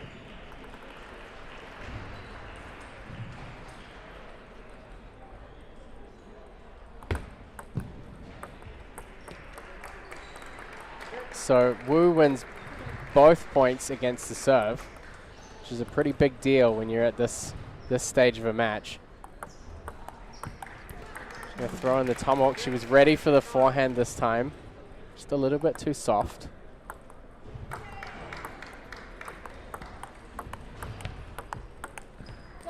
Zhang doing some great backhand work there. 4 game points. Wu has an incredible way to just stay in the point over and over. So that was a net serve. You can see Zhang's really slowed down and is taking a lot of time before the serve just to make sure she sets everything up. And she takes it with that forehand 2-1 lead. And again, this match is now the decider. MIT was able to hold their own in that 3rd round and that 3rd match in their team ties. And so this is the one that's going to determine if they can win this match or not. As the favorites, slight favorites, as the 3rd seed. And all of a sudden, as the 4th player in the team, you have the opportunity to really become the star of the show, which I think is super cool. Very interested to see how this fourth game goes. It's a little bit more of a gap in the third game. I think Zhang got a little bit more of an upper hand. I think one of the things that was really key was that she really slowed down before she was serving. You could see that, you know, she was kind of ticking over things in her head. I think there was a little bit more deliberateness and a little bit more planning in how she went when she was serving. I think that made quite a big difference.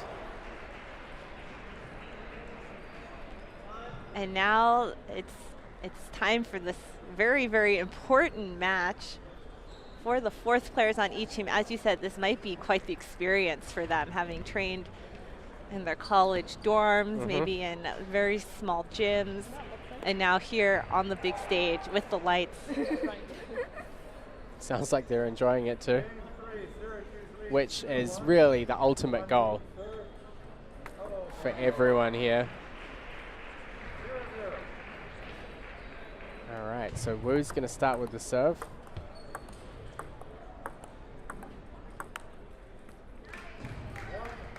Great opening consistency.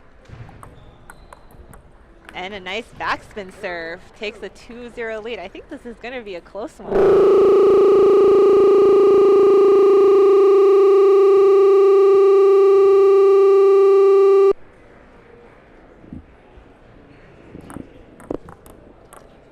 Ouch.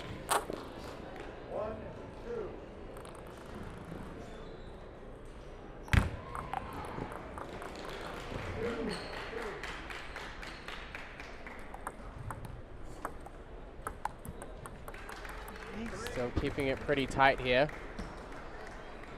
Wu is winning a lot of points on her serve. She'll need to keep doing that as well. Yeah, she's serving more underspin this time, getting into these pushing rallies and just going for the pushing rally, forcing the error. And Zhang's really taking the pressure on herself to be the player that opens. She's made a couple of unforced errors so far.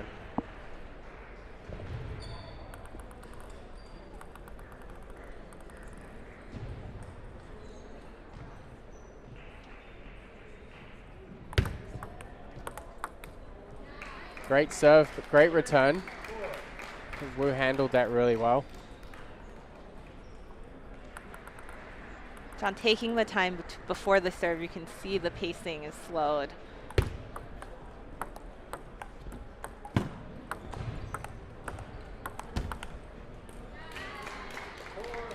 And we're tied up again. Yeah, you know, it's not just about the pace of the rally, it's the pace of, you know, even before. So the slow preparation, then the fast serve, then the slow next ball.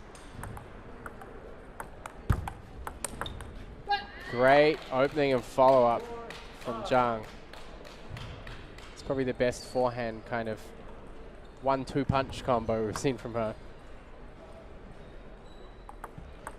Zhang has this opportunity in this fourth game to finish, but Wu's not going to let her.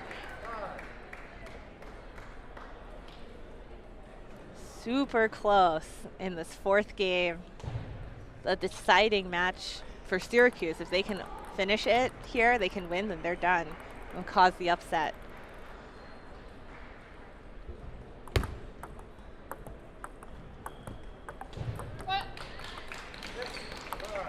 And you can see Zhang kind of getting into it, pumping herself up. She knows she could be 5 points away from securing this win for her team.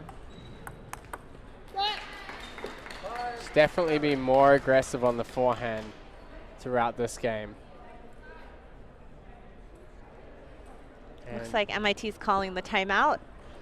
It's a good choice right now. And Zhang is playing very, very aggressive. We're saying Zhang has hit some of the best forehands we've seen all match in the last couple points. Yeah, absolutely. And certainly kind of like linked she has good pace on the serve. Even if it's not long, they're still quick and spinning at the same time. Been pretty difficult to control for Wu. But she's been holding her own. She's really surprising as a player. Some shots you don't think are going to come back, but she gets them back, and we saw that just a couple points ago, that backhand block. That shot was great, and the table was just wide open for it as well. It's definitely getting down to full commitment time. A few seconds left on the timeout. Players coming back. And it's going to be Wu serving. Trails by 2 points. She started out this game by winning her first 2 off the serve, so can she use this timeout as a refresh to do that again?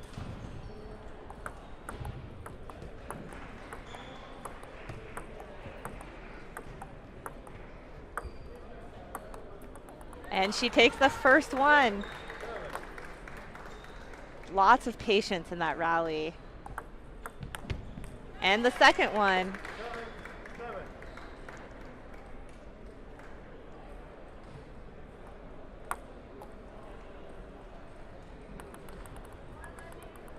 That's a successful timeout so far.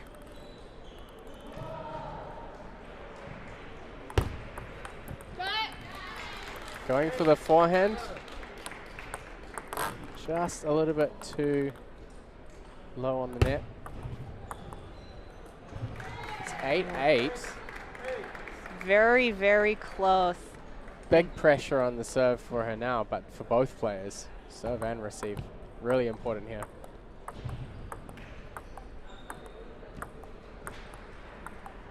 Go into this long pushing rally.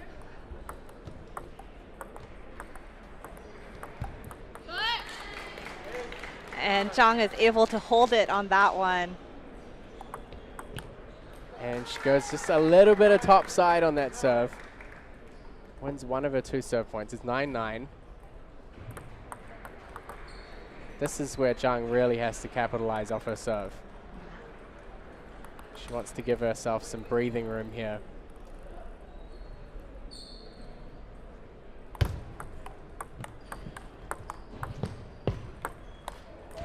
Oh, and she doesn't do it. A lot of pressure. Really great retrieving there from Wu. She also managed to keep the serve return really low. I think that was a crucial factor in how that point played out.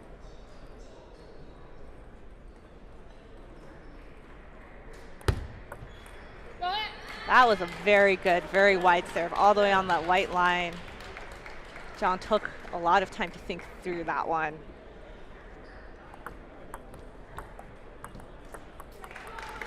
Wu gets her second game point, keeping MIT's hopes alive.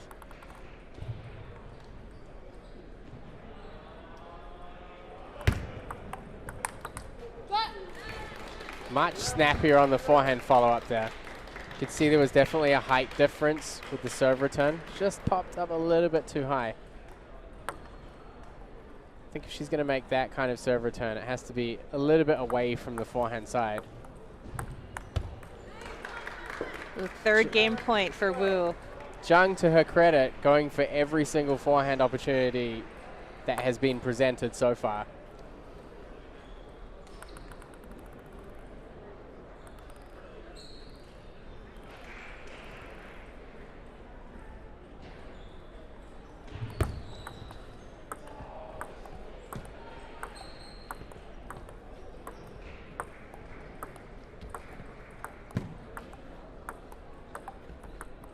And the net. Clips the net.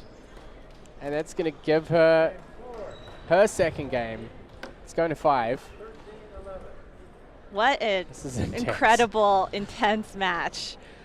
And again, so much rides on this. For Syracuse, if they win this game, it's their upset. For MIT, they need it to stay alive and have a very good chance, I think, in the doubles to turn this around. And what an opportunity for these players. Bring home all the honor for their school. This is going to be great. Whichever way it goes, I think this match has been the best fought match out of this team tie. And you can see on the bench, the players are so nervous. And they would be. And in the booth. we're also nervous for the outcome of this.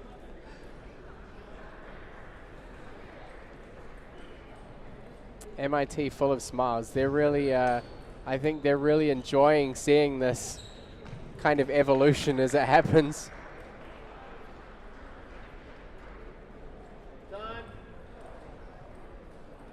Can their number 4 player save the fate of their team? Yeah, that's what it's up to right now. Epic. And sometimes when you join the team as the number 4 player, you don't think you're going to be in these types of situations. But every single singles player gets the opportunity for 1 point, and this is it.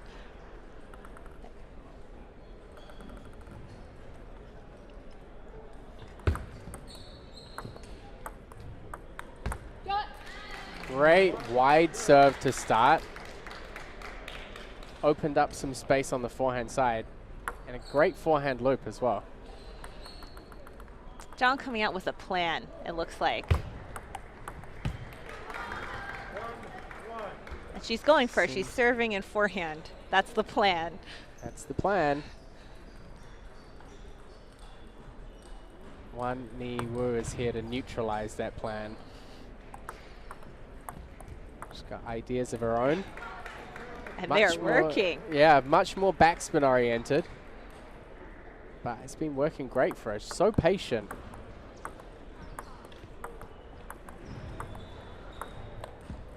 Goes for the forehand. A little bit off balance, just a little. I'm so impressed with some of the composure from both of these players. This is a very, very stressful, They're intense. more composed on the court than I am in the commentary booth.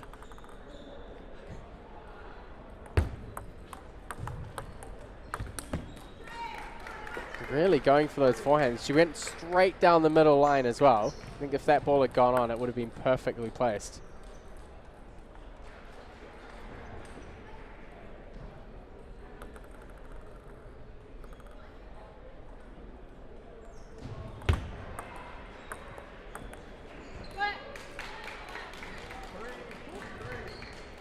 Have nods here in the commentary booth. Right strategy.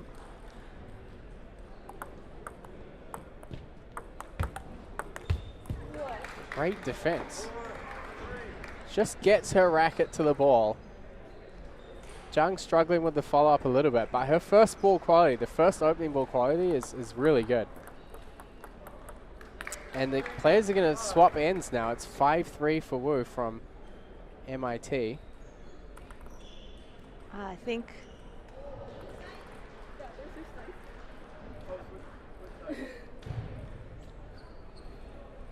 yep. Switch sides in that last game.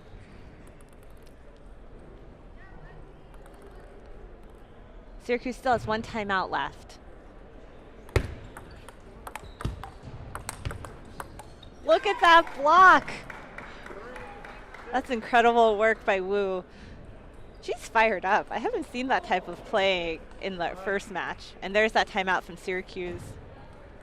3 great forehands in a row, and it kind of progressed. She just added a little bit more pressure each time. And also did really well to come across from her wider forehand back across to the body. She played 3 forehands in a row, even a little bit into the backhand side. Says she's on fire, and I think Syracuse recognized that. I think MIT know it as well. They're looking pretty pretty cheerful in their corner right now. They're amped up. This team tie is probably not what they anticipated. And now they have this incredible opportunity. And Syracuse is actually in the driving seat. I mean, they win this game, they close out the tie.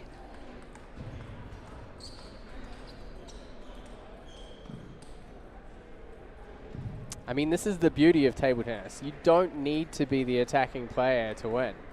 There's so many different styles, and sometimes it really is as simple as just putting the ball back on the table. Not that that's easy to do when the ball's coming at you at like 60 miles an hour with topspin. Zhang taking her time.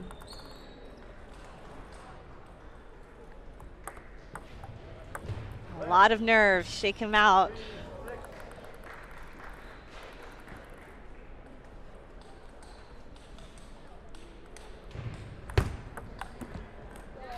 Wu went for the forehand, that fearless forehand.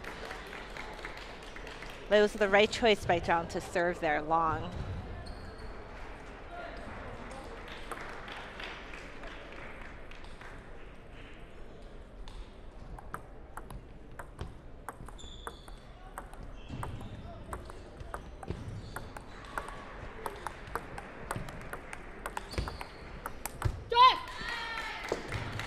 Wow. That was brilliant. Incredible. So much patience, and like you said, Matt, there's so much more to table tennis than just serve attack and big forehands. These pushing rallies are kind of complicated. I think Zhang kind of, in the last rally, just took the opening a little bit softer. She just wanted to get into the topspin first. Then they just have to get into the groove of that pace of the rally. The nerves are showing. This is a 3-point lead in the 5th game for MIT.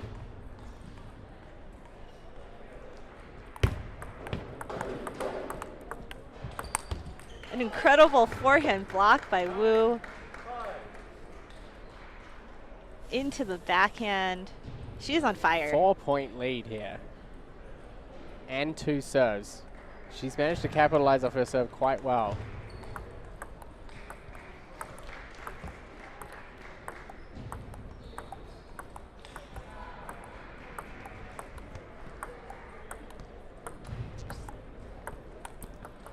The angles. Again, going for that forehand.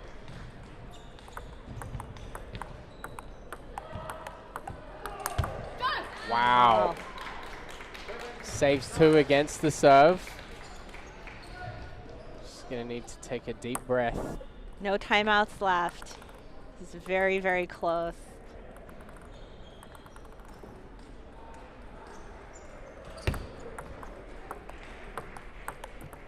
And Just gets steady. that So steady. game and match point. Can she save the day for MIT?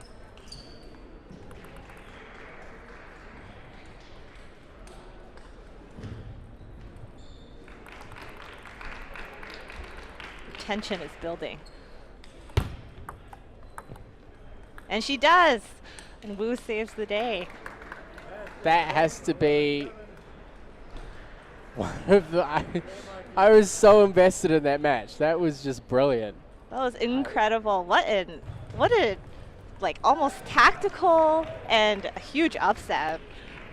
This, depending on how this doubles goes, this could be a fairy tale victory for MIT. For their 1 and 2 players to lose their matches, and then their 3 and 4 to come in and, under all that pressure, win both of their singles matches. Lots of hugs on the bench right now. This is... They're so excited. I'm excited for them. I think this is cool. And what, if any, no matter what happens for the rest of the tournament, this is something for them to remember. Absolutely. You get pulled out here under the lights and the pressure's on and you win your match. I don't care who you beat. That's a solid win. And a 5-gamer, and everything was kind of on the line for you. Everything seems to be going down to the wire today. I think this is the 3rd match that we've had. The third team tie that's gone down to the doubles. It takes a lot to qualify into the nationals, and everyone's bringing it. And that's the beauty of the sport, that you just don't know who's going to win and who's going to win those points for the team. Wu's going to have a great story to tell going home. So, the doubles, the 5th match, the decider of this team tie between MIT, the number 3 seeds, Syracuse, the number 6. MIT are looking for the comeback here from 2-0 down. Can they make it 3-2 in their favor? or is Syracuse going to finish the job they started? It's going to be Maria Castillo and Sophie Wu are going to play against Rachel Yang and Yachin Tang.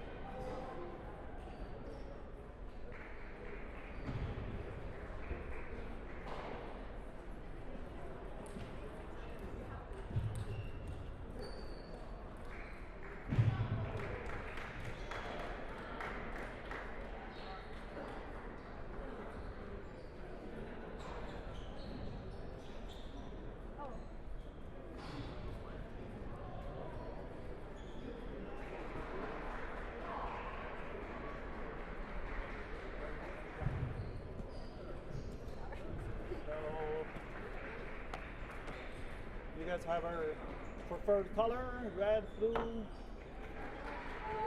Blue. We have blue, we have red. And we are back to get to this decider match. I'm Barbara Way here with Matt Hetherington. I'm like a little child right now. I'm just like rocking in my chair. I can't wait for this match. This is highly anticipated stuff. They've actually changed sides. You don't see that too often. So they've basically lost the coin flip and the serve, but they've opted to switch sides. And they're getting ready, but all smiles on the MIT side. I'm not sure they thought they'd live to see this match. And now they're here. I think that's the great thing. It's kind of smiles on both sides. They're in a really important match, but you know, they're enjoying every second of it. So it's going to be really interesting to see how Sophie and Maria play together. Obviously, Sophie being defensive, chopping on the backside, red, long pips. I do think it might be a great partnership because of Maria's consistency. She's not a huge attacking player anyways.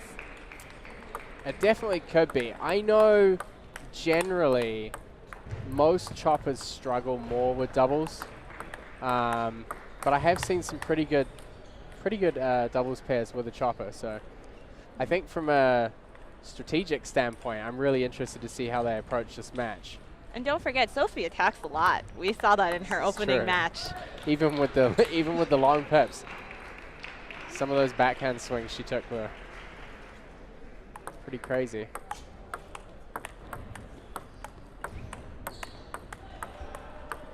One of the other things, obviously in doubles, the way that the pairs move around each other is really important. So obviously in the singles, we saw Rachel Yang really hold the table and kind of anchor in position over the table. And doubles not necessarily going to be able to do that. So you can see during the warm-up even, they're paying quite close attention to how they work their movement.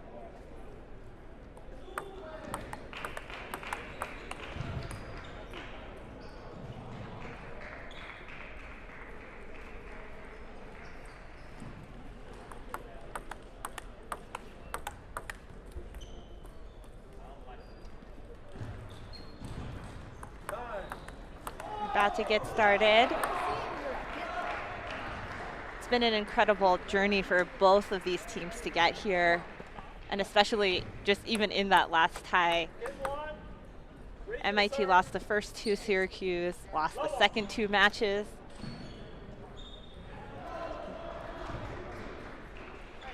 It's been a seesaw match, and we're going to see what it's going to look like in this final decider.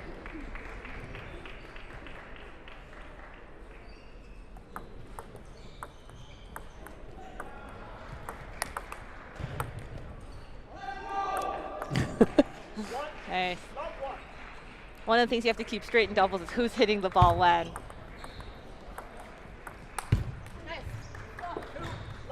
I think one of the interesting things from the singles that we saw when Rachel Yang was playing Maria, she didn't really open that much. She waited for Maria to do the opening. So it'd be interesting to see whether she takes the initiative on the opening here, you know, especially considering that Sophie's going to be chopping more or pushing more.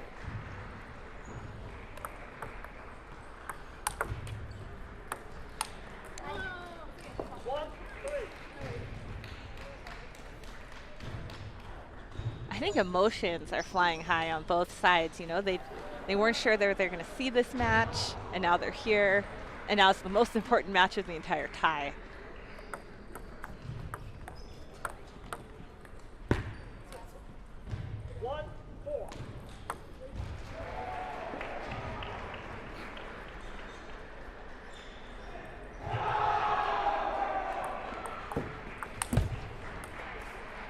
Definitely usually fares better with that forehand against topspin, so just going to have to try and brush the ball a little bit more. Lucky break for MIT, off the edge of the racket, on the edge of the table. But they have a commanding lead. I mean, how often do you get an opportunity like this? And also remember, this is their big chance at redemption. Their 3 and 4 players have done the heavy lifting to get them to this point. As the 1 and 2, they know they have to raise the bar to get the job finished.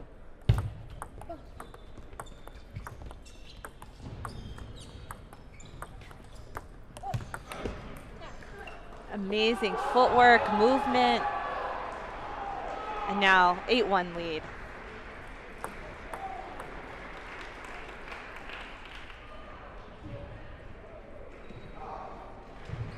For Syracuse, this is actually a tough doubles pair to play against. It's a little different than what they maybe have trained against.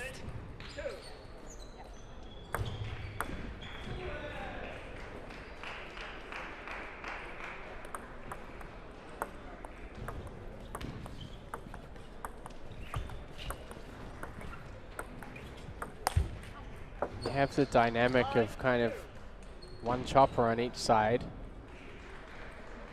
Puts a lot of pressure on the attacking players.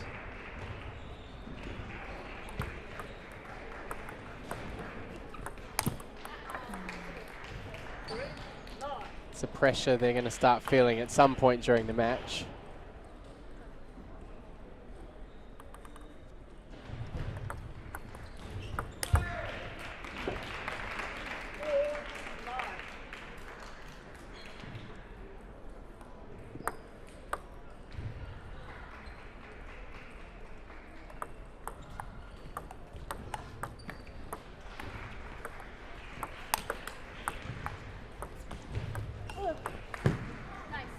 Great point from both sides.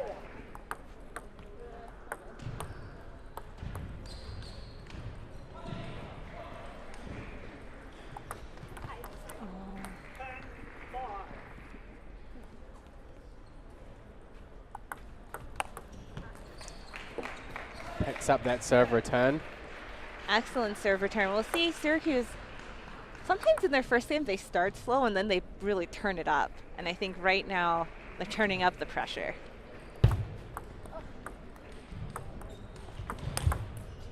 Great forehand over the table. Yeah, and of course you've got to remember, it's not just about the score. Momentum's important as well. I mean, you could get to 10-5 and think, oh, you know, the game's over and lose 11-5 and just kind of not chuck the point, but it's really important to turn it up. You know, if you can, even if you lose the game like 12-10, it really adds that pressure. MIT able to hold on to that, takes that first game 11-7. And really for their number 1 and 2 players, for Sophie and Maria, it's time, like you said, for redemption. Mm-hmm. I think having a defensive, actually when they change ends, it's going to be interesting. Because obviously the combinations change and swap sides, swap who they're playing to. I think in that first game, the kind of anchor pin of that game was Maria. because you have two defensive players and then you have the attacking players going head-to-head. I think Maria's much more comfortable against the backspin because she has that more controlled spinnier opening, whereas Rachel Yang has a little bit more of a horizontal stroke, much more oriented towards playing against topspin, perhaps, than backspin. So it's going to be interesting to see how that dynamic works, particularly in Game 3 when they repeat that pattern, but also how things change now that the order swaps. Yeah, we can see that it can change dramatically in terms of the score, in terms of the momentum.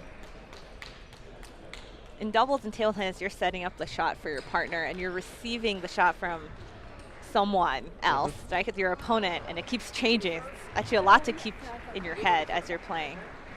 Yeah, and it's also why you'll see these little conversations, especially before serve. It's really important to communicate well during doubles.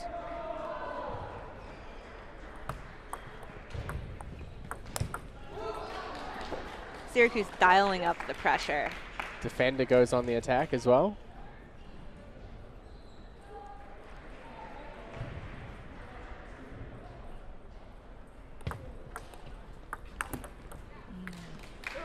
And I think that is going to be the challenge with this rotation for MIT. Then maybe Sophie will have to attack more. Rachel Yang with the serve.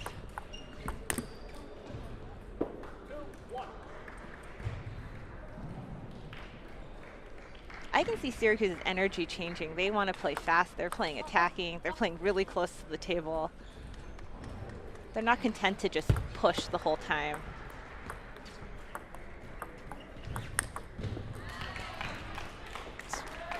Great attacking there from Tang. And watch that Syracuse team. They're staying super close to the table.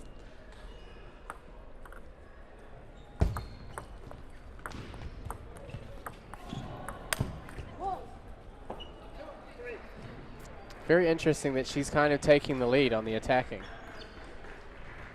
But it's paying off so far.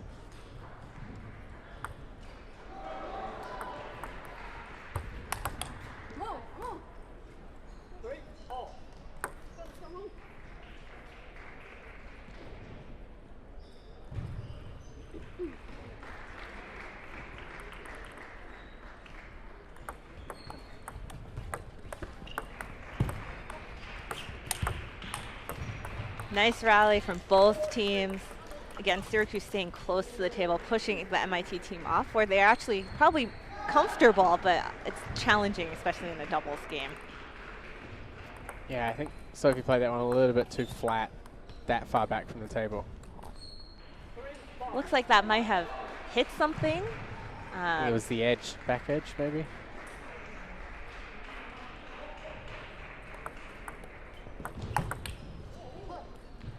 Definitely taking the initiative from MIT side, from Sophie. I think both defensive players have really stepped up their attack in this game.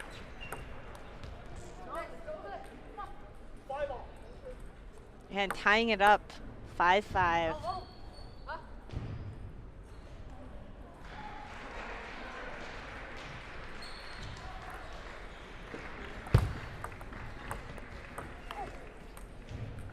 Just missing over the end there.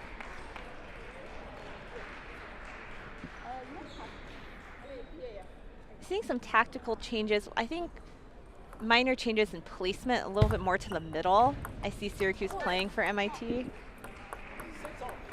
Trying to force a couple more errors. I mean, that's what they're really trying to do.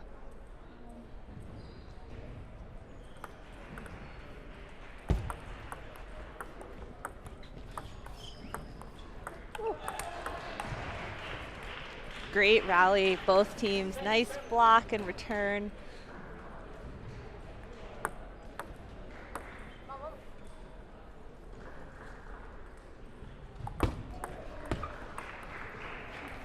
It's interesting, you see Sophie calling her serves, calling her own serves, and almost looks like Maria's not quite ready, or not really, she doesn't seem too in control of the follow-up. Typically in doubles you would see the teammate calling the serves. I mean, there's a lot of different team combinations and strategies, but for the most part, the player not serving would call.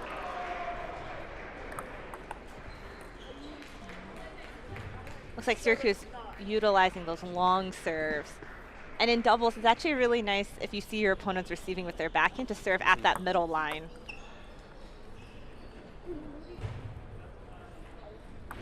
It's a bold move too. I think typically it's quite risky to serve long in doubles.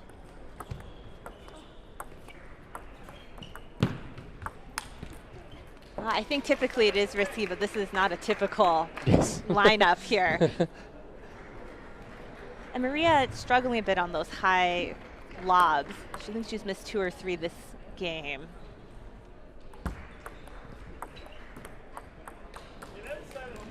And Syracuse ties it up 1-1, the deciding 5th match.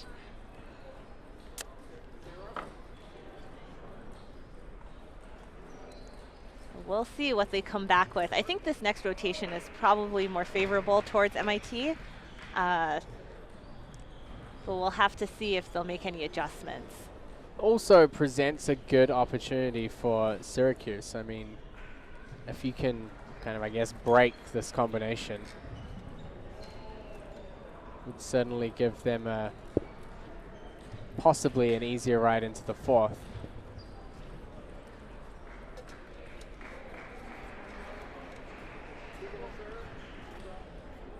Checking the serve. I think this has been actually quite evenly matched. Both teams have earned the same amount of points so far. This may go into a decider all the way down to the 5th. Why not, right? Let's go all the way.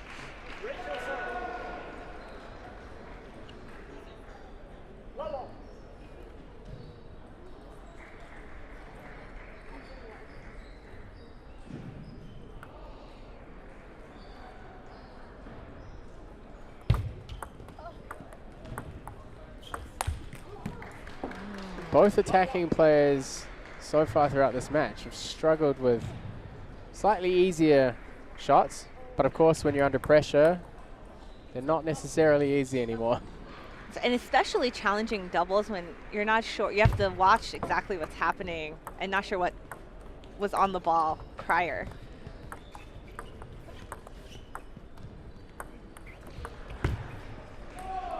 MIT getting a lucky break on that net. I think the placement's going to be really important for MIT because you do start to notice a little bit more crossing over on the Syracuse team. Sometimes they get caught up in the corners a little bit more often.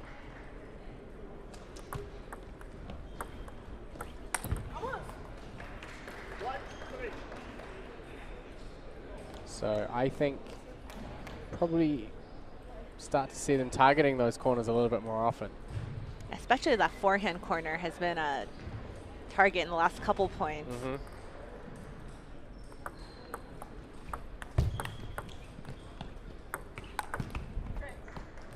was a very nice attack. It was so close to the net. So it's a lot of running for Sophie.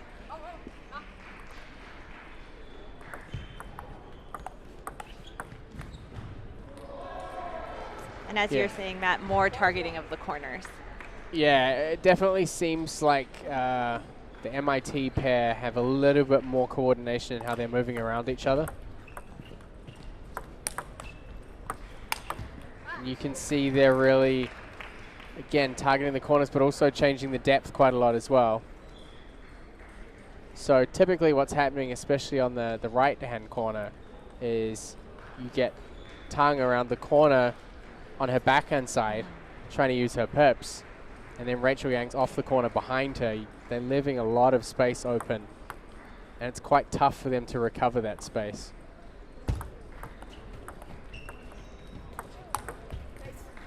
This rotation clearly superior for MIT. Yeah, definitely.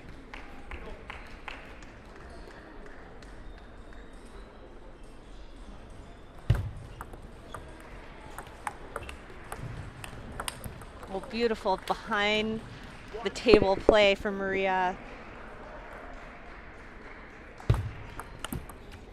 A little bit too Rushed. hasty, yeah.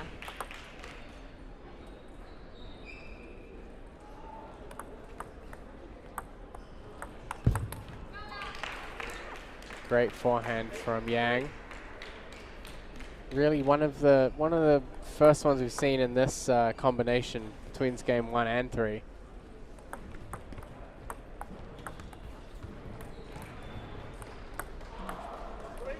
MIT definitely in control of this game, this rotation.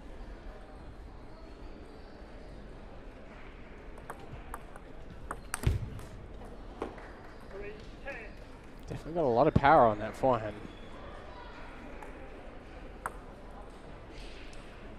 7 game points. And MIT 2-1 lead in this final 5th match of the team tie. I think MIT really found their groove in that rotation. They didn't make too many unforced errors, attacking well, and now it's Syracuse's turn, different rotation. Yeah, and they're going to have a little bit more pressure on them now, obviously being 2-1 down, and I think MIT have to bring something different to the table. I'm sure they will have taken a lot away from the last rotation in the second game, hopefully to formulate some new strategies about how to approach it. There's definitely some areas they can try and exploit. I still think the movement of the Syracuse team leaves some opportunities or some spaces open in the table. But I think this combination for Syracuse has been typically better on the attack, which made a huge difference for them in the second. I think Syracuse is going to need to start out with the attack, with the confidence, and then I think the opening couple points will set the tone. If they're not able to land some of the attacks in the opening 5-6 points, it might be really challenging.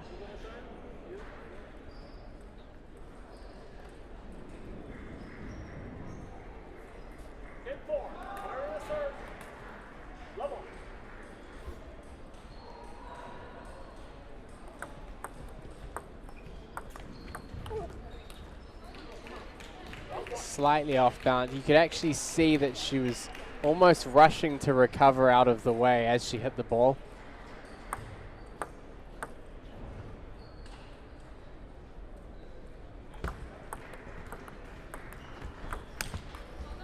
I think what's really causing her trouble is that float ball. You have 2 choppers playing against each other, sometimes pips against pips, or long pips against backspin. She's been sending that ball long a little bit. Just needs to brush forward a bit more instead of playing so open.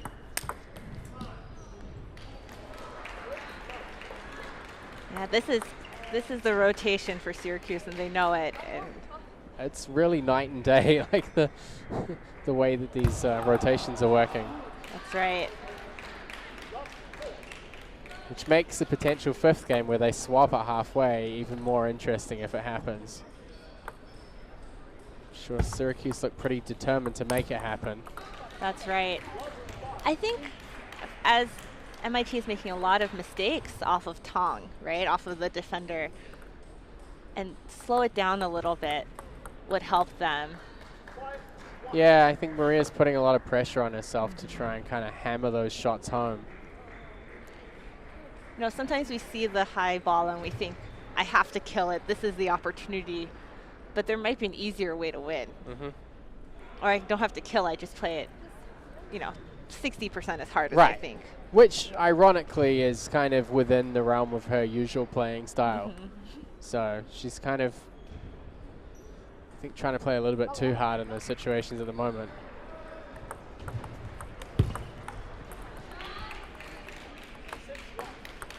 Syracuse at the moment, bit of a runaway train. That's 6 right. points to 1. And they set the tone, and they're just owning it.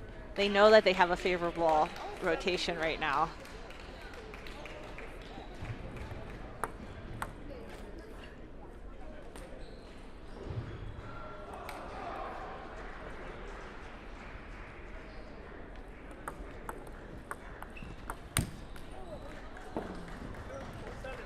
Time going for the attack. I think Syracuse at this stage probably shouldn't vary it too much beyond what they were already doing.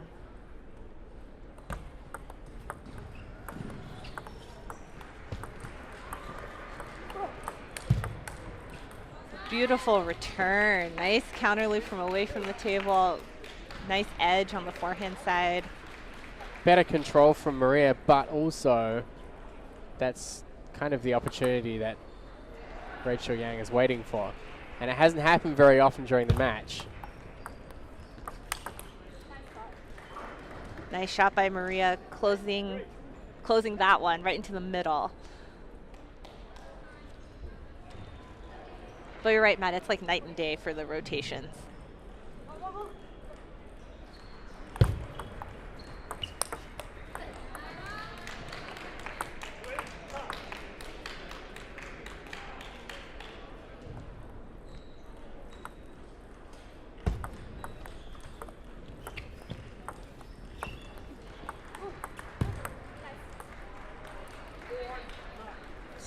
Five-point buffer here for Syracuse.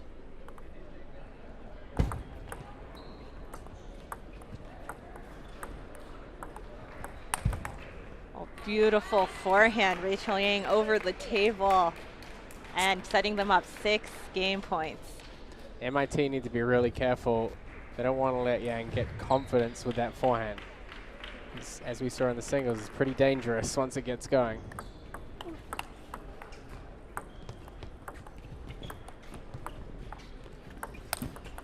Oh, MIT survives their first match point, required a duck, and kind of a net save. We have 5 more to survive.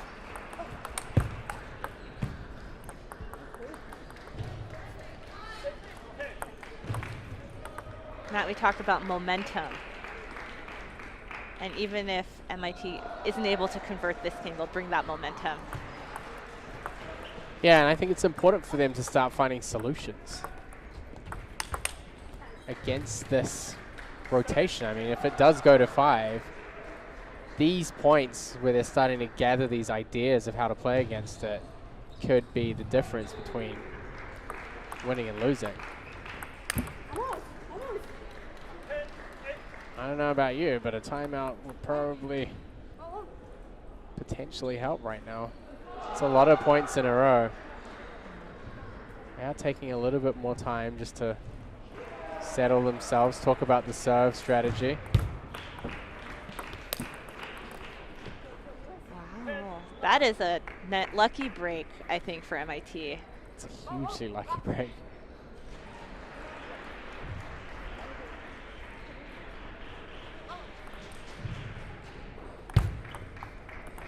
And Syracuse survives the comeback, but you're right, for MIT, they collected a lot of information that they can take into this 5th game. And so now we have it, the 5th game of the 5th match of a seesaw women's tie. I just really have no idea how this could go. But, you know, I think the back and forth was so prominent in games 1, 2, and 3. I think the fact that that game was so close in the second half of this deciding game could put a lot of pressure back on the Syracuse team. You have to remember, though, that Syracuse was up 10-4. This is true also. So that they really had that great lead. But MIT mounted that comeback, and it's going to be, yeah, I'm not sure what's going to happen this 5th game. This whole match has just been mind-boggling. So many back and forths, comebacks. Tense moments. This is it, guys. This is how it all ends. We'll find a victor after this game. Nice. Saved by Maria off that net dribbler. Great return.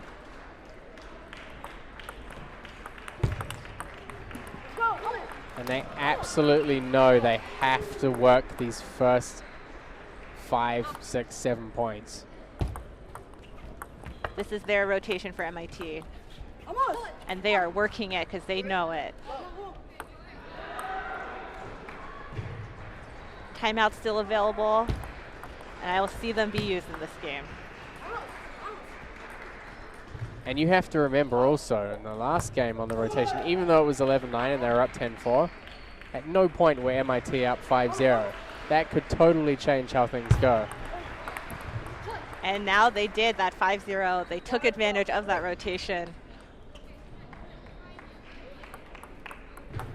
Ironically, I said 5-0 before it was even 5-0. I'm just feeling the momentum from all the way over here.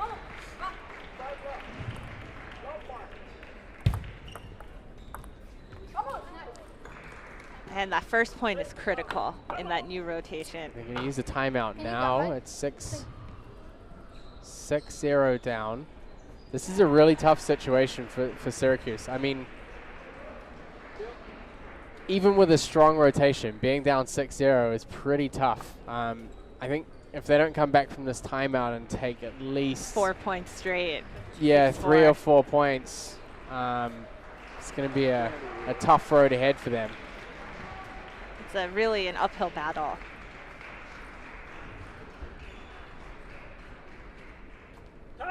I think MIT definitely, like I said, they can see that pathway to redemption for them to come back and finish what their teammates started for them. And they're looking happy. Like MIT is smiling, they're ready, and they have all the momentum. I'm just honestly enjoying, like, their 3 and 4 players are just gleeful on the bench. They saved the day. They really, They yeah, saved they the did. day. And now it's up to their 1 and 2 pairs. They're 5 points away from closing.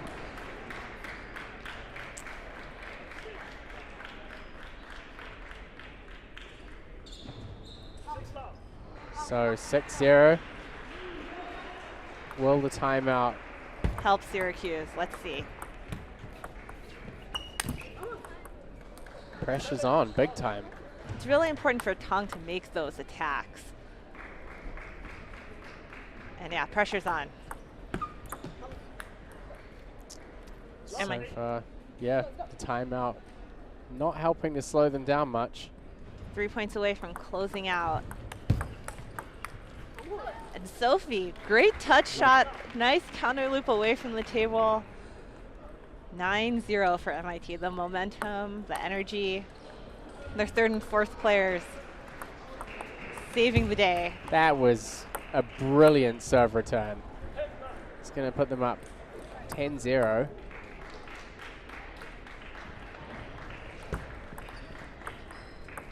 And it's the 5th game, and they close it.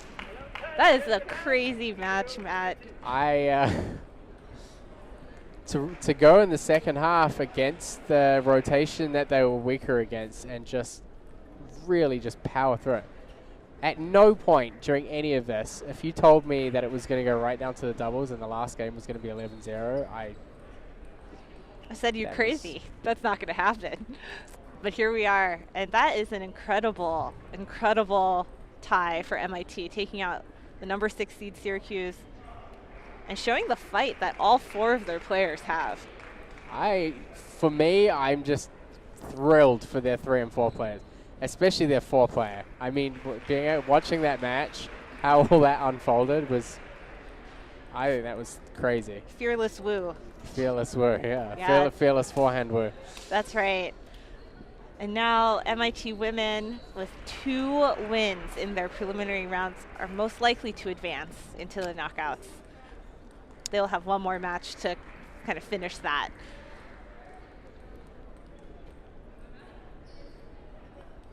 Up next, it's going to be another women's team event. It's between the number 7 seeds NYU and the number 9 seeds from Maryland. and I know, Matt, you and I both have ties to Maryland, so it'll be kind of exciting to see them out on center court. Definitely going to be another interesting match.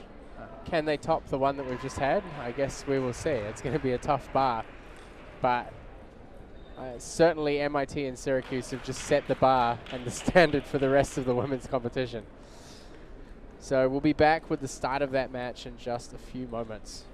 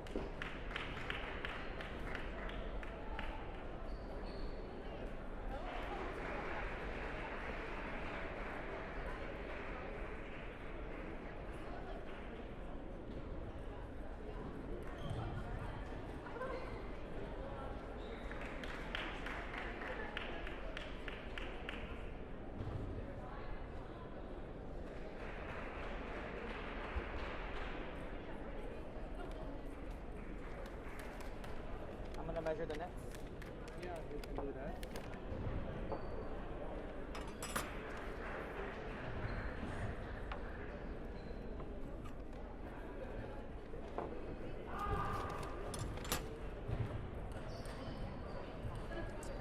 So looks like we're actually going to have a continuation of a 1 p.m. match. It's a co-ed team match between Yale and Michigan, 12 versus 13 seeds.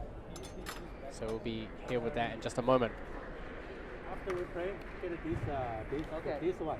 Okay. The other one doesn't matter.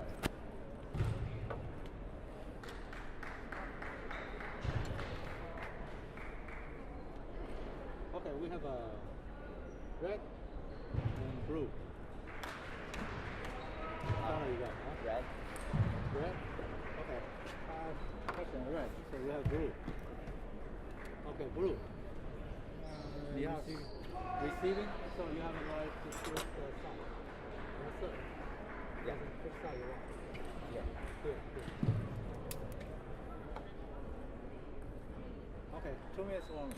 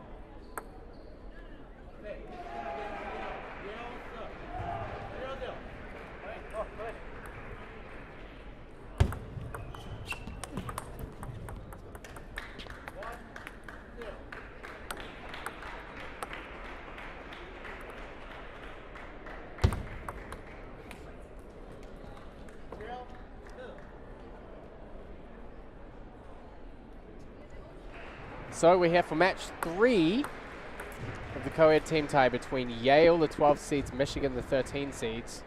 So 1 seeding spot between them. We're going to be witnessing some pretty close matches.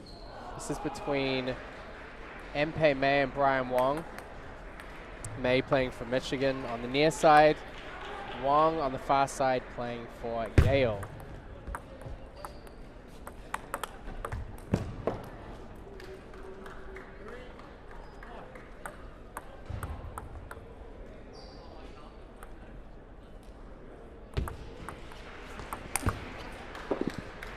Big forehand powers.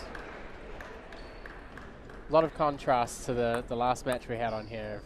Tactful placement and consistency. We're going for big serve and attacks.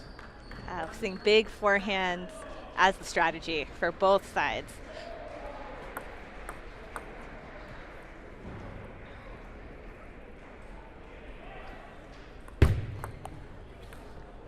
Great topspin kick serve from May.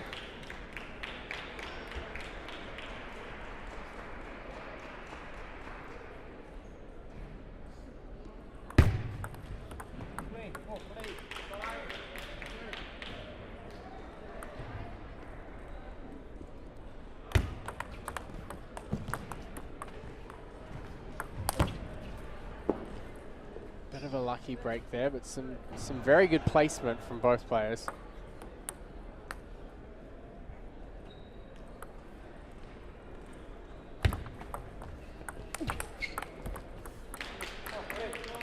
Quick hands too for these kind of short burst counters. You know, we're into the afternoon of the first day, and people are like loose. You know, it looks very different than those 9 a.m. matches.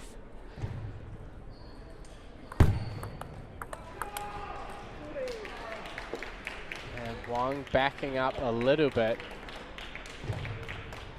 You have to be really careful, especially when you're playing kind of power players, both male players. You don't want to give up any of the table. Once you start backing off, unless you're really engaging your legs into the shots and playing with power, you're going to end up playing passive and kind of giving up control of the table.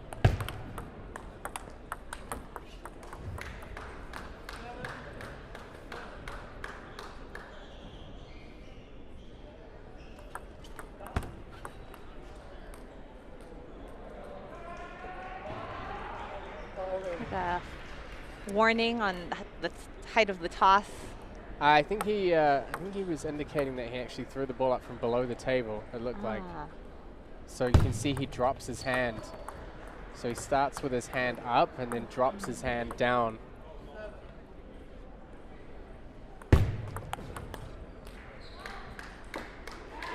That's one of those things where he probably doesn't even realize he's doing it. It's kind of a instinctive.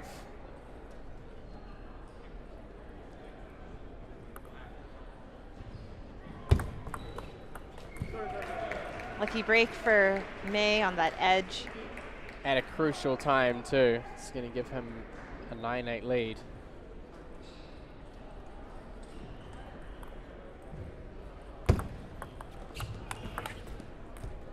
Very, very bold move there. You could see how much of the table he gave up to play that step around forehand. I think any chance that ball would hit the table, I don't know if he'd been able to cover it. And clips the back edge. His first game point for Brian Wong.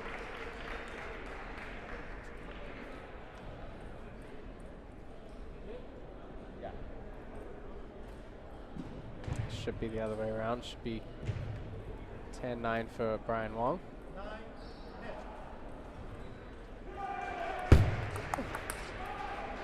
May going for the hook serve. You can see the strategy behind it. Waiting on the forehand, but Brian Wong looked pretty comfortable returning on the backhand with that serve. Pretty even match in that first game. And we're looking at, for example, the 12 seed playing the 13th seed. They're probably looking for a better placement in advancing. And that's really important because once they get into the knockout rounds. Yeah, you never know. You never know what kind of draw you're going to get. Yeah, you could face a powerhouse. And it's really important to get a good draw to make it to a later round.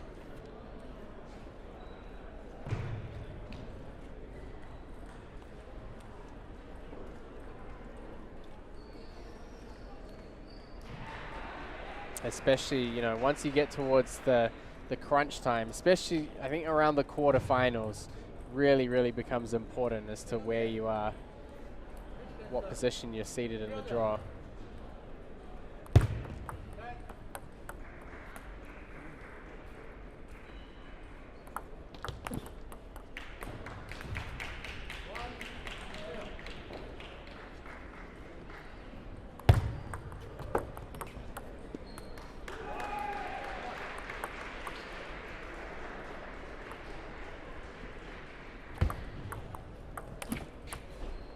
Both players really going for their attacking shots, third ball attacks.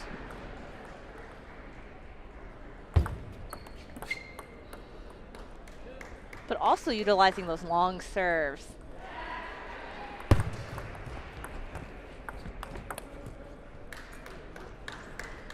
Looks like the points are won or lost either on the serve or that third ball. Whoever attacks usually gets that first point, so they're fighting for that opening.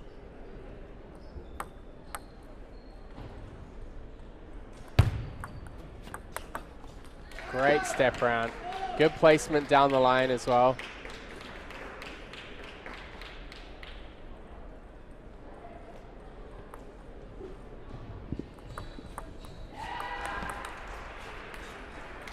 And a nice inside-out angle there. I think both players are really drawing on their the step around forehand game. It's almost every rally. You know, the serve return goes back to the backhand side. Step around for the forehand. That's the strategy. Both players want to do that. Here we go. You saw It's already happening. I mean, when you get to that point, you already know that all you have to do is kind of take a little bit more time on the serve return and just redirect it down the line. And we just saw just that from Brian. You're welcome. I mean, yeah, once, obviously he saw the movement was really early. It's tough to, you can't really continue the same strategy over and over again.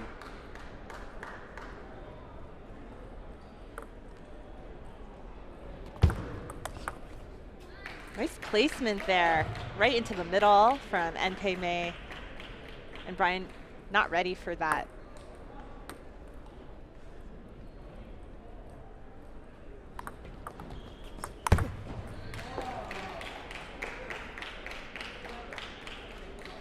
I would say so far, at least 80% of the points have been played across that backhand to backhand corner.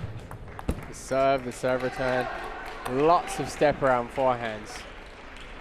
If either of these players want to kind of break out of this even back and forth, they need to start looking at more varied strategies, I think. Yeah, I think both of them favor that corner, and they want it. Both of them want to stay there. Oh, let's see Brian breaking the mold. That was actually interesting because he still played to the same place, but his serve speed was actually so quick that May didn't have time to step around.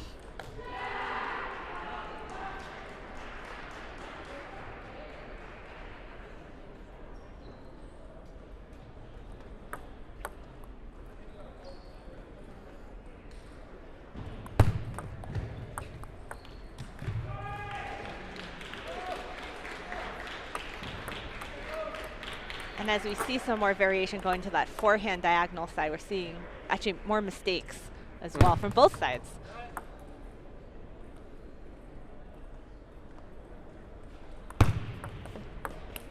Even to the middle. I mean, that's a relatively safe return for him. But just taking it to the middle instead of the corner, if he even steps around slightly too early, he's still going to be too far away from the ball.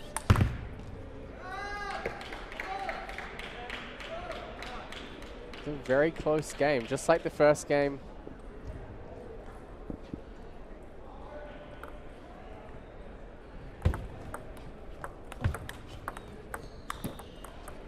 Brian Wong capitalizes off his serve. He's going to take a 2-0 lead here. His end game has really given him that ability to make it 2-0. I think he's kind of made slight changes, but at very crucial times. The few points that have been a little different, it was definitely Brian Wong who was making those changes. I think Mcdermott is stuck to a relatively similar strategy. But I think for either player, you know, short serves to the forehand or serves across the middle toward not breaking too much into the backhand corner. And anytime they see that slightly early step around, getting the ball down the forehand line. Because once you do that a couple of times, it at least makes the other person question whether you might try and do it again, instead of being like, I know, you know, they're like 100% confident they're going to step around because they're 100% sure the ball's going to their backhand. And we'll see who can make those changes and adjust the fastest. I think that's going to either change the tide, or we'll see. We'll see if Brian can hold this delicate lead. Even though it's 2-0, it's very delicate for him.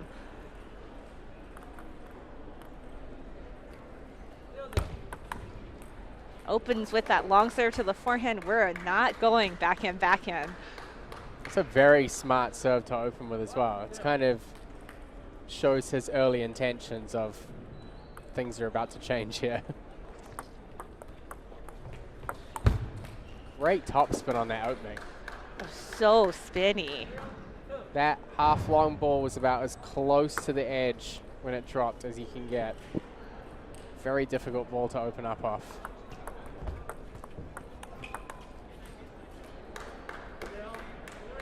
So Brian Wong definitely making some changes here. The variation has really helped him take this 3-0 lead.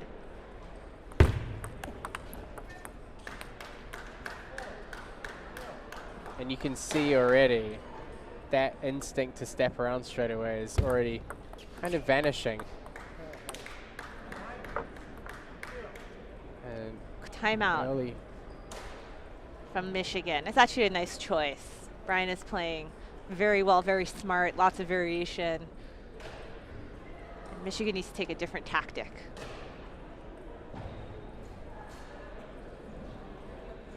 Yeah, I think that down the line fast serve straight out of the box was a very, very smart tactical move.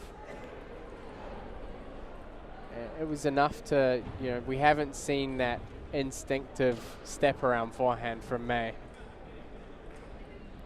Yeah, once you get taken out of that rhythm and you lose that tool, you have to create your opportunity to step around again, and that's harder. Right, right, and but also, you know, for Brian Wong, it gives him the opportunity to play back into the backhand and not have the forehand there. You know, maybe there's some hesitation, and brilliant play. Comes back from the timeout, does the long fast serve down the line again. Commanding lead, commanding variation, lots of confidence.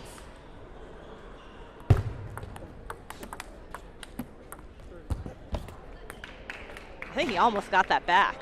Yeah, it was almost an early apology there. It could have been trouble. A kind of soft no spin serve with the backhand.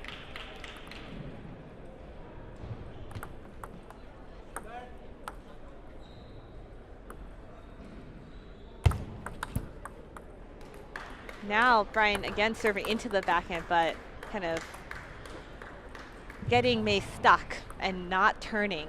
We're not seeing those forehands from the backhand.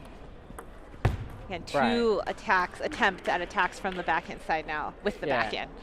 I mean, he's shown him that there's a possibility the ball could go anywhere, and that's enough to stop him from being straight around the corner.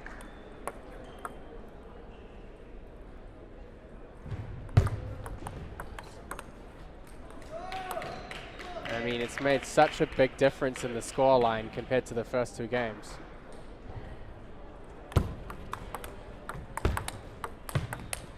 Look at this rally.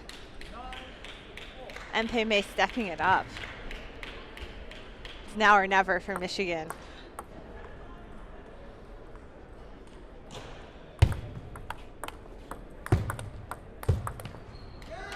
Great connection between the shots. Honestly, I think from a ability level, I think both players are relatively even. I think the tactics are really what is starting to cause differences here. There's the step around. And I think MP May is playing incredibly, really like flipped the switch. Attacking, really pinning Brian. Brian looks like doesn't quite have an answer for this different MP. Doing a great job of those no spin serve variations.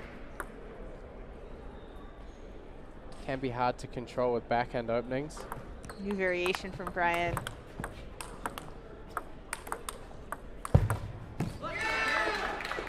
Look at this comeback. Big point.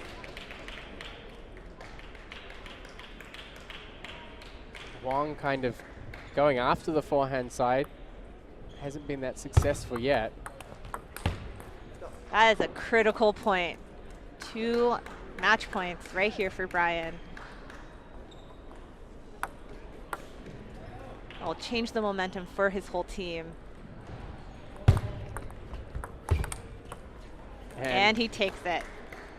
Great kind of deflection right at the body there. 3 pretty close games. Honestly, third game looked like it was a breakaway for Brian Wong, but Mpe May started to change things up more. A little bit late in the day, but went on the offensive and started creating more opportunities for himself. But I think Wong was a little bit ahead in the tactical game, you know, especially coming out those fast serves down the line, just creating the uncertainty and moving out of that pattern of kind of step around forehands the whole match. So and now Yale takes a 2-1 lead in the games, in the matches for the tie, down to the 4th singles. Another incredibly important match for the 4th players. Having a lot of close matches here.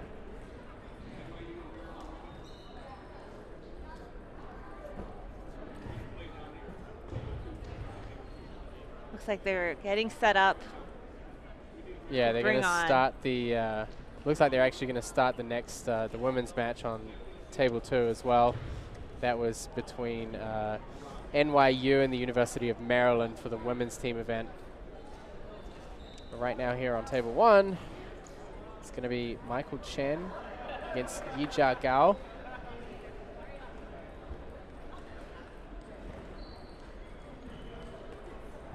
And that will start in just a moment. Short minutes.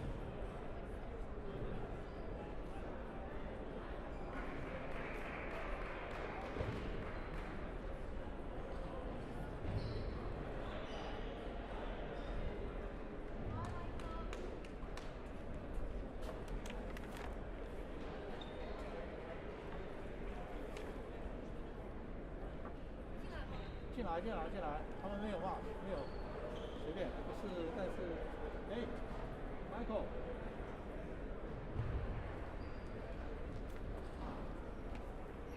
where was the ball? We have a red and blue. I got blue. You? Red. You can serve. You can choose serve, receive, or choose serve. Serve. 你可以选边。我要这边。OK。2 minutes more.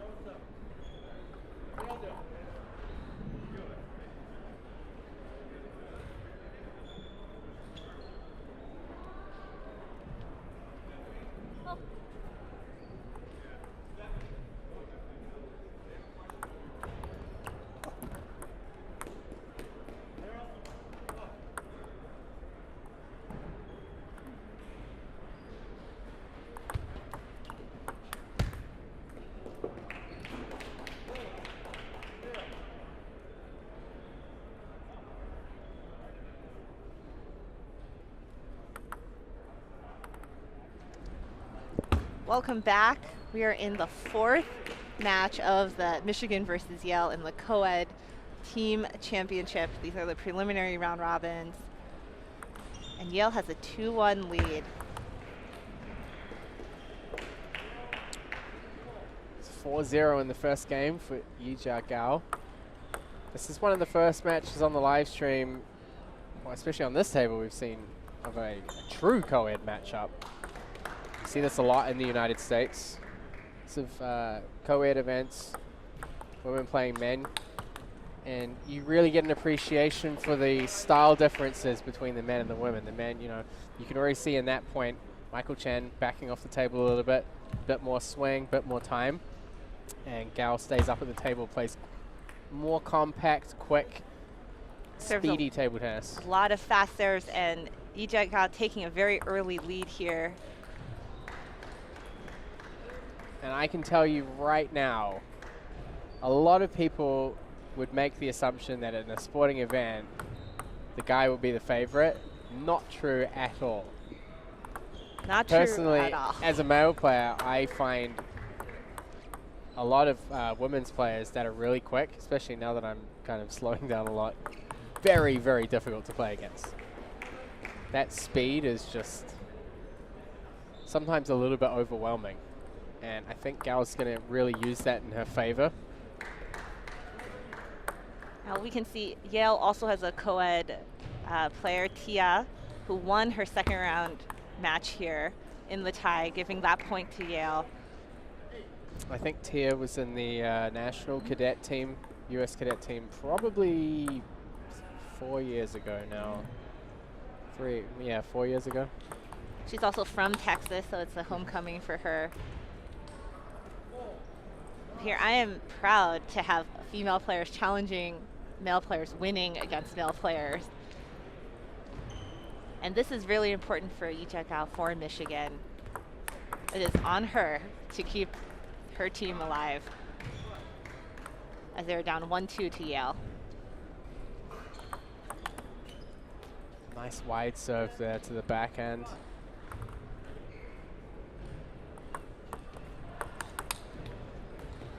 Great play. Yeah, quick first game, just a couple minutes. And she has taken it 11-5. Nice opening for Michigan. They have a very well-balanced team, Michigan. This, you know, I mean, they're 13th seeds in the co-ed, so they're kind of halfway up the pack. But, I mean, for a fourth player, Gao's pretty strong for a number 4 player. She's looking very confident. I think she knows her assignment here. Right, yes. And she does play very, very quick, kind of traditional, kind of female style. And we can really see that here. And she is ready to go.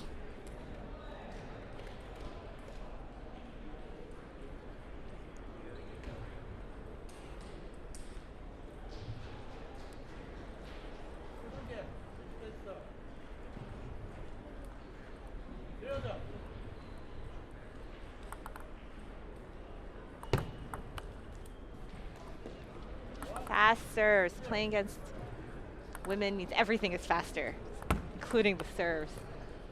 Gets straight away 2 points off the serve. You can see Michael Chen kind of dropping his racket a little bit too much. When you have speed and topspin, it's better to keep your racket up. she's certainly really doing a good job of locking up his strengths.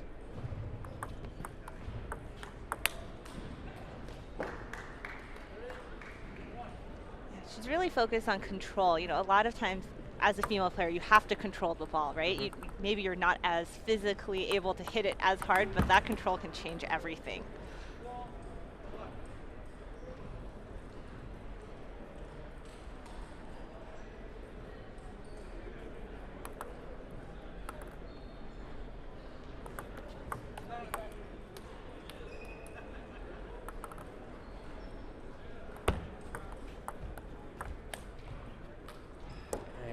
Chen struggling with his openings a little bit.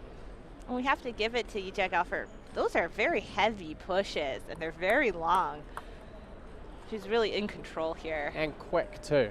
Still the speed factor, even on the, even with the pushes, wow. Some really good kind of snappy bite in the contact of the ball. Lee Jae-gao's basics are very strong, very quick, very fast to turn. And Chen's looks like he's tending to play quite a lot across that middle third of the table. And you don't really want to do that against female players. I think that's really their strongest point, across the center of the table.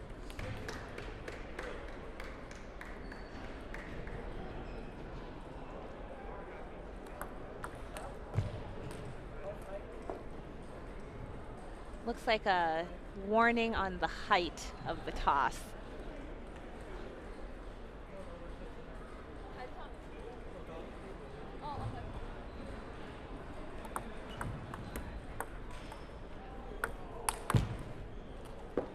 Chen getting a little bit of a lucky break, keeping it within 2 points.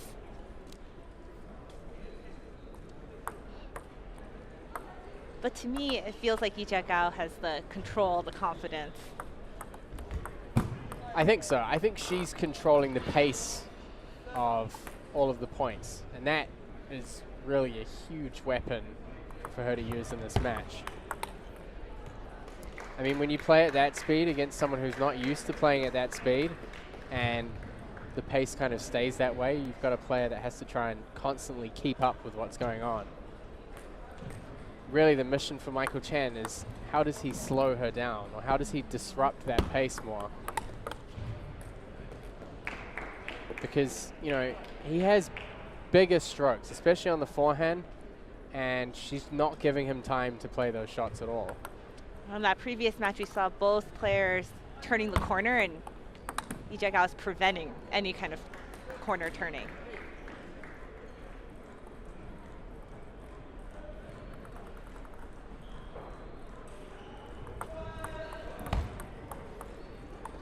But we have to hand it to Michael Chen. It's quite a comeback.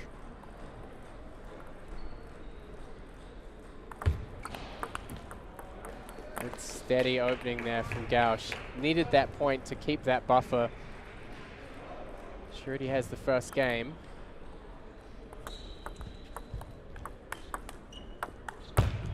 Wow, great angle. Amazing angle. You can see how wide that was. For Chen, I thought he'd just run out of space there on the corner. Long, fast serve.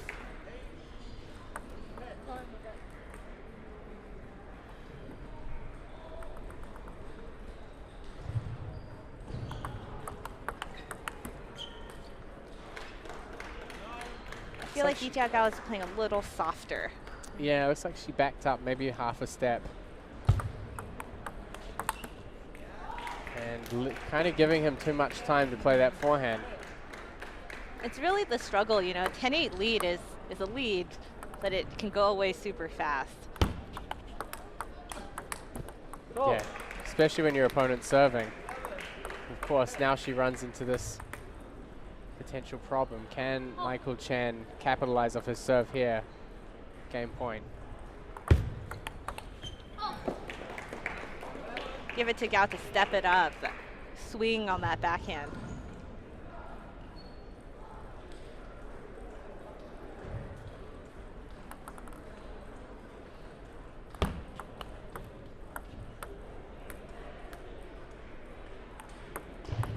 So he'll have another chance here for a game point in game 2.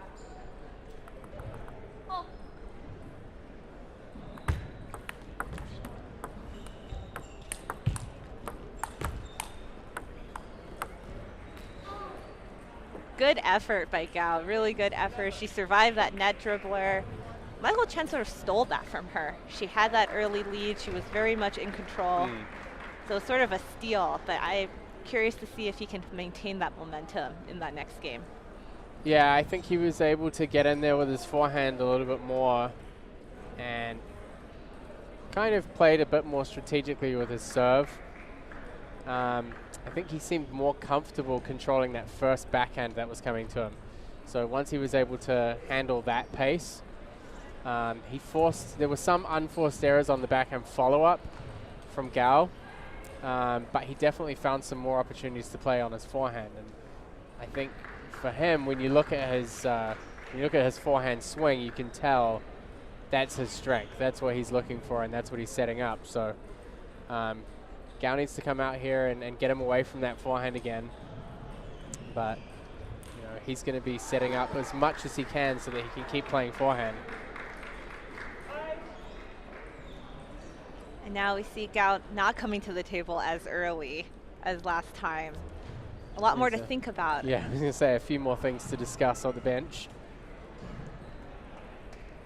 It's mentally challenging to have a game stolen from you. Sometimes you can get stuck in the rut of it could have been 2-0. Yeah.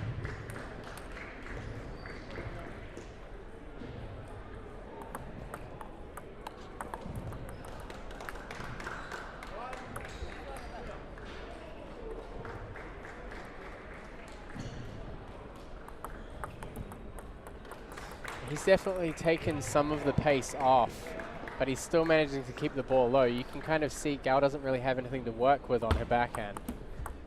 He's forcing her to create all of the speed and all of the power herself instead of borrowing it from him.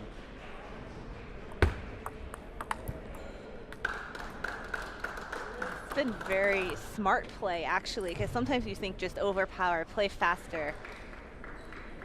But Michael Chen has that ability to take the pace off. Yeah, I mean, that was the challenge for him. How does he slow his opponent down? I don't think his style is suited to trying to play faster than her. I think she's definitely a quicker player than him. And you can see there, I mean, once she steps up the speed, he's not able to keep up with it. The timing of his shots just doesn't work with how she's playing.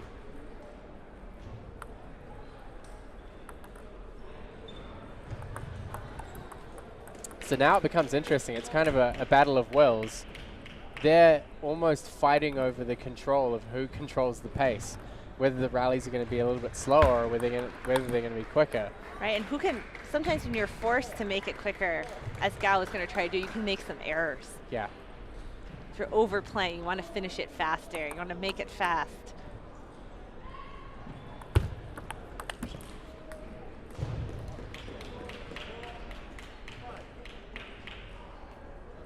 We're still seeing a lot of backhand corner play from Michael Chen. I wonder if he will go wide to the forehand more, because that can also be a nice hole to play into.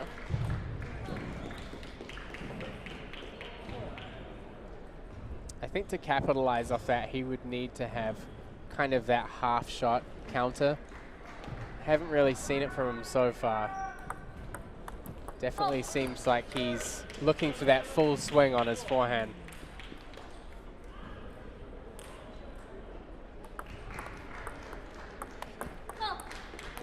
Now, interestingly enough, Gao's kind of gone back to pushing a little bit more, so she's actually slowed the game down herself. It's almost, maybe it's a little bit unexpected from Michael Chen that she's moving her play style to adapt. Nice forehand counter. I actually haven't seen that from Michael Chen. He was waiting right there. That's really, like I said before, I mean, yeah, we hadn't seen that shot from him, but that's really the only way that he can work that wide forehand angle.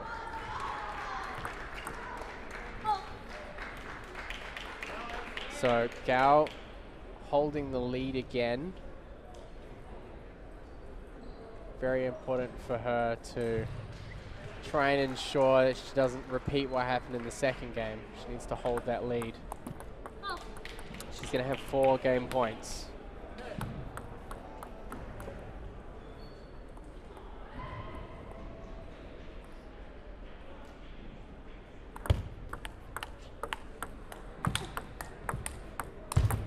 And she takes the first one. But Michael Chen coming alive at the end, counter looping from farther away. You know, Michael Chen's a tall player. I was impressed that he returned those counter loops. Kind of almost from a standing position. That was great touch. So, Gao, Michigan, 2-1 lead. I think if she maintains this momentum that she has and also demonstrate her ability to slow things down when she wants to and set that pace, she can keep Michigan's hopes alive. Yeah, I think she's definitely shown her ability to control that aspect of the game the majority of the time. And I think the only time that she kind of lost that control was in the second half of the second game. And obviously she can see that cost her quite a lot. But she got a good grasp of it again in the third game. So it'll be interesting to see how the fourth goes. Whether she starts out playing faster or slower.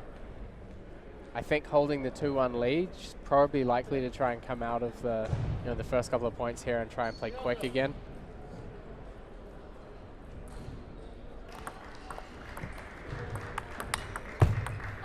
Great elbow placement. And she's going back to that countering. So she's making Michael Chen open and she's taking that countering. She's very, very comfortable there. And she's trying to force that type of rally. Also very common in the women's game.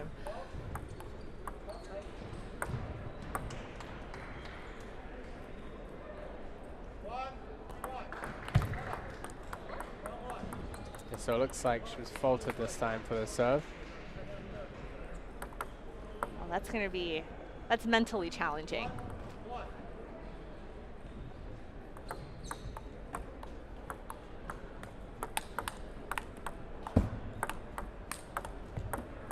Very nice play from Michael Chen. Consistent, patient.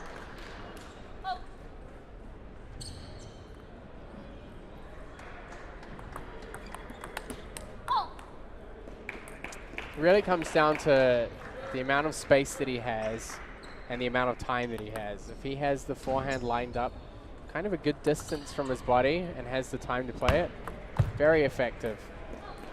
I think for Gao, the times that she's been able to target his elbow with a little bit more speed, especially for a tall player. You know, when you play into their body, it's really difficult for them to adjust their position. Usually they either have quite a wide stance and they cover a large amount of ground, or they stand up a little bit taller, so it's harder for them to shift their body position quickly. I don't think there have been any signs in this first 5 points of which way this game might go. It's been a little give and take. That's right, and also the mental impact of the fault on the serve. I think there's confidence on Yija's side, though. She's back early. She's back again, yeah. I think she wants to get on with it. She wants to play fast. She wants to maintain that momentum, the counter loops. Even this is so telling of both players. You have Michael Chen staying at the bench the whole time. Wants to take in as much information as he can from his bench. And Gao wants to get back to the action. For her, I think the faster she plays, the more likely that she's going to be able to complete this match and keep her team alive.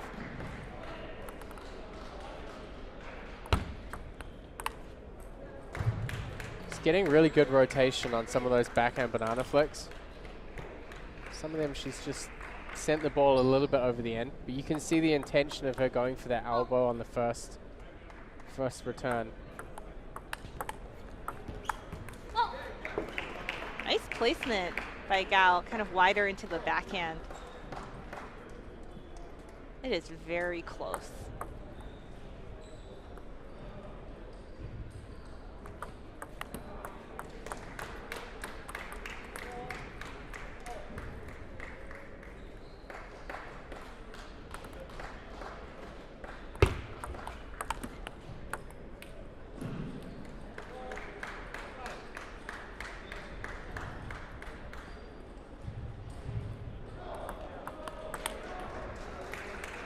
And again, I think that's really making a big difference for him. He's just adding that extra rotation on the backhand receive.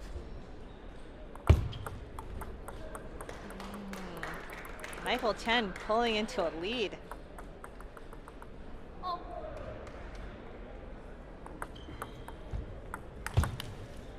Let's talk about momentum. I think now it's for surely on his side. Fantastic timeout too for the Yale team. It was an incredible time out for them because Yi Jiagao is now not in her rhythm.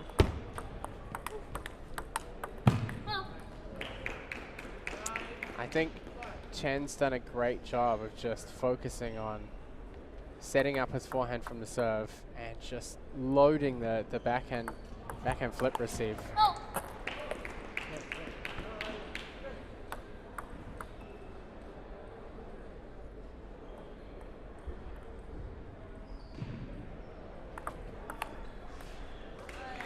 And he's going to set himself up with 4 game points to go to 5, because why not? I mean, so many of the matches have been so close today. Never say never. It's hard when you're up 10-6 to close. It may look easy, but it's not easy. That looks like it just clipped the edge. I'm sure that's going to be a relief.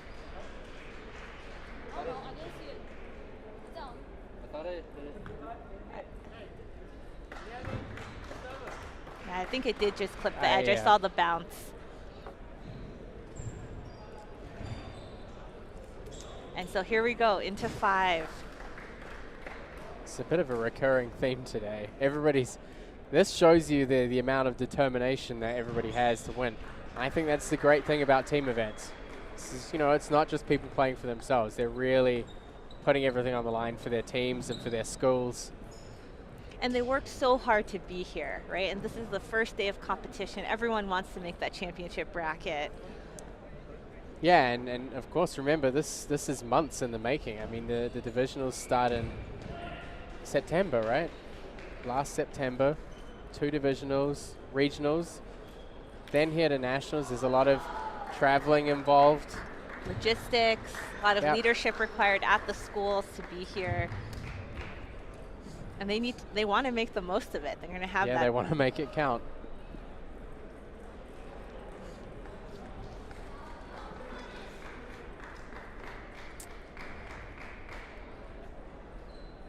I think this might be a streaky game. I think whoever gets the early lead might be able to hold it to the end. I don't know if anybody's going to get an early lead. I have a feeling it's going to be a step each side. It's just been such a weird match in terms of momentum. I mean, you almost felt like Gao had almost total control of the match, and losing that second game was like, oh yes, she did lose that momentum for a little bit. But then in the last game, I think Michael Chen kind of took a different pathway. He definitely seemed much more in control than in previous games.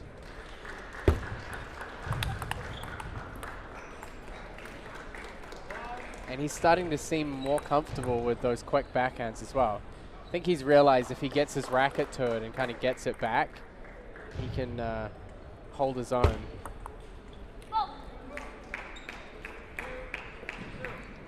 I feel like Michael has put a lot more variation into this match, especially as we get to the end of the match.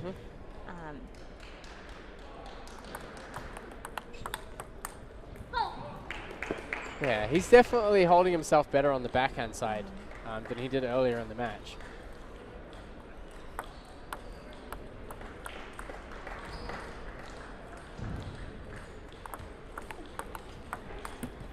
That was a better placement from Gao, getting him across to the backhand in the middle of the table. And you could see she was trying to go wider to the forehand side on the next ball.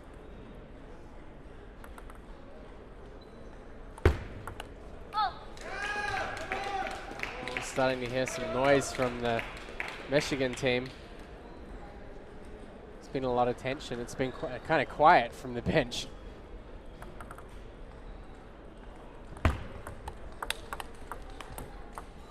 Well, you're right. Michael Chen on the backhand side being able to hold his own, to be able to defend and change the direction has made it much harder for Gao.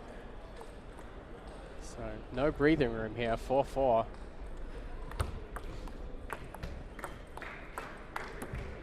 Very interesting change up there.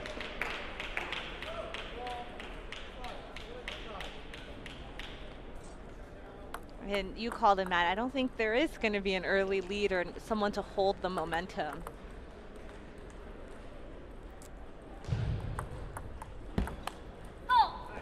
So looks like she's opted to go for a slightly heavier or even slower push to try and force that early error instead of going for those flicks.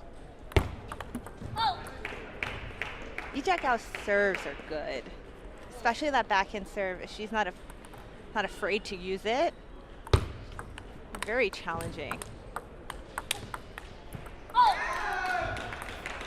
There may not have been an early lead, but now that the players have swapped sides, she's certainly stepped up the pace.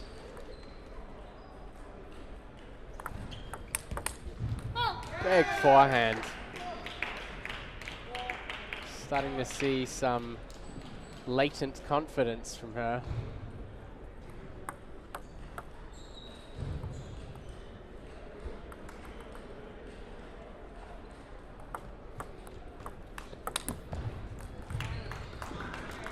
But it's not over till it's over, and it's very easy to hold a lead like this and then miss a couple points, and then suddenly it's 9-8.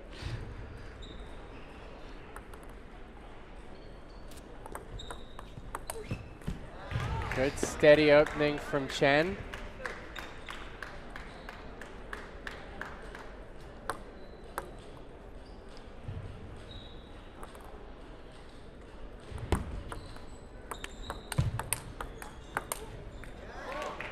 It's going to be important for Gao to reset her timing. I think she's overplaying a little bit. At the same time, she's underplaying. She's pushing a little bit more. She's not pushing with enough and then trying to finish too quickly. It's a good time to call the timeout. And it's lucky that they saved it.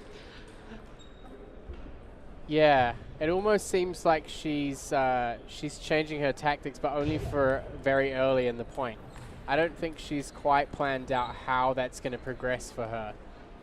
Maybe it's the idea of I'm going to push and hope that he makes a mistake on the first ball, and then when he doesn't, it doesn't quite seem like she has a follow-up for the plan. Yeah, that's a really good point. And I think right now, hopefully they're discussing that follow-up on the Michigan side and then on the Yale side. For Michael Chen, I think it's about being steady. Just keep getting the ball back, and when he extends the rally, he tends to win. Yeah, and I don't think she's comfortable with the pace of his forehand. I think it's quite drawn out and slow. There's some rotation, but it's not really heavy that can be like kind of used and deflected back.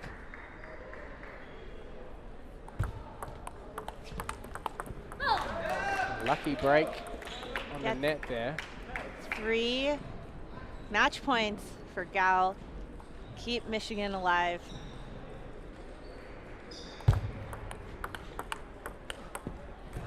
Great placement.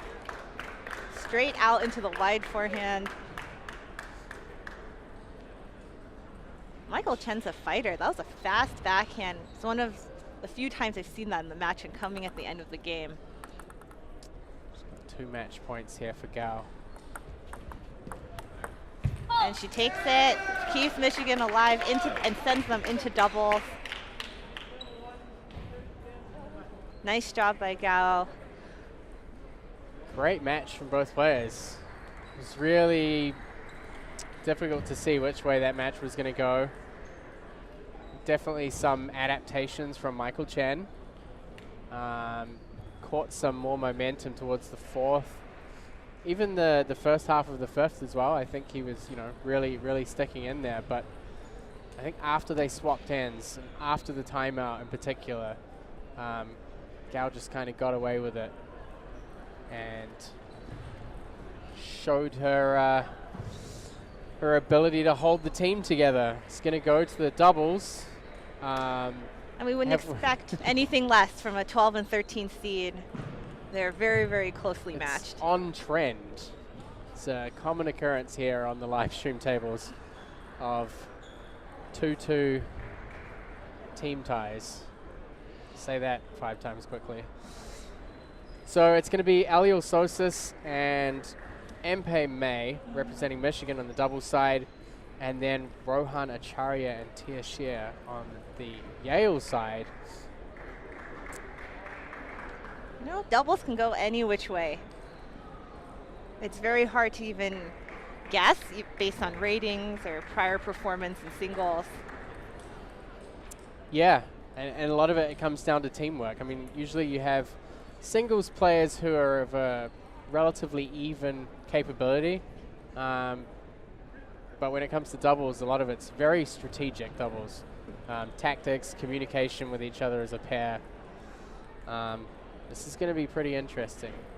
And of course you have Tia, who uses medium pips on her backhand. See if that kind of disrupts some rhythm. But all comes down to a decider yet again. And of course we wouldn't have it any other way. Definitely not. Looks like teams are getting organized and ready for this final match. And again, this decider could determine placement for both of these teams as they move into championship rounds tomorrow.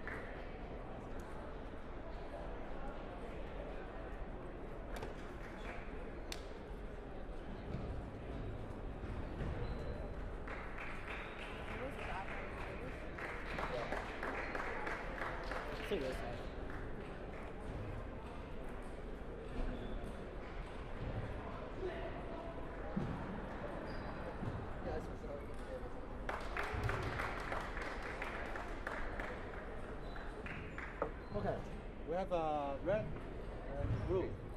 Blue. Red.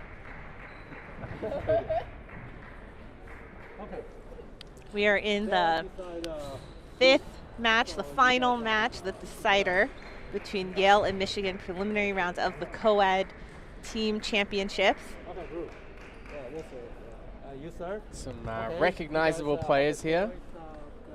the Aliel Sosis playing a lot in the New York, kind of Westchester area, New Jersey. serve, From Boston originally, though.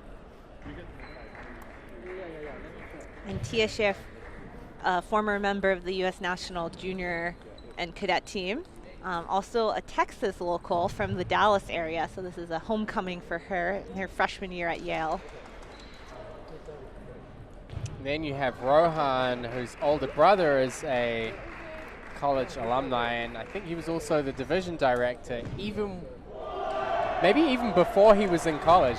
He was in high school, he was the division director for maybe lower New York division, I think.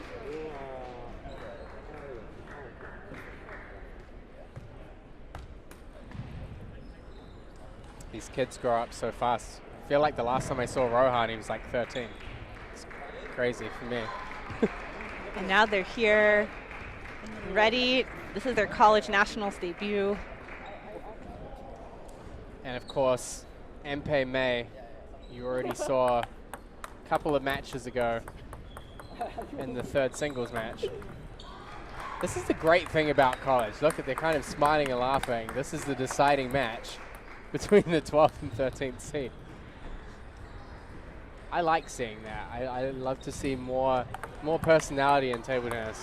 And lots of enjoyment, you know. I mean, I'm grateful to be here. I'm grateful to be back. And it's so exciting to have this event.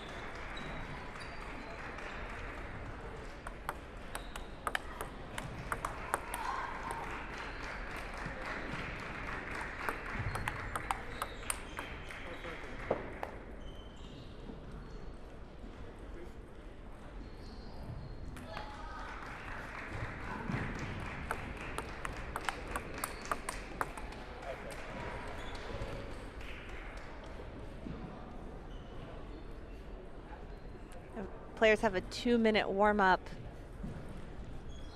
to get the feel for the table.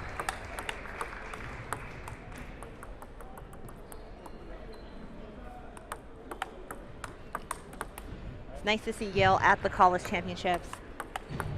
They haven't been here for at least the last 5 years. Yeah, and I think for a school of their stature, they should have a table tennis team here. Every great school should have a table tennis team. Just every school, every single school.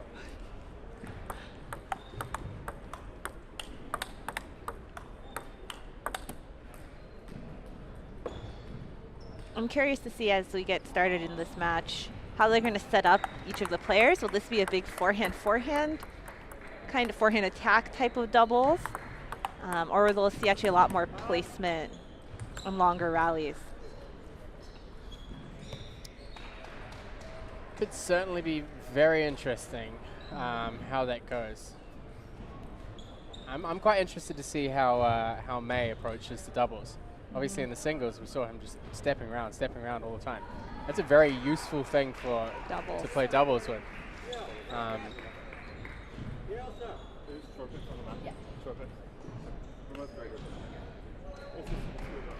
Short pips for Tia.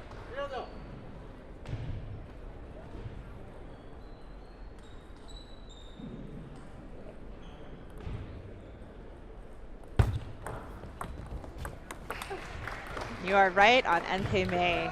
He's going to go for that step around every single time. I think especially if the Yale players play too soft into that corner. You know, if they're going to go for that corner, they really have to play with speed.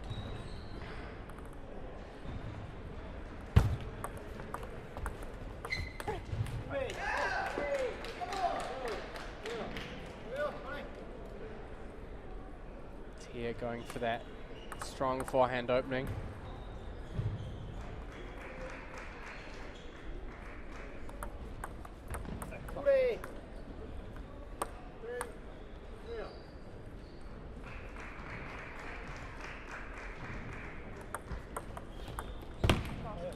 And that is what Yale has to do to stop NP May's swing. Go into the middle, make it half long, change it up.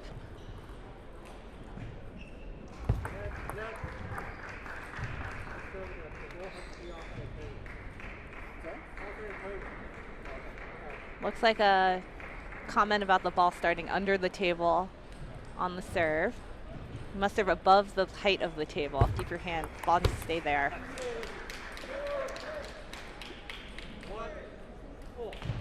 That quite possibly may have impacted the serve quality of that next serve. I think it's hard, you know, coming off a serve warning or a fault to kind of compose your serve and make sure the quality's good. Especially when you're focusing on, you know, okay, I have to make sure.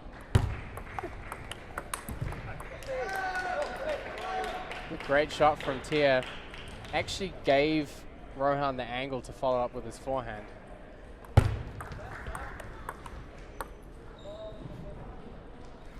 So again, dropping the ball under the table. We saw that in the singles as well. Kind of starts with his hand above the table, but I don't think he realizes when he starts his service action, he drops his hand first.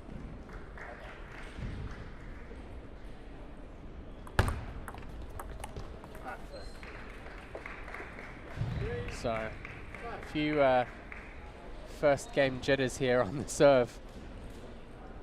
Okay, umpire is very, very strict on the serve, which is good, enforcing the rules.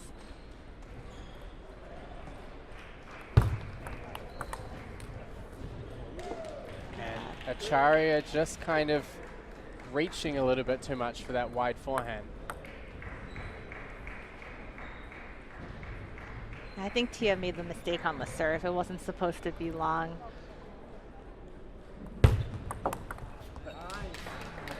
We have to make a comment about how hard it is to serve doubles when you're a righty. It's not where you usually serve, and it can lead to some jitters, especially if you don't do it that often. I'm going to have to take your word for that, Barbara.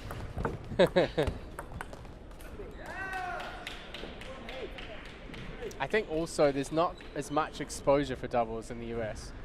I think players don't necessarily have that experience of playing doubles or building doubles tactics. There are only a small handful of events that you can actually play doubles at. And college table tennis is one of them. Yeah, it is. Beautiful forehand by Tia. Picked it up. It was very heavy and very kind of close to the edge. She did a great job. I think she's really carrying the attack on the Yale side, and she needs to hit shots like that.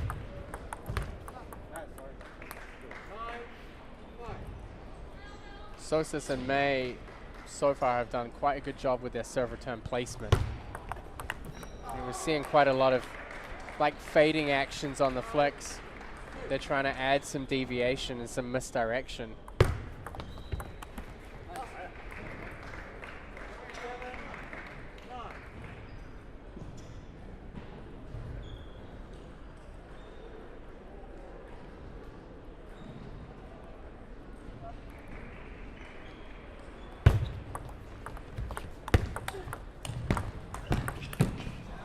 Great get on that wide forehand ball from Rohan Acharya. They are turning it up. That is a great rally. Nice teamwork on both sides. And it's so hard to run around your partner.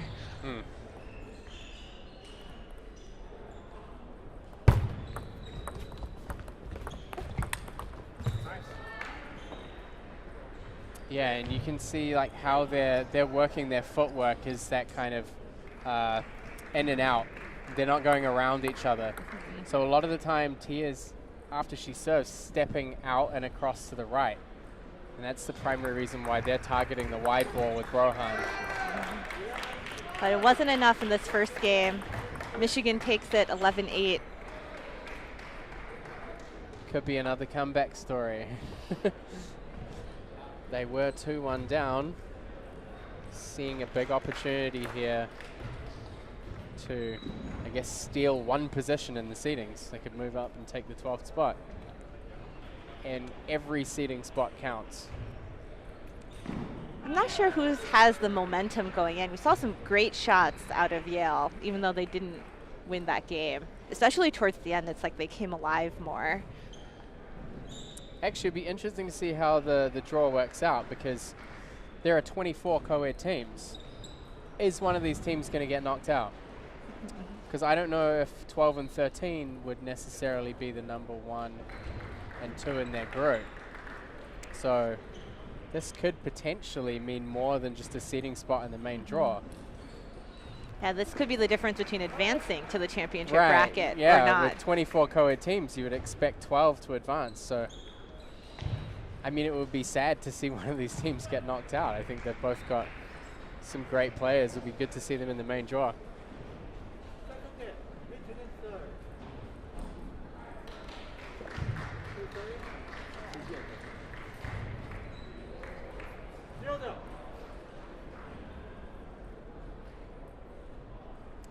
Yeah, so it actually looks like it looks like Indiana is the top seed in this group. Yeah, so one of this these is literal survival time. One of these teams is going to get knocked into the consolation draw. and they know it.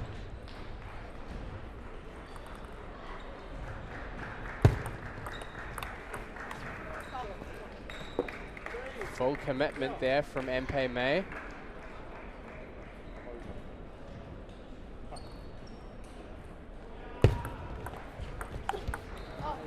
Great forehand opening there from Tia.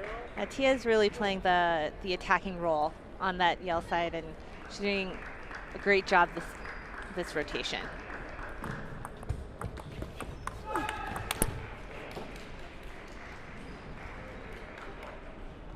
Again, the Michigan side really finding the right angles, finding space.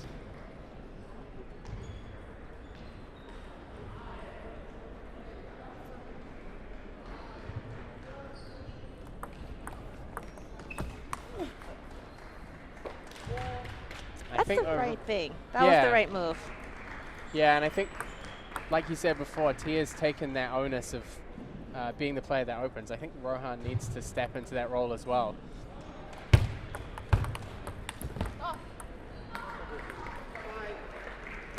I have a 5-2 lead here.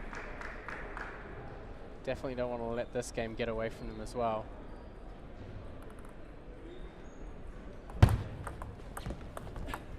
That's a great opening. Awesome opening from Rohan. Slightly off balance with the footwork, but I think the handwork got like a good rotation, but a very, very low trajectory on the ball.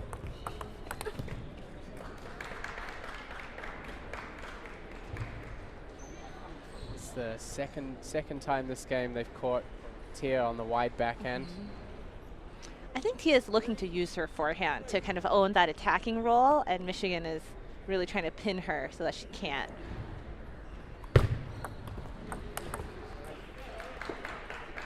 Serve receive, super important. Nice setup by Michigan.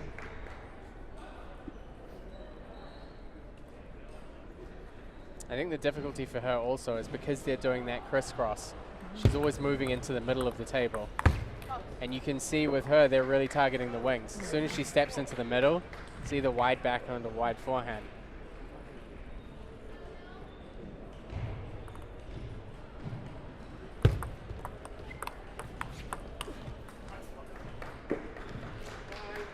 This time focusing down the middle of the table.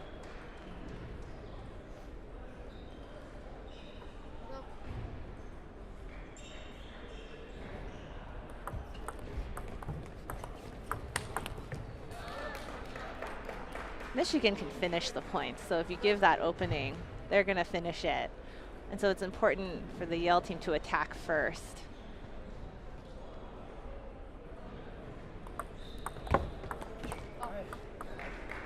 Nice variation by Tia wide to the forehand, using her forehand to push.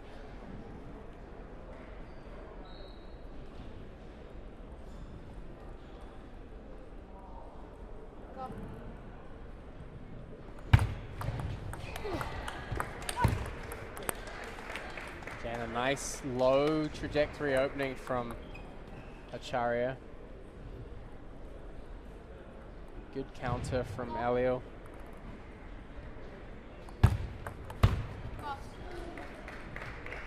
I think Yale keeping their hopes alive for advancing.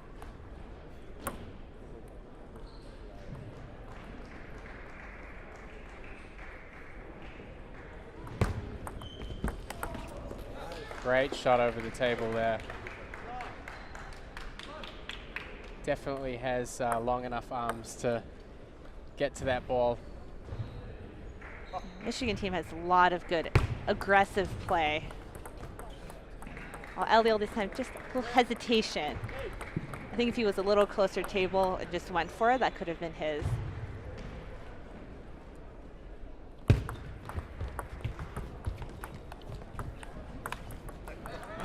Opportunity for Yale, but not in this point.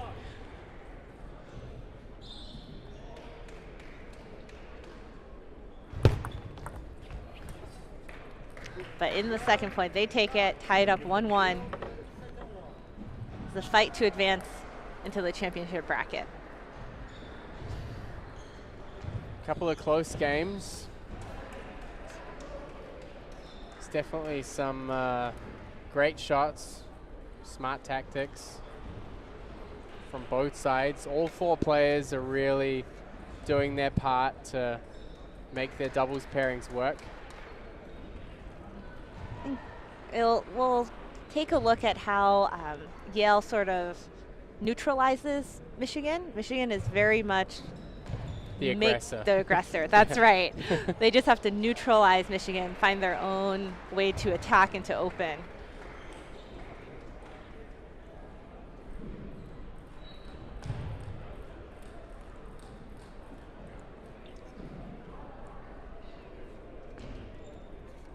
Both teams taking the full time.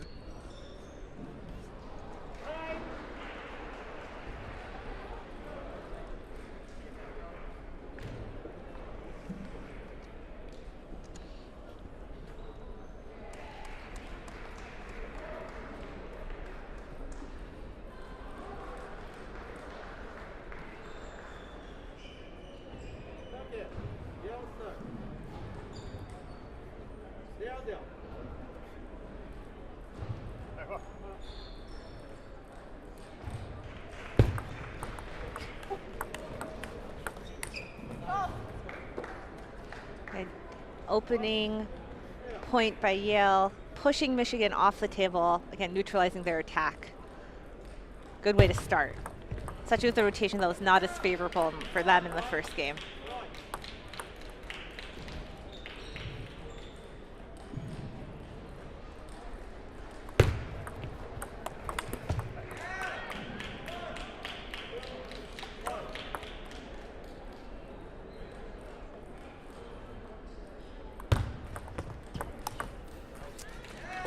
That was kind of the serve that really helped him when he was in his singles match. That little push he had at the end, that no spin serve. He just kind of manages to hook the other player into pushing it and popping the ball up. It's a tough serve to deal with. It's quite hard to flick as well.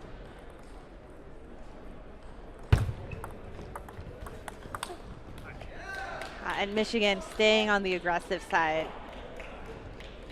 They're very good about getting that attack. Yeah, I think Rohan was a little bit loose with his forehand push there.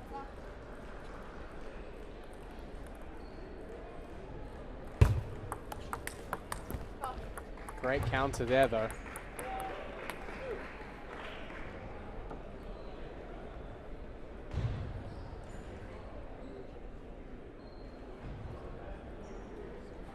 Yeah, I'd be interested to see if Yale will adopt less attempts at opening and more short pushes. Honestly, I think it would be a good strategy for them to tighten up a little bit. I mean, doing it that way, they can see whether they get better chances to open up.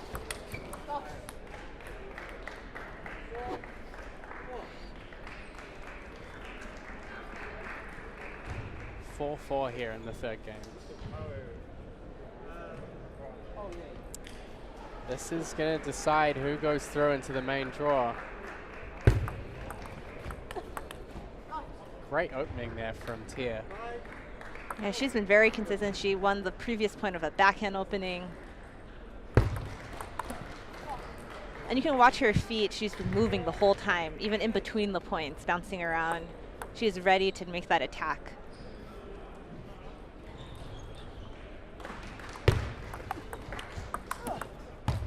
Great serve return. An awesome counter by Rohan, taking the initiative there. Yes, it nicked the net going over, but it was a great shot. Yeah, and he was ready for it. He can see that she's doing the work to give him those forehand angles.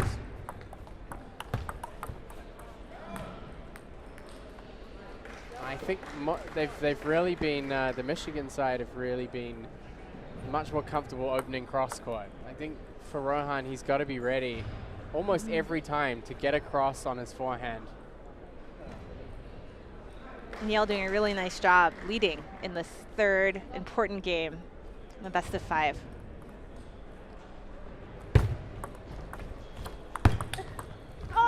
Great counter. Acharya kind of just popping the ball a little bit too long. Super opening from May, but Tia with the quick counter.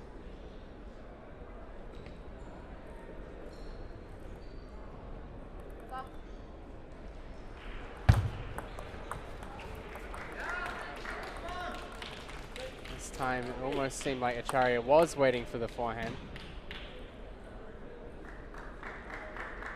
got to be ready for the alternative as well. I think Michigan lost some momentum on the attack too, and I think they're trying to find it again. Again, you saw May just about to turn the corner, but then he used his backhand.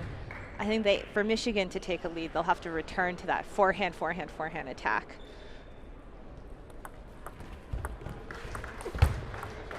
It's kind of the same again.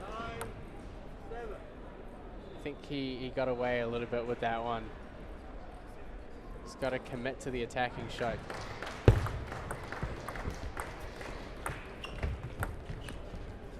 Soft hands from Acharya, the ball just conveniently going to the right place. And now 3 game points. I actually thought Michigan was more in control when this game started, but good job to Yale to get these 3 match points, and they take it. 2-1 lead. And 1 step closer to that championship bracket. Interesting, interesting match so far. I think kind of swung in terms of cohesive tactics. The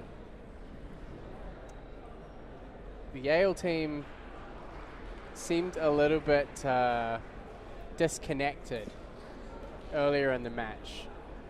The first game, they didn't really seem like they had their movement or their strategy and kind of in touch with each other. I mean, doubles, you have to work as one unit. I mean, that's really what takes you from 2 singles players playing together into 1 doubles team playing together. And I think they've gradually improved how they move around each other, how they anticipate the other team's returns to their partner's shots.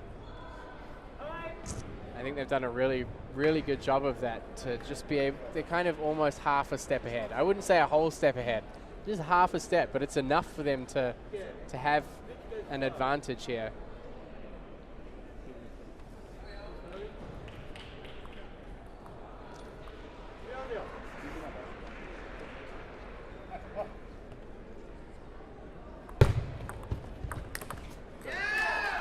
So I think for Michigan, it's about not hesitating. I think a lot of this falls back on Mcdermott as well. You know, he gets ready to attack, and he has a great attack. He's got a nice, strong attack. Then he kind of gives up on it and goes for the push instead. Sorry, and I think they're coming out strong. 2 great attacks to open from Eliel and Mcdermott. That they know that's what they need to do.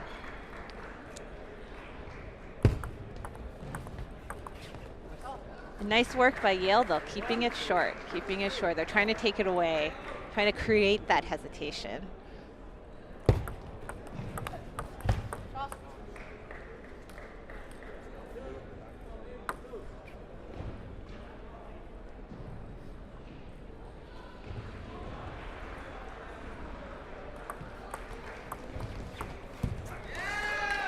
Big swing there from Rohan Acharya off the corner.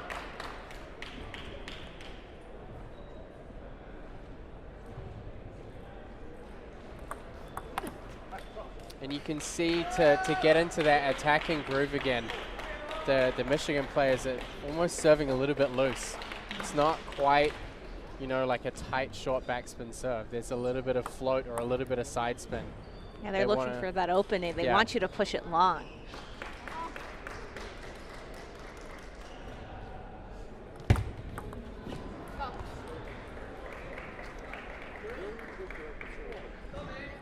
See the confidence moving on to the Yale side for sure.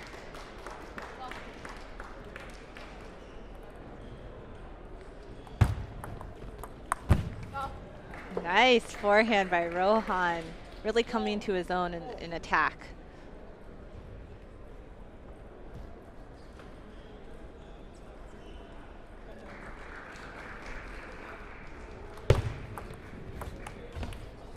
That was actually a good setup. I think the serve worked really well.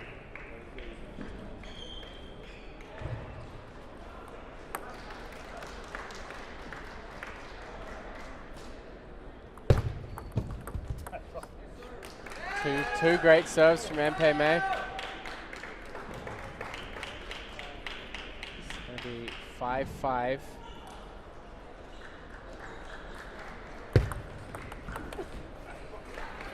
Starting to see more no spin variations on the serve. You see like more soft flicks, more high pushes. I think they're really going after those kind of, I don't want to say easy setups, but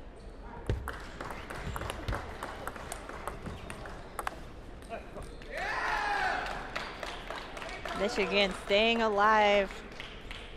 Need to win this fourth game. And they are looking alive. They're moving faster, getting shots back from further from the table.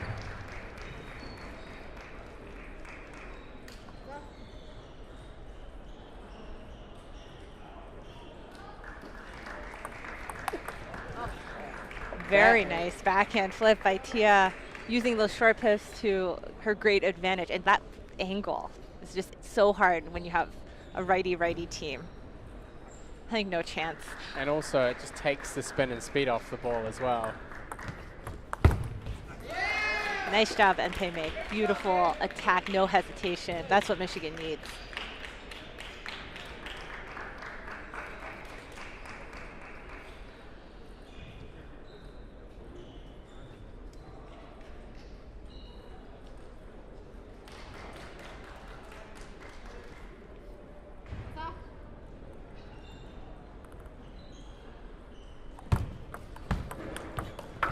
Great forehand from Acharya.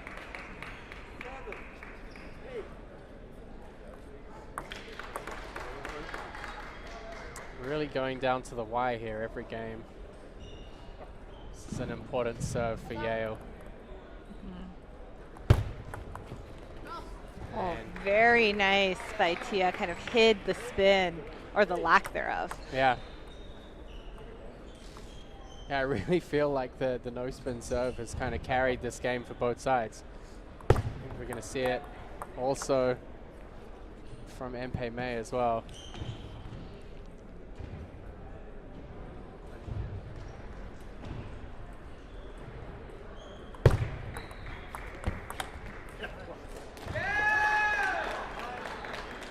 The problem with receiving that serve is that you can't just push it. You've got to do something. Usually the best way to return it is to do something kind of a little bit weird. Even if you kind of fade the ball. Or yeah, that's... If you just push it, you get a pop-up, especially if you try to push it short. Another option, if you're not confident doing something a little weird, is to just go for it long. And honestly, the weird thing is a lot of the time when somebody's serving, especially that backhand kind of no spin serve, it's actually harder to flick than a backspin ball.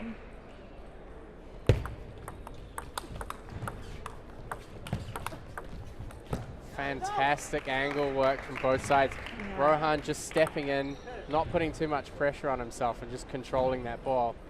And then Tia stepping in with that cross-court backhand angle.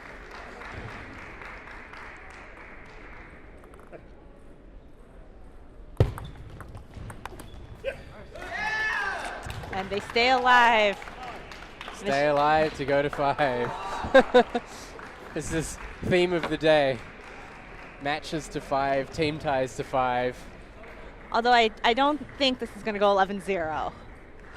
Well, you never know. I didn't think the last one was going to go 11-0. So it's 2-2 and 2-2 in the team tie. This is knockout stage. One of these teams is not going to make the main draw. Two great teams, two great doubles pairs. I think coming into the 5th game, we're going to see a lot of no spin variation serves again. And it just worked so well for both teams. The thing that they're really going to have to work on more is returning no spin serves. That's right, and it might be worth it, even though it's an important 5th game, to try some experimentation. Just try flipping it, try making it long. Short pushing kind of gives the other team that opportunity. And if you're going to lose the point anyways, might as well try something different. Right. And yeah, I think like kind of fade flicks or like touch shots. I just think a plain push it's so hard. And a lot of the time the harder you push it, the higher up it goes. So you've got to close the angle off, push along the side of the ball. And you're almost chop blocking a serve. So Team Michigan getting rowdy on the bench. Yeah. Tia really carrying a lot of the attack, and she's ready for it.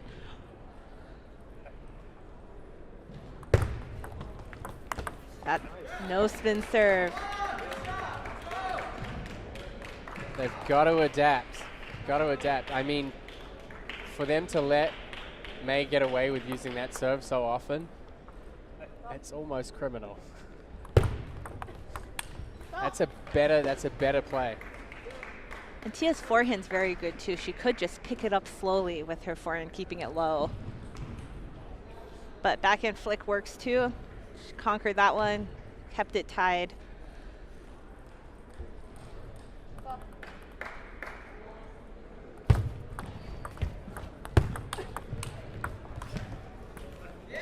It's a lot of ground to cover for Rohan Acharya. He's got to be ready though. I mean, oftentimes when they get into those cross-court situations, it doesn't really change from that line. Just push them wider and wider into the line.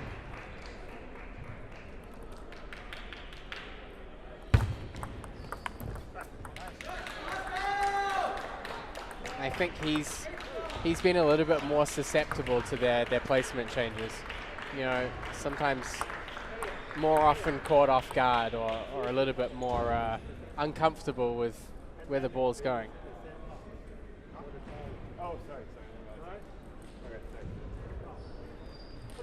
I'm not sure what the issue was.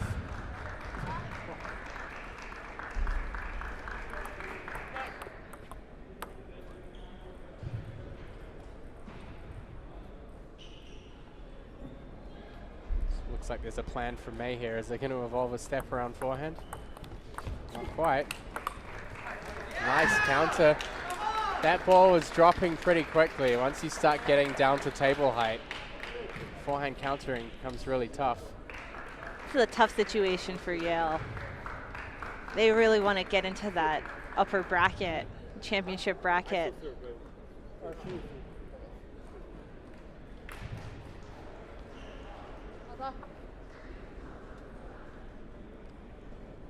And Pei looking for an opening. Lucky break.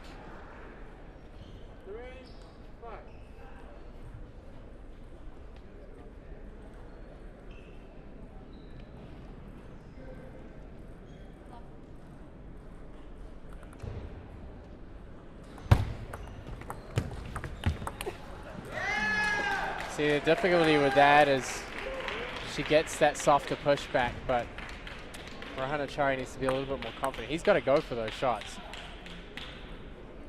I think pushing it back like half long and soft makes the job harder for Tia, and he has the shot. He can use it. Definitely. It's all about that confidence. They're moving to attack. Rohan moved to make that attack. And it's kind of a reverse theme. You know, Mpe May was the player who was lining up for attacking shots and then kind of just pulling out at the last minute and deciding to push instead. Now we're seeing it from Rohan Acharya. And that's really, like, in a fifth game, if you get any opportunity, if the ball even looks like it's going long, you've got to take those chances. Because not taking the chance means you might lose the point anyways. So you really need to take it. And Rohan has demonstrated that he has the shot. Yeah. And I think at this level, with this level of player, pushing long against a long push it's not a very strong tactic. I mean, you can't really effectively push long against long. A lot of the time, if they've pushed heavy, you're kind of pushing back soft to neutralize the spin, and that just sets them up. Yeah, it's almost like feeding multi-ball. It's a welcome notice. So the Yale team trailing by 4 points in this deciding fifth match and fifth game. coming back from the timeout, we can see if they reverse it or if Michigan can run away with the win. First couple points, super important.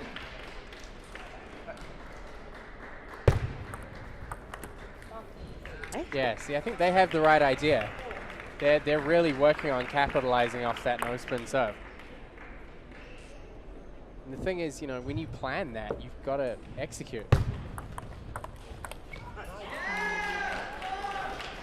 That is what they were trying to do. They did something different with that no spin serve.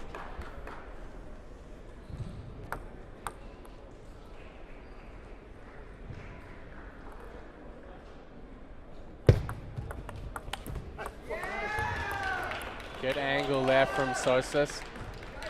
You might have an upset, and Michigan might be able to advance.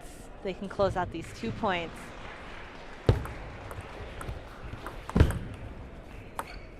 Nteme's forehand closes one. His forehand might close the next one too. 6 match points. For a place in the championship bracket. And they take it. That's right. 13th seed's going to move into 12th position, but more importantly, they're going to advance from the group. This is a tough seeding position to be in. You know, 12 and 13, one team gets knocked out. Both very good teams. And also, when you have a match that's that close, it's literally gone right down to the last game of the, you know, the deciding match in the tie. They're both teams that are very worthy of being in the championship bracket. But of course, there's only room for one. And today, it's Michigan. All right, this year is Michigan. And they're going to be excited to move on, likely with Indiana, the top seeds in their group. That concludes another co-ed team tie. And we're going to have some more matches up very shortly. We might have one more women's tie. The end of this women's tie that's currently being played on table 2. That's between NYU and Maryland. And that will be the last team tie of the day as we move on to doubles for the evening session. It's been a pleasure, Matt. It's going to be the last you hear from us for today, but we'll be back tomorrow. Thank you. We'll pass off to some other entertaining and wonderful commentators who are going to take you through the rest of the matches.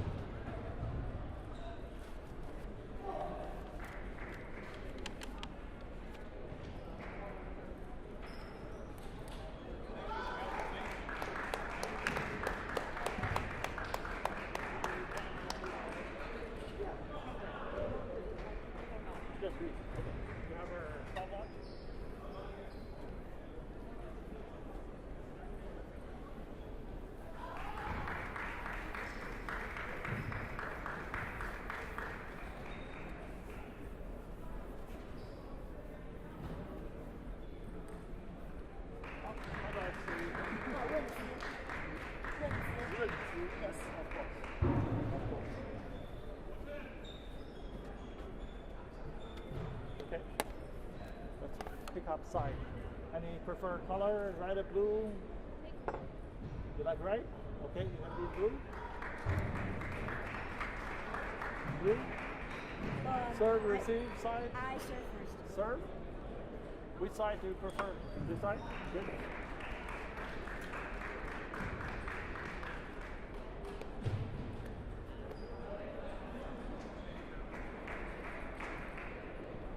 minutes.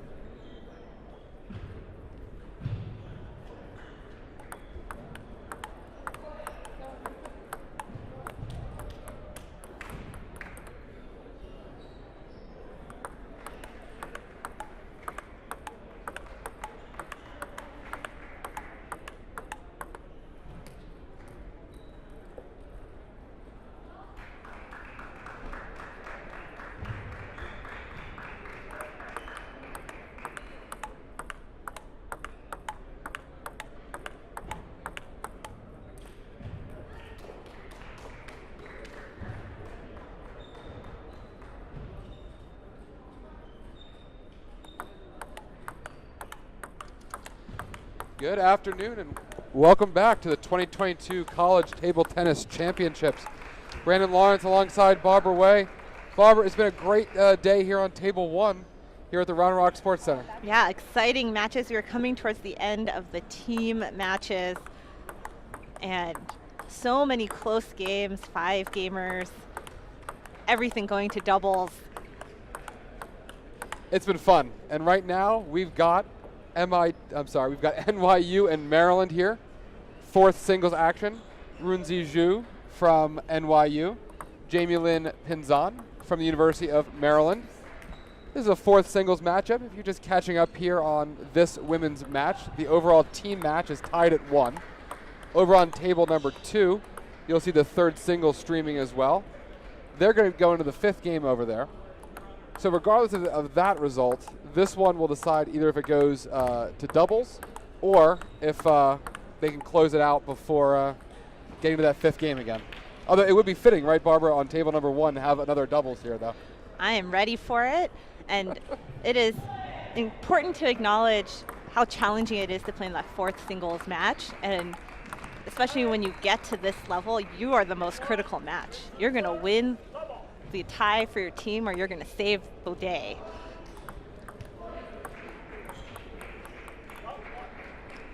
Absolutely. And start off here.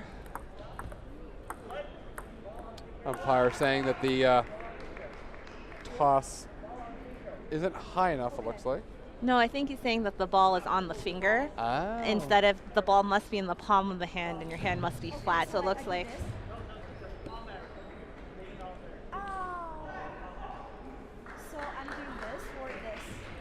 some clarification. Oh. Sorry? Oh, okay. From Shu.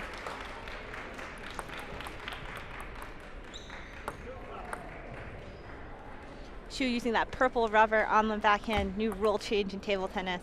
You can have a different color. Yes, well, it is fitting, right? NYU, that is their school color. That's right, So purple. that is appropriate for NYU. Yeah, you haven't seen many players make that changeover, though, from the red and the black. Mm-hmm. Do you think that's more of an equipment thing? Do you think finding the right equipment, or? I think it's just taking some time for you to get through your old rubbers and to get there. But on the international stage, they are switching over quite rapidly.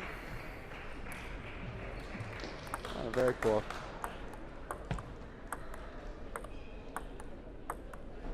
And how critical this match is for both teams.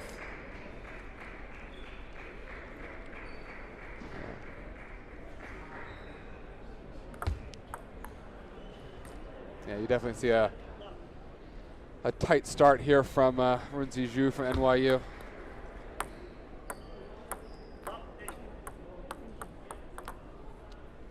Been zone out to a quick 8-0 lead here. Mm-hmm.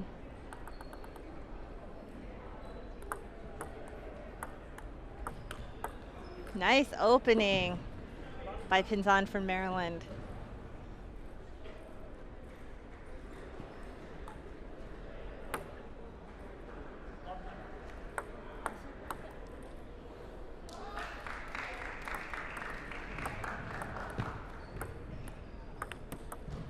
So if you're Pinzon and you've got off to a hot start like this, your opponent's kind of tense, what are you telling yourself to make sure the other player doesn't get back into the match?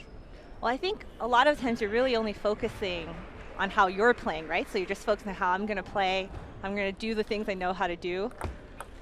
But mentally, the biggest thing is to not let it get to your head, right? Just keep playing your points. And you saw there, too, with the missed forehand. Yeah. No lead is safe in table tennis, even a 10-2 lead. So you got to finish it.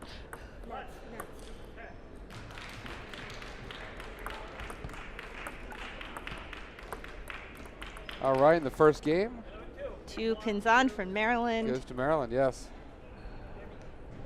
She looks just a little more confident and also has a couple more tools in her tool bag. A little bit spinnier on her pushes, some faster serves. That one forehand attack was great. So a couple more tools enabling her to take a really nice lead.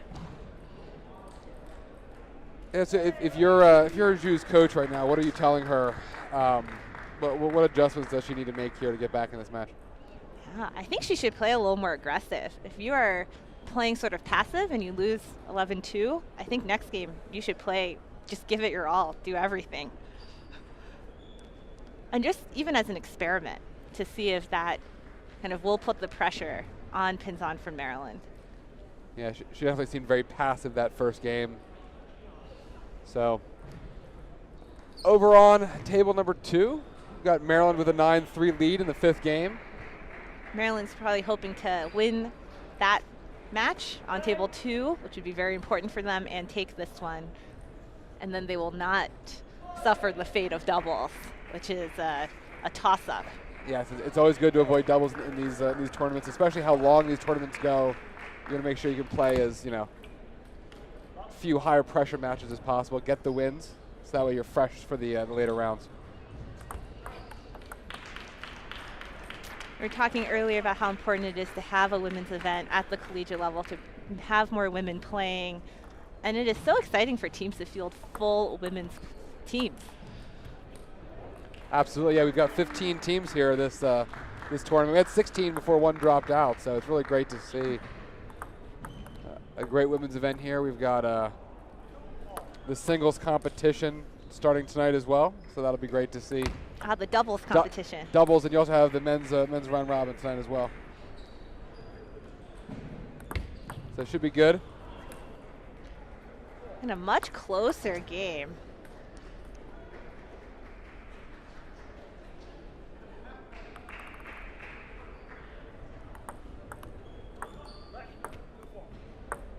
And Barbara, it looks like Maryland has taken table 2, so a 2-1 lead overall in this team match.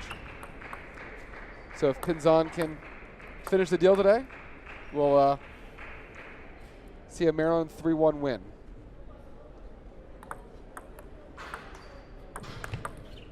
Pinzon, again, has a lot of tools in her toolbox. She has that forehand, she has that nice serve, and that's really giving her control in this 4th singles match.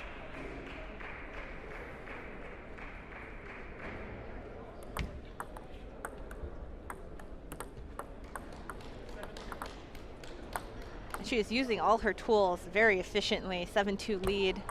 I said it was close when it was 4-2, but I was wrong. Yeah, this has been a little bit of a runaway again.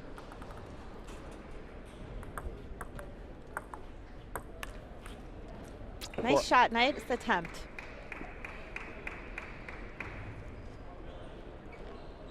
Well, and also, Barbara, this match will determine who goes on, advances from this group. They're in the group with UC Berkeley, who went 3-0. Both these teams are 1-1 right now. UT Dallas came in 4th in the group, excuse me. Yeah, this is the team tie that determines who moves into the championship round. And it looks like Maryland has a handle on it for now.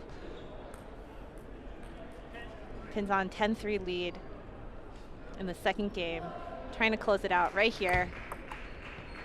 And there it is. Pinzon takes the 2nd game, 11-3, to take a 2-love lead in this women's 4th singles matchup between NYU and Maryland. NYU kind of stuck here. I think they know that it's going to be an uphill battle for them, but it's not over till it's over. But I think Pinzon just has more tools in her toolbox that allow her to do more things, and she has a commanding winning streak right now. Absolutely, I think that's the goal here is to not let the foot off the gas. finish strong here and advance to the knockout round. Exciting for me to see a women's team from Maryland. I grew up in the DC area, so it's great to have them here representing the Mid-Atlantic. Yes, out of College Park, Maryland. You know, they've got a good co-ed team as well. They've been a mainstay at these championships for a long time. I know they would host their divisional tournaments a lot of times. It would be at College Park in their rec center. Or used to be a division director in that area. You know, we had a lot of matches at College Park that we hosted. They were great hosts for a very long time. And Pinzon winning that opening pushing rally. I think for Pinzon, she knows that she has the ability to just keep up consistently, so she'll just do whatever. She'll play anything. I think she feels like she has control. Yeah, she hasn't really looked bothered at all so far in this match. And again, for those at home, if you're planning your day tomorrow, we've got the men's team knockout round starting at 10 in the morning. So we'll be here streaming on courts 1 and 2. Women's team knockout will start at around 11 a.m. and we'll finish the team competition tomorrow with the final starting around 4 o'clock Central Time. So should be a great day tomorrow to finish up the team competition. Really, that sets apart NCTTA from a lot of different competitions is our great team atmosphere, especially as we get to the later rounds. But here, all attention on table 1 for NYU and Maryland. Nice effort by Xu from NYU. You have to go take those shots.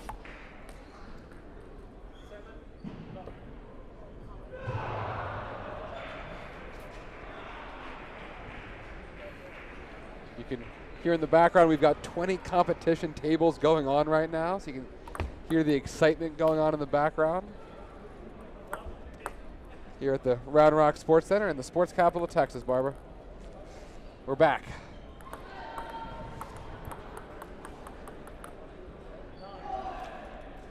Pinzon 9-0 lead, looking to close out this game and take it home for Maryland, allowing them to advance into the championship bracket for the women's teams.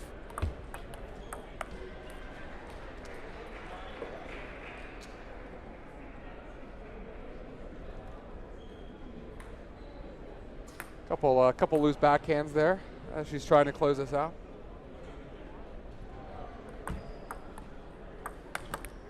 There's that nice forehand.